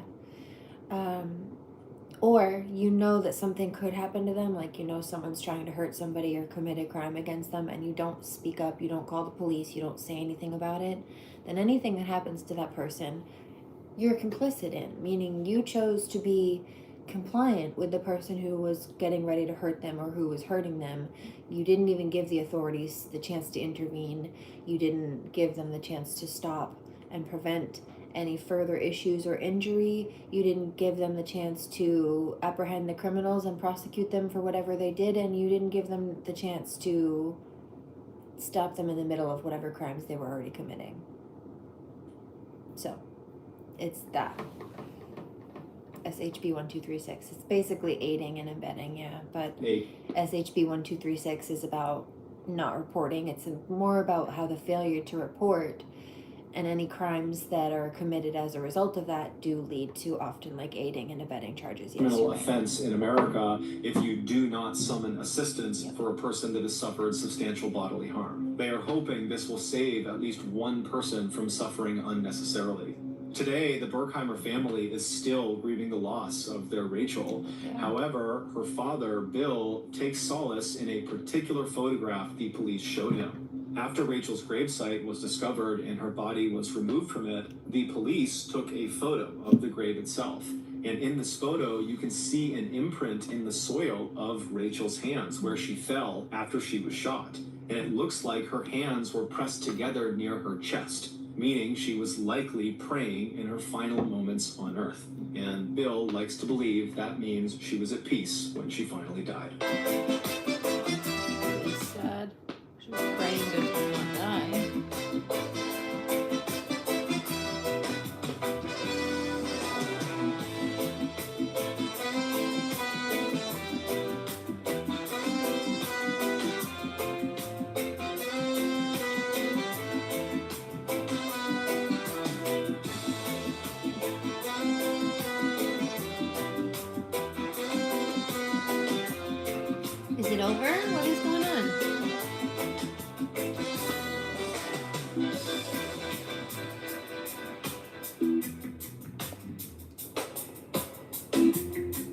Oh, it's over. That's why.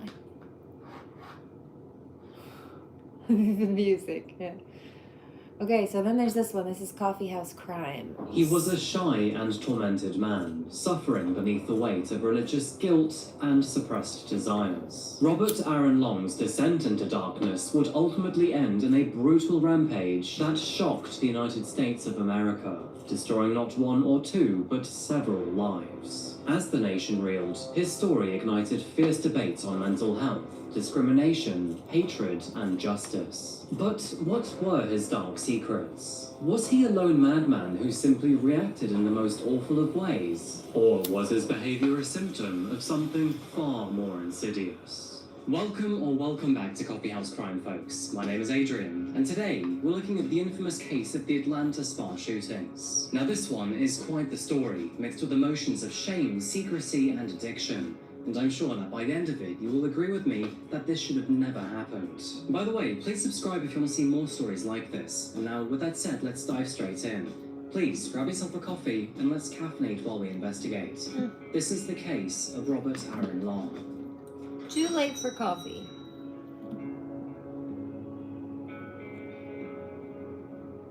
Welcome back to America, folks. Today, we're traveling to Atlanta, Georgia. Known for its rich history, diverse culture, and booming economy, the capital of Georgia played a key role in the civil rights movement and is home to many parks and museums. The city boasts a thriving art scene, top universities, and many major companies, including the likes of Coca-Cola and Delta Airlines. With a mix of modern skyscrapers and historic neighborhoods, Atlanta offers plenty to do up above and down on the ground. However, when it comes to crime, Atlanta has been a concern for many decades, with violent crime rate way higher than the national average. The good news is that its crime rate has steadily decreased in recent years, leaving hope for many of its residents. But unfortunately, this story does nothing to help that hope.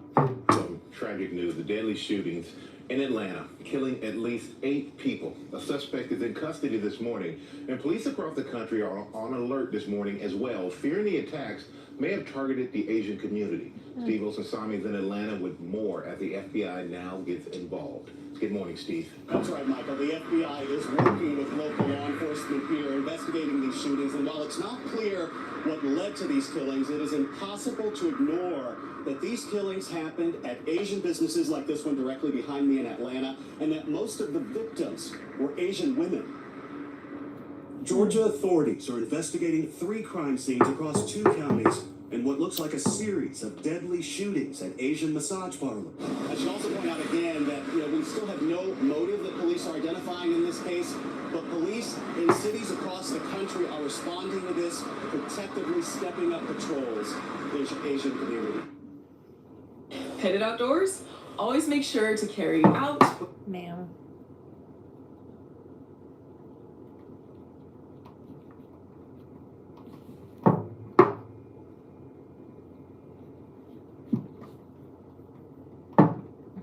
Double spammed us with commercials. Coffee House Crimes. This one is Coffee House Crimes. The other one was Mr. Ballin.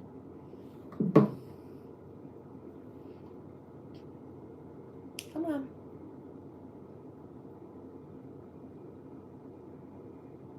Thank you. In the evening hours of March the 16th, 2021, news stations across America tuned into Atlanta to expose the horrific shootings that had just taken place. It appeared that up to 8 people had been murdered, and although it take officers a while to determine the motive or even the perpetrator, it seemed that the Asian community had been targeted. The news was absolutely devastating for the city. Atlanta had already seen its fair share of not only shootings, but division in recent years. And this was yet another disappointing blow for them. Within hours, the suspect was identified to be a 22-year-old man named Robert Aaron Long, who, for the most part, seemed to give himself up to officers without any hesitation. In fact, he basically confessed straight away. And with his crime so heavy, he was going to face a myriad of charges. In fact, if you look up his name on Truthfinder, you can see he received one of the heaviest sets of offences possible, including felony murder, aggravated assault with a deadly weapon, domestic terrorism, murder, I told and you about possession of a domestic terrorism. firearm during the commission of a felony. And by the way, I actually partner with Truthfinder, and I use it to get details of the people that I cover in my stories. But even if you don't work in true crime, it can be an excellent resource to give you real peace of mind. I learned more about his age, physical appearance, warrant numbers, and relations using Truthfinder. It's one of the most extensive public record search services in the whole of the United States. And with a paid subscription service, you get access to unlimited reports for almost anyone. And right now, you can get 50% off your first month of confidential background reports by using my link truthfinder.com/chc.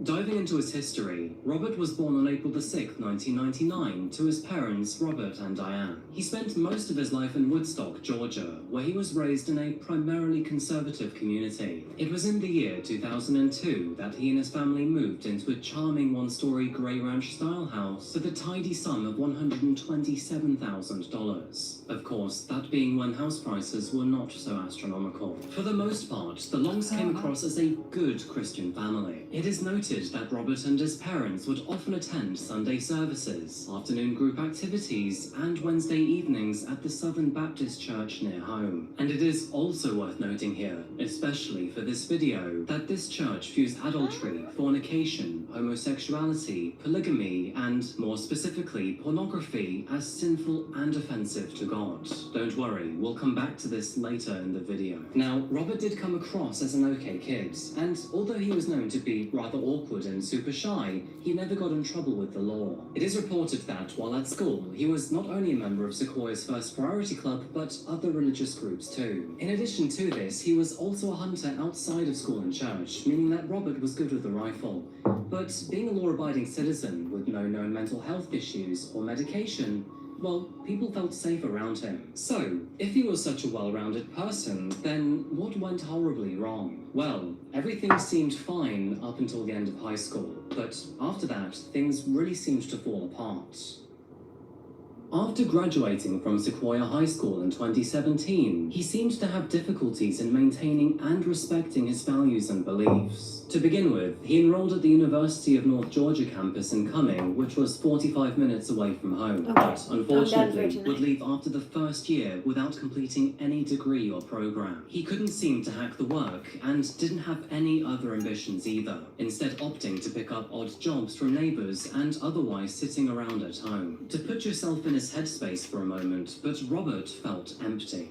He had no ambition, path, or project to keep him busy. And of course, an idle mind will always create demons. But by the end of 2018, he had thankfully found himself his first adult relationship. Although we don't know her name or much about her, Robert's girlfriend lived about 100 miles away across state lines in Chattanooga, Tennessee. And by all counts, at least from what his friends have said, it seemed like he was smitten. By January of 2019, and against his parents' knowledge, he traveled to her hometown and shacked up with her, eventually telling his mum and dad that he was not ever returning home. And, well, when they heard the news, let's just say they didn't take it too kindly. In response, they called the police to report that their son had run away and was refusing to return home. But since Robert was now an adult, there was nothing that officers could do. It was quite obvious that Robert was just sick of his former lifestyle and clearly wanted a fresh start. Now, this is a rather tricky part of adulthood.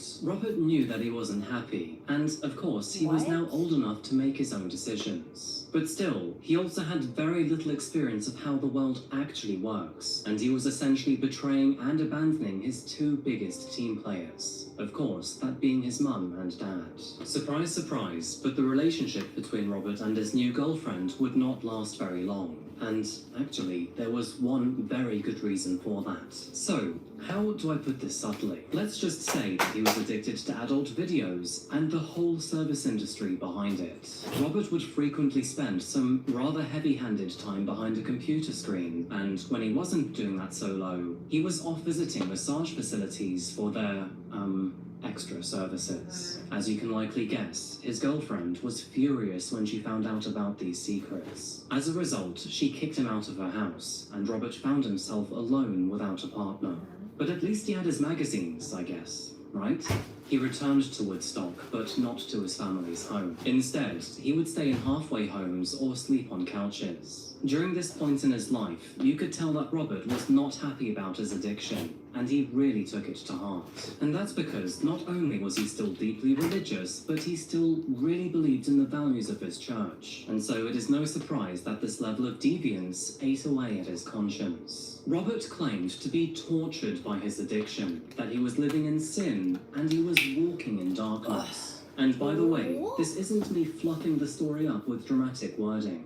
It is precisely what he told his roommate. But still, the raunchy internet usage and the frequent visits to massage parlors continued. Not only was he trapped in his addiction, but he was unable to find a way out on his own. And the more that his frustration grew, the harder it seemed to let go. In an effort to wean himself off of his addiction, Robert eventually set strict limits on his use of the internet. He deleted his Facebook account, avoided anything that might excite him, and would even get rid of his smartphone to swap it out with a flip phone so he couldn't access the internet. Random side note here, but does anyone remember the old Moto Razr? And how cool was that phone back in the day? Friends say that Robert was the kind of guy who would hate himself for pleasuring himself, and would even consider that to be a relapse to his addiction. And, as we know, his fixation and frequent visits to the massage spas would even cause the collapse of his relationship. Robert hadn't only lost his partner and his family here, but unfortunately, he would also lose his job through the pandemic. At the time, he'd been working for a company that installed trade show exhibits, but, of course, was let go when public events stopped happening. So,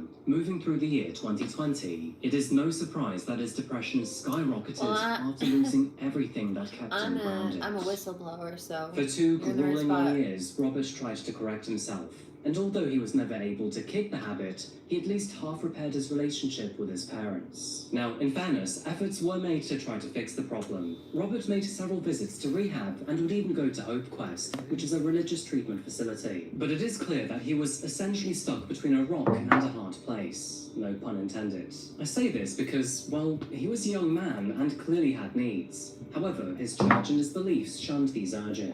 This pressure, again no pun intended, would leave him feeling very conflicted within himself. And whenever he gave in to those temptations, he would be left with feelings of guilt and shame. And unfortunately, on March the 15th, 2021, these feelings would begin to boil over. Get ready, players. Welcome to the Ultimate Cyber Showdown. Hey now.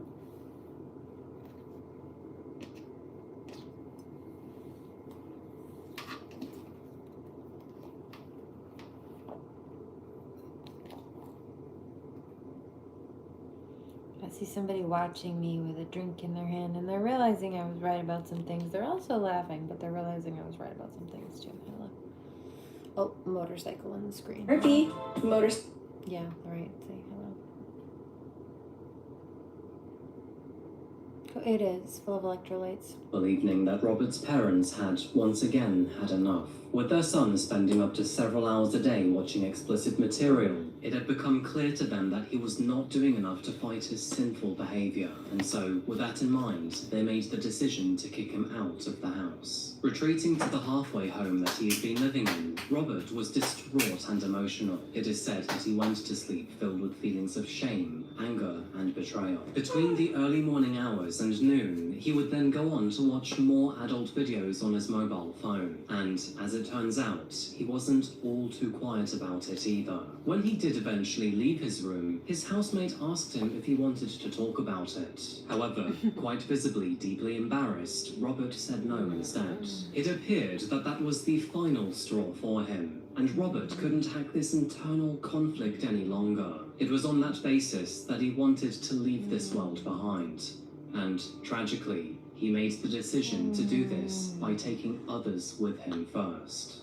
On March the 16th, 2021, and at approximately 2 p.m., Robert legally purchased a 9mm handgun and a box of bullets at a firearms store in Holly Springs. He planned to murder as many massage parlor employees as possible to, quote, save others from the sinful industry. After purchasing the firearm, he then bought a bottle of bourbon at a liquor store, before then driving to Young's Asian Massage found near Ackworth. Surveillance footage shows him arriving at the massage parlor bar, where he then sat in the car for over an hour and drank to find his courage. He then loaded his gun, got out of the vehicle, and entered Young's massage. Believe it or not, but he then paid for an adult service, where for the next hour he was explicitly touched by a masseuse, one that he planned to murder soon after. Once the service was over, Robert then went to the bathroom to get dressed, where he then armed himself with his handgun and put his horrible plan into motion. Walking out of the bathroom, he pulled out his 9mm handgun and fired at multiple employees around the parlor.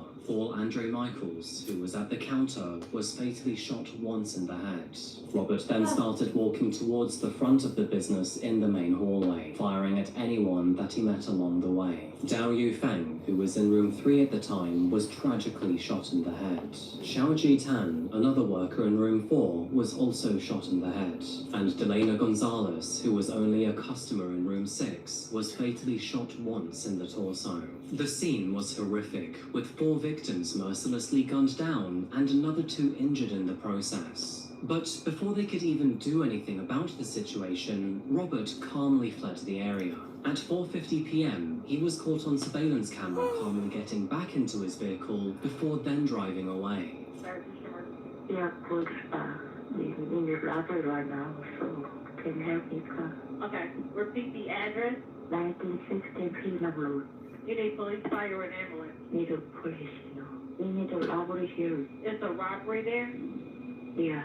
Okay, is this a house apartment or business? Closure spot. They have a gun. They have a gun, he said? Yeah. Where is he at in the building? I don't know. I'm hiding right now. Did you have a description of him? Did you see him? Yeah, it's a white guy. A white male? What is he wearing? I don't know. Please come, okay? Some guy came in and took the gun, so everybody heard the gunshot. Some ladies got hurt, I think, and everybody's scared, so they're hiding in the behind, but the ladies passed out. Okay, let me just let everybody know what's going on. And I understand you're not there. I'm not there. Yes, ma'am. But you're giving me some good information. Thank you so much. Bear with me, okay? And it seemed like he did not waste any time to execute phase 2 of his plan, because only 1 hour later, Robert was then spotted 30 miles away at Gold Massage Spa in Piedmont Road, with this parlor being in Fulton County. His intention remained unchanged. He burst through the doors of Golden Spa and then continued to murder 3 women in cold blood. 2 Gold Massage Spa employees who survived the shooting would later report hearing ticking sounds while in the break room, which turned out to be gunfire. As a result, they hid in a lounge, using items to take cover. And although they were mercilessly shot at, they thankfully remained uninjured. Robert then made his way across the street to a third establishment, that being Atlanta Aromatherapy Spa. And while there, another employee was murdered, bringing his grisly death toll up to 8. With 3 massage centers targeted within the hour, it is no surprise that others began to panic. Where the attacker would go next was, at the time, anyone's guess. And so, many closed their stores, understandably not wanting to take any risk whatsoever. But then, all of a sudden, Robert Long disappeared. After releasing the surveillance footage, it would not take officers long to identify the suspect as Robert Aaron Long, who, so far, had done a good job at evading the police. And unfortunately, it would be Robert's very own parents who would help capture him, for they had told officers that they could locate and track him using the location app they'd installed on his phone. And if that wasn't enough, they even installed a tracking device on his car for extra monitoring. Now, they were definitely doing the right thing here, but I can't help but think that Robert probably felt that his own parents screwed him over. Anyway, it turns out that by the time officers found out where he was going, he was more than 150 miles south, traveling towards Florida. And apparently, the main reason for this was simply that no one would expect him there, meaning that he could commit more shootings without being caught. At around 8:30 p.m. and roughly 3.5 hours after the shootings, a Georgia State Patrol trooper monitoring traffic on I-75 South would eventually clock his license plates. In response, he started following Robert's vehicle while waiting for backup. Soon after this, they initiated a traffic stop and then immediately pitted the vehicle before then ushering Robert out of the car at gunpoint. That is when he was put into the back of a police car where this image was taken, and with his spree finally ending, he was now at the full mercy of the law. Now, to some, the motive was extremely obvious, that being a rampant sex addiction which conflicted with his deep religious beliefs, leaving Robert a very anguished man. But instead of taking accountability for his actions, he instead sought revenge by murdering people in the industry he deemed responsible. Which is absolutely wild, by the way, because how the heck would these people even know he had a problem? Now, as it turns out, he was actually a former customer at 2 of these massage spas. However, the third one was merely conveniently nearby. It is also worth noting here that Robert did actually intend to take his own life, however, only after murdering other people first. Like I said, he planned to travel to Florida, take several other lives, and then claim his own. Yet, thankfully, he would be arrested before he could do any more damage. And with him still alive, many wondered how he would face the consequences of his own actions. Another big question was how the community would react. There was a lot of concern that this attack specifically targeted Asian women, and with this happening shortly after the COVID pandemic, tensions were understandably high. Due to his motive, it was quite clear that Robert had indeed targeted sex workers, but the question of gender and race still remained up for debate. The truth is that he did in fact murder several Asian women. But was this an attack marked by specific discrimination towards them? Or was it simply an attack on an industry where the target often fit their profile? This tragedy was widely covered by media in South Korea, which has close cultural ties with the United States, especially considering that more than 1.8 million Korean Americans call it home. There were several angering side notes to this story. For example, 4 of these victims were above the age of 50 and merely cooked food or opened doors for customers. In addition to this, many were furious that an officer would go on to describe this mass murderer as, quote,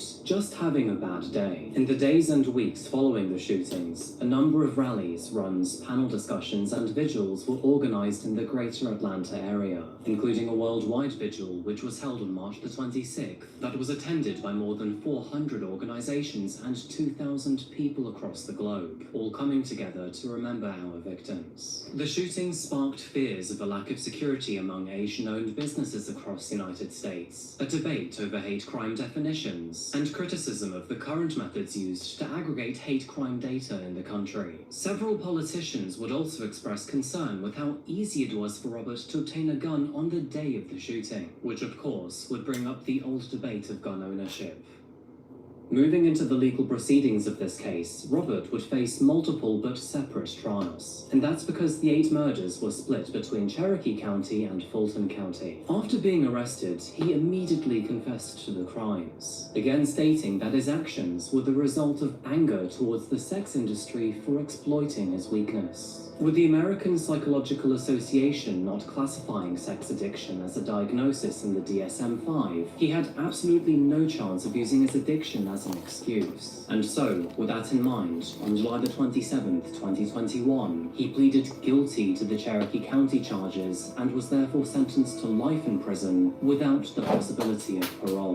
During their investigation, officers found no evidence of racial bias in the shootings, which undoubtedly would have escalated the severity of his charges. But inversely, his psychologist expressed doubt that he even had an addiction at all, further citing that sex addicts are typically non-violent. However, when it came to the Fulton County charges, things were not so smooth and easy, and that's because the stakes were much higher. With prosecutors claiming that this was a hate crime and therefore the death penalty could apply, Robert was much less likely to plead guilty, and so it's no surprise when he didn't. Not only would his defense team deny this was a hate crime, but they would also claim that the death penalty should be taken off the table due to his age.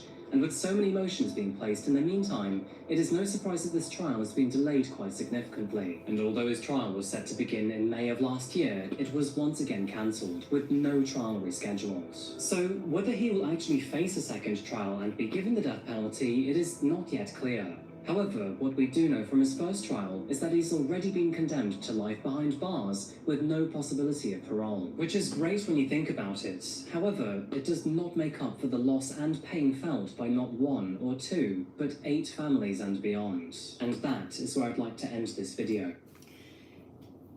Please remember to pray, do no harm, take no crap, and I'll catch you on the next one. Thanks for being here. Thanks for being you.